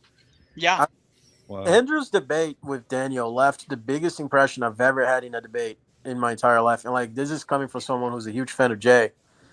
At first, I didn't really like Andrew's style very much because he's like really rough around the edges, kind of like Jay is, but he's not as technical. So he has an appeal to a different crowd. So it was like a random afternoon. There was the Daniel debate came out. And I'm like, I'm just feeling it. I just want to see what's going. Like, I just want to entertain myself a little bit. And he dropped my jaw to the damn floor. The whole fucking IQ thing. I'm sorry. I don't know if you guys allow cussing or not. Pardon me for that. I'm not a super big stickler. Just try not to do it too much. Gotcha. And when he started bringing up the IQ statistics and he started spewing left and right all the jokes about, cousins being very affectionate towards each other. That was so good. Well, Andrew Wilson is I think we can all credit him for basically ending Matt Dillamonkey's career. Like, he basically ended his career. Dude, that was so funny. Oh my goodness. Dillamonkey's such a terrible debater, though. Like, he low-key kind of got mogged by Cliff Knechtley. He did. He absolutely did. He's just not a good debater. No, he's not. Look at how much that doesn't matter. Like, look, like it came up earlier tonight, right? You guys talking about Wes Huff and Billy Corson, right? And that guy's just, but that whole thing blew up into this big thing. Like, people aren't really cluing out who's the best debater or something. It's like they're looking for a scene, right? They're looking for like a humiliate. It's what is it like? It's like the crowds with their cabbage and tomato, and who can we throw the tomato at situation that they're looking for. There's some truth to that, yeah. You know, I feel like, even though like you're absolutely right. But anyway, I would say this, and this is kind of where I really want to like hammer this home, is that this goes back to what Planks was saying. There are content creators for everybody, and there's enough content that's not being made that is still yet to be filled. We don't like there's an Orthodox guy that produces comics. How many of you guys know that? I did not know that. I think I know who you're talking about. I don't know who it is, but I know, I've talked to him. He's a great guy. He's like super down to earth, super nice guy, and they're all free, 100% free. I'm gonna pull it up just to do him a service, since there's all these guys here, and most of it's pretty PG, so it's good for kids too if you like that kind of stuff. If your kids like that stuff, right here, Dreams Uncharted. He's Orthodox. Oh yeah, go to his website. Yeah, we follow each other. Yeah. But and that goes back to why I called too. It's not like degenerate like most of the content is nowadays, you know. And something you had said earlier, Nicholai, that triggered me, that made me want to call in, was about the whole issue of gaining ground, gaining influence. You know, what you said about prepper stuff that really resonated with me, because I went through this whole scene, right? Like I've been on the whole track. I went deep in my brain with the end of the world stuff when I was a Protestant evangelical, totally like it's the end of the world. I really bought in that, like, no, this is like Christ is coming. We are the last generation. It's going to happen. It's us. And so we do need to prepare and stuff. And so I went through that whole, just whatever nightmare that was. And that ultimately led to me to the church. One of the things I figured out is that no matter what, even if it is the end of the world, if it isn't the end of the world, the point is that the gospel gives us, and the church gives us, the system or the outline of how we're supposed to live in the end, no matter what, anyways, because in living out that lifestyle, in cultivating your gifts, in having a tight-knit community and shared resources, in having a public trust where people are actually sorting out their sin and sorting out their degeneracy and all that kind of stuff, and where we're all holding each other accountable, et cetera, in doing that, you alleviate the economic pressures that come with, like, whatever, usury and things like that. People were buying each other out of slavery in the earliest church. You know, they were selling what they had, and they bought people out of their slavery because of just like that we're living it was a total parallel economy that was separate from what was going on with Rome. That's like where you read that in the in the book of Revelations, of how like whoever does not if you don't participate in the Roman system, you know, like you got to abandon all that to actually live a completely separate world. But that in doing so, you actually model for the world. I feel like what we're going to be going through, like I'm projecting here, that what the next step is, as we, you know, we can, like smart guys like Al, I'm not going to debate. I'm not a debater. I don't know. Maybe I will if somebody ever challenges me. I'm just not a debate guy. I'm a culture guy. Like I'm a music guy. I'm an art guy, whatever. Image, like characters, funny stuff, whatever. But as we model for the world, yes, we win all the debates, we win the intellectual discourse and everything like that. We establish that this is clearly the way. You know, this is the way to understand the gospel. This is the way to understand the church. This is the way to understand the faith. This is the way to live life. That we model that for the world, that we give something to the world to look at, to interact with, to interface with, that also compels people. So like making like lifestyle content, you know, in skills content, people that are like good with skills and crafts trades and things like that, and promoting it, you know, like sharing that. Yes, we got to inter-promote each other. But I think, so long story short, Planks, your job is to make a group chat. There you go. My job. That's your job. You suggested it. Now it's your duty. Oh. Uh-oh. Okay. I'm teasing, but you've been voluntold. You've been voluntold. See, I'm former military, so you just get told to do things. What was your branch? What? What was your branch? Air Force. Air Force. Cool. Yep. I was a IT professional. That's where I got my skills. I should have guessed it from you being in Korea. That's where mostly.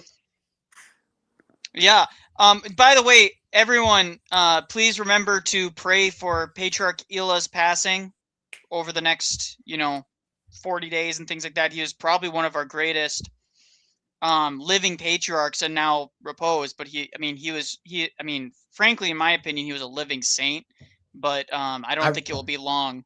I read a really cool story about him today where the birth rate, responsible for turning the birth rate around, where he said that he would personally baptize every third child born.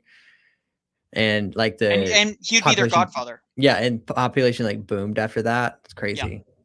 Yeah.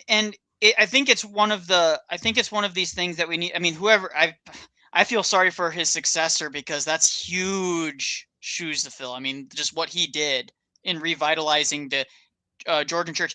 I don't know if people realize this. The Georgian church went from, I think, around 200 parishes to over 2,000 under his watch. That's crazy. Taxing for me, not gonna lie. We're going to have a similar situation when, Lord willing, we have many, many, many, many more years with Metropolitan Saba. Like Metropolitan Saba is just crushing it right now. Like, no, so unbelievably based. With my bias being under the Moscow Patriarchate, I think that probably Antioch is probably doing the best job in the West, in particular, in terms of evangelism. I would say Rolkor and Serbia are actually doing really good too. Serbia's been doing a lot, and people like they're underrepresented because Serbia is actually really, really popular in Australia. Yeah, well, there's a lot of Serbian parishes there. Antioch has always been missionary focused. Like that's always been like the whole point of like the Antiochian jurisdiction in a way. It's like been the ethos like since the beginning. Yeah. And so we all have like the most convert friendly parishes. Like I kind of got some flack when I was like on Cleve stream the other night, and I talked about how, I've definitely told my friends in my area, let me clarify, in my area, to avoid certain jurisdictions because their parishes are not convert friendly. Like the amount of friends that I've had who have gone to certain parishes and they're like, yeah, no one spoke English and everyone was really rude. And they like asked why we were here. I was like, Yeah, that does happen. That happened to me when I went to a Greek parish. I was already baptized, obviously, but I went to a Greek parish in Florida just to visit because I didn't have any Russian parishes near me, and I went to a Greek parish, and the Greeks were like, "Are you Greek?" I'm like, Yeah. no. Yeah. So I tell all my friends, like, try to find your closest like Antiochian parish. Like Antiochian almost always has like the most convert friendly parish. Like my parish is like 80% converts. Okay, so we're gonna wrap up the stream. I'll let everyone kind of get a final word in, but I gotta glaze my patriarch a little bit because you are glazing your bishop. My bishop, Patriarch Kirill, is given so much flack because oftentimes they take his words completely out of context. I mean, every time there's a controversy, I just take it to my bishop. My bishop says, "Yeah, it's not as controversial. This is what he means. Here's the full context." Blah blah. Anyways, Patriarch Kirill, what he's done for the Russian Church in Russia, but also in terms of evangelism and outreach outside of Russia, cannot be understated. Under his watch, 15 parishes have been opened in Thailand. 12 parishes in Indonesia, 6 parishes in Indonesia, with like another 3 or 4 on the way. He's opened churches in Laos, the very first Orthodox church anywhere in Laos opened up in there. It was under his watch that Southeast Asia is booming with Orthodoxy. They're the only ones located in Cambodia. Sorry to interrupt, boys. My child is waking up, so I got to dip. God bless you. To leave you with a final word, watch out for the Mormons. They are wolves in sheep's clothing. Luke 16:16, run it all day. You'll be fine. 16:16, Luke 16:16. We got it. Yeah. See you, boys. God bless you. Thank you. And so I really want to emphasize that before I wrap up the stream. So. Well, that's good. I was hoping to talk about a United States jurisdiction and how that's gonna map itself out. Well, I'll talk about that real quick. Alex, do you have any final thoughts before I boot you down? I would like to bring attention to Silver Ogre in the chat, who said that the Romanians picked up Father Peter Hears. So true. So true. Based. So there we go. Shout out to my guys. I think the bishop in Canada is really good as well. John Cassian, His Grace, John Cassian. Very good bishop. He is. The Romanians are they're a sleeper because they're huge in the UK. Yes, they are. They are, especially in like Ireland, the UK as well. But yeah, thanks for having me on, Nicholai. It was a pleasure. Always. God bless. Okay, we'll remove him. James, do you have any thoughts? Not really. I just kind of enjoying in the background, listening to everything. Yeah. All right. Well, God bless you. Yeah. Although I will say one thing. Antioch is the one true patriarch, and Russia is the Timu version of Orthodoxy. Okay. I see where we're going there. All right. Yeah.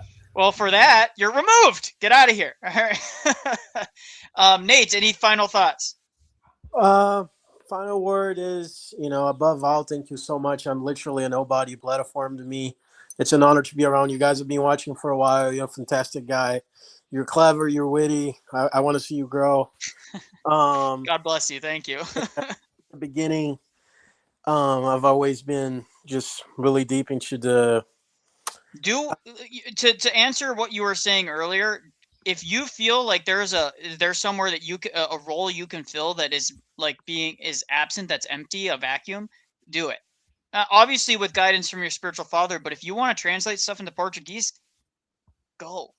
Well, I've been deep into the debating area since I was an atheist. I was an atheist at 16, and I remember like it was yesterday, the sweetness of just sitting down after school and opening what can I think of? It was a Willie Lane Craig versus Christopher Hitchens.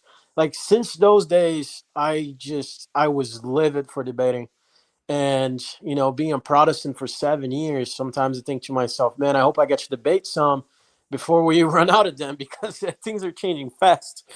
I've been married for a few years and my wife pretty much every day tells me You really like this stuff. You should open a YouTube video, a YouTube channel, and start, pursuing this. I think the easiest way that I can recommend it is, start with maybe doing some translation stuff, and then maybe just voicing over some thoughts that you review some videos in Portuguese, right? That might be a really good way to dive in, and again, always do so with guidance from your priest and your spiritual father. Make sure that this is, all I's dotted, T's crossed. So 1,000%.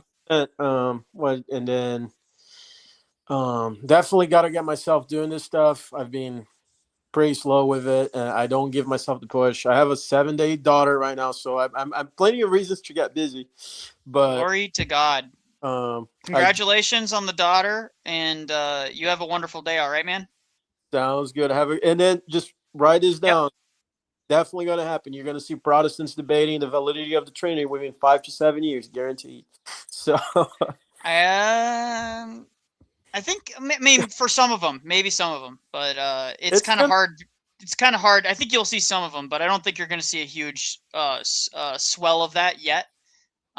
Maybe the relativization of the faith is just getting a little bit out of control with Protestants, especially with the New Age stuff, the mega churches. It's not the way it used to be. It's hard to even call them Protestant anymore. Like, what are they even? They're like another. That's a good thing. point. But all right. God bless you, Nate. Yes, sir. Thank you. Absolutely. All right. Good Godfather. So one thing that I don't talk about too often is the politics and like the practical things of that nature. I do have a lot of opinions about that. I'm a monarchist by nature, but I talked about this with John Hears on his podcast a while back, maybe almost a year ago. And I talked about it with him, and he asked me about business and things like that. Yeah, it's just necessary that people start supporting each other in every way that we can. And this is why I think that there needs to be Orthodox that are running in local elections. There's going to be Orthodox that are running, that are, selling eggs on the side of the street. It's like, yeah, then you should, like, the parish should be like, okay, we're going to do a farmer's market once a week or something like that. You know what I mean? We're going to start supporting these things. We got to do it. We just have to, because these things, like, crap is going to hit the fan in the States or in the West, in broadly. It doesn't even matter. Let's say the best case scenario happens under Trump. Let's say best case scenario, and he deports all the illegals, and things are starting to look a lot better. Culturally, we're still on the road to collision, just because what we were talking about before. The Reformed guys, the evangelicals, are getting anxiety about the growth of Orthodoxy and the growth of traditional Catholicism, though I think that's less of a concern for them. They're not. I think Norvis Ordo is kind of like, they're like, that's going to go away eventually here, right? But that's coming to a head. And I think that means that we have to have the strongly built foundational communities, as strongly built foundational communities as possible. And that's part of the reason why I have the business that I have, Monarch Cyber Solutions. I want to help other businesses with their IT needs and their digital needs, marketing needs, et cetera, because we're Orthodox. We all three of us that are partners in the business are Orthodox, all three of us. So I think it's so important, I do too, and like I'm always trying to say all the time, and I had to learn this lesson really the hard way, which is that commerce is people, economics is people. You're trading in trust, and when you're giving your dollar bill to somebody, you're giving them your trust is really what you're giving them. This is what, like, kind of the boomers don't quite understand. They're like, how did this happen? Well, it's because you gave them all your money, and you gave you gave in to all of the propaganda they poured down your throat, and all the you didn't give it to your kids. You didn't give your money to your kids. You didn't leave a legacy. Yeah, and and that really, that's where you really see the effects of, like, what people are talking about all the time with the political stuff, of how that Fabian socialist world order has really rooted itself, is really in the economics, and how and especially the value system. But billions will be baptized, and it really is just a matter of time.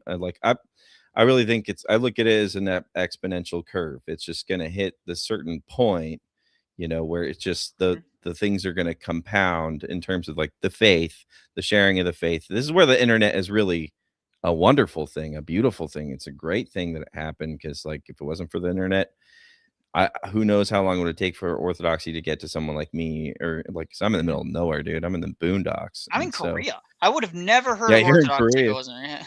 Like, did you convert in Korea? Mhm. Oh yeah, there you go.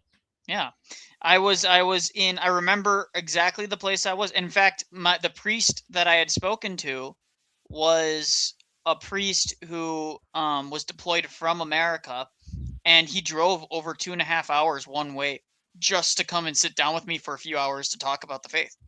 So I'm like I have nothing but, and that would not have been. By the way, he wouldn't have even been in Korea if it wasn't for an online missionary or pan-Orthodox missionary organization, that sends out priests to places that are in need of a priest, right?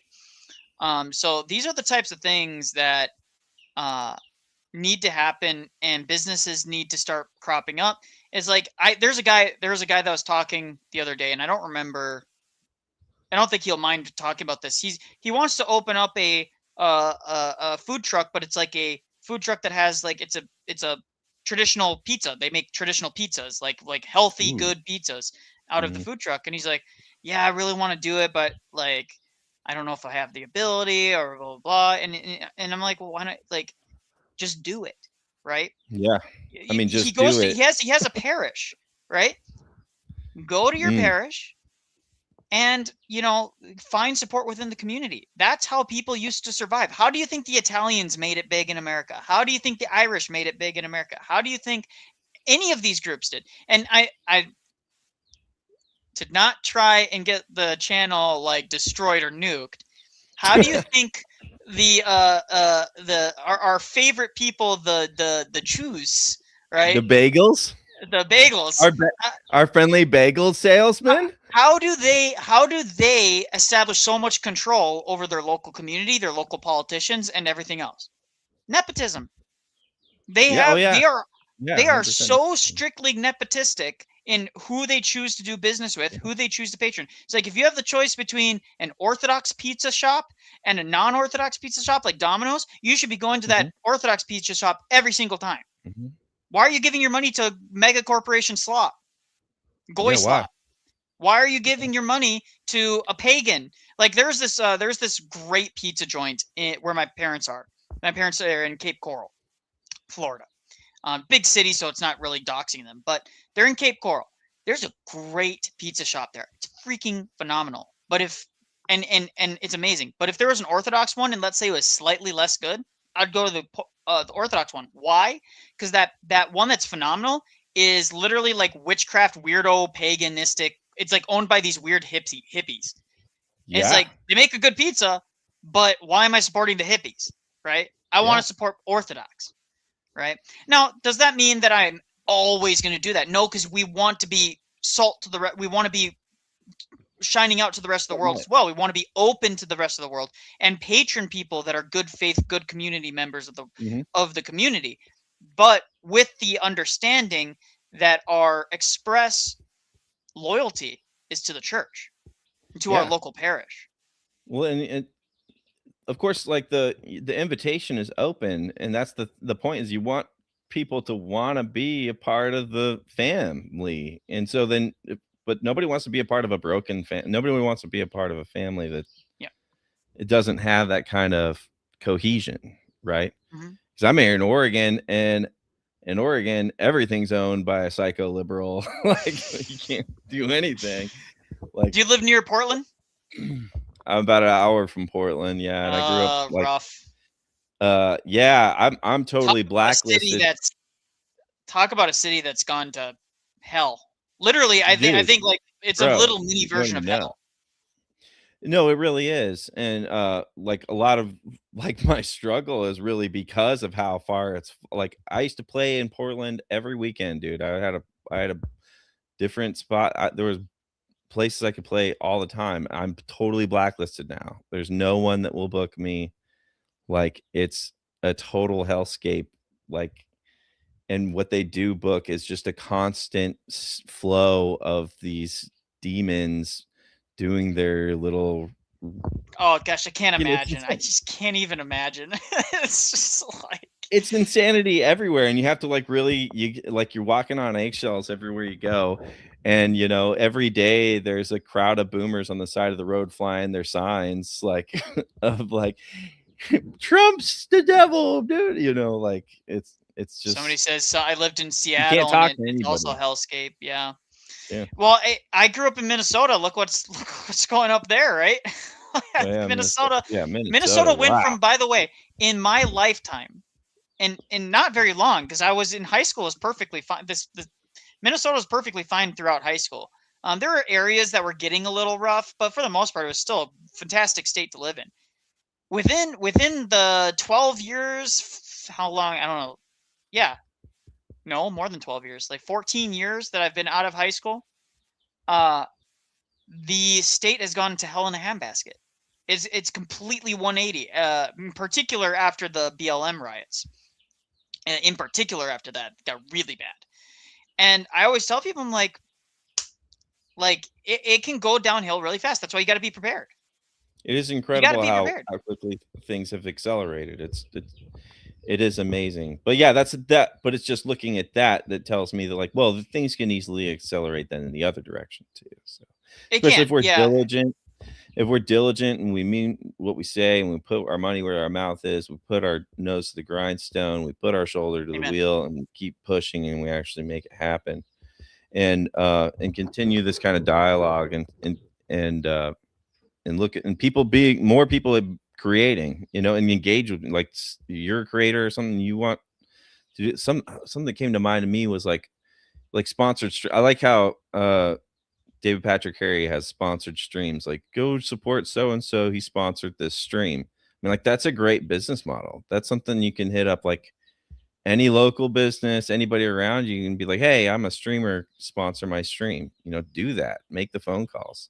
I really appreciate that kind of like salesmanship of like I see, that's where I struggle. I've been trying to find people that are willing to do sales for me on the side, because I am so bad at, like, and it's because I'm an IT guy, I'm a technical guy, right, and I hate the idea of trying to sell my service, right? It's like, well, just you just need it because you need it, and then they're like, well, what about the cost? I'm like, well, honestly, I could do it for almost anything, but you're paying for my expertise, right? Like, yeah, I could do it for $5, right? But really, am I really worth $5? You know what I mean? I hate that, and I hate putting a price on time.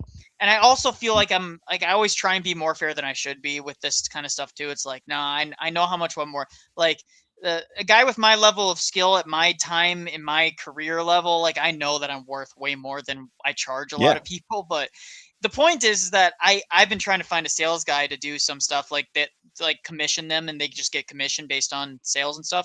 But it's so hard, dude. It's so hard.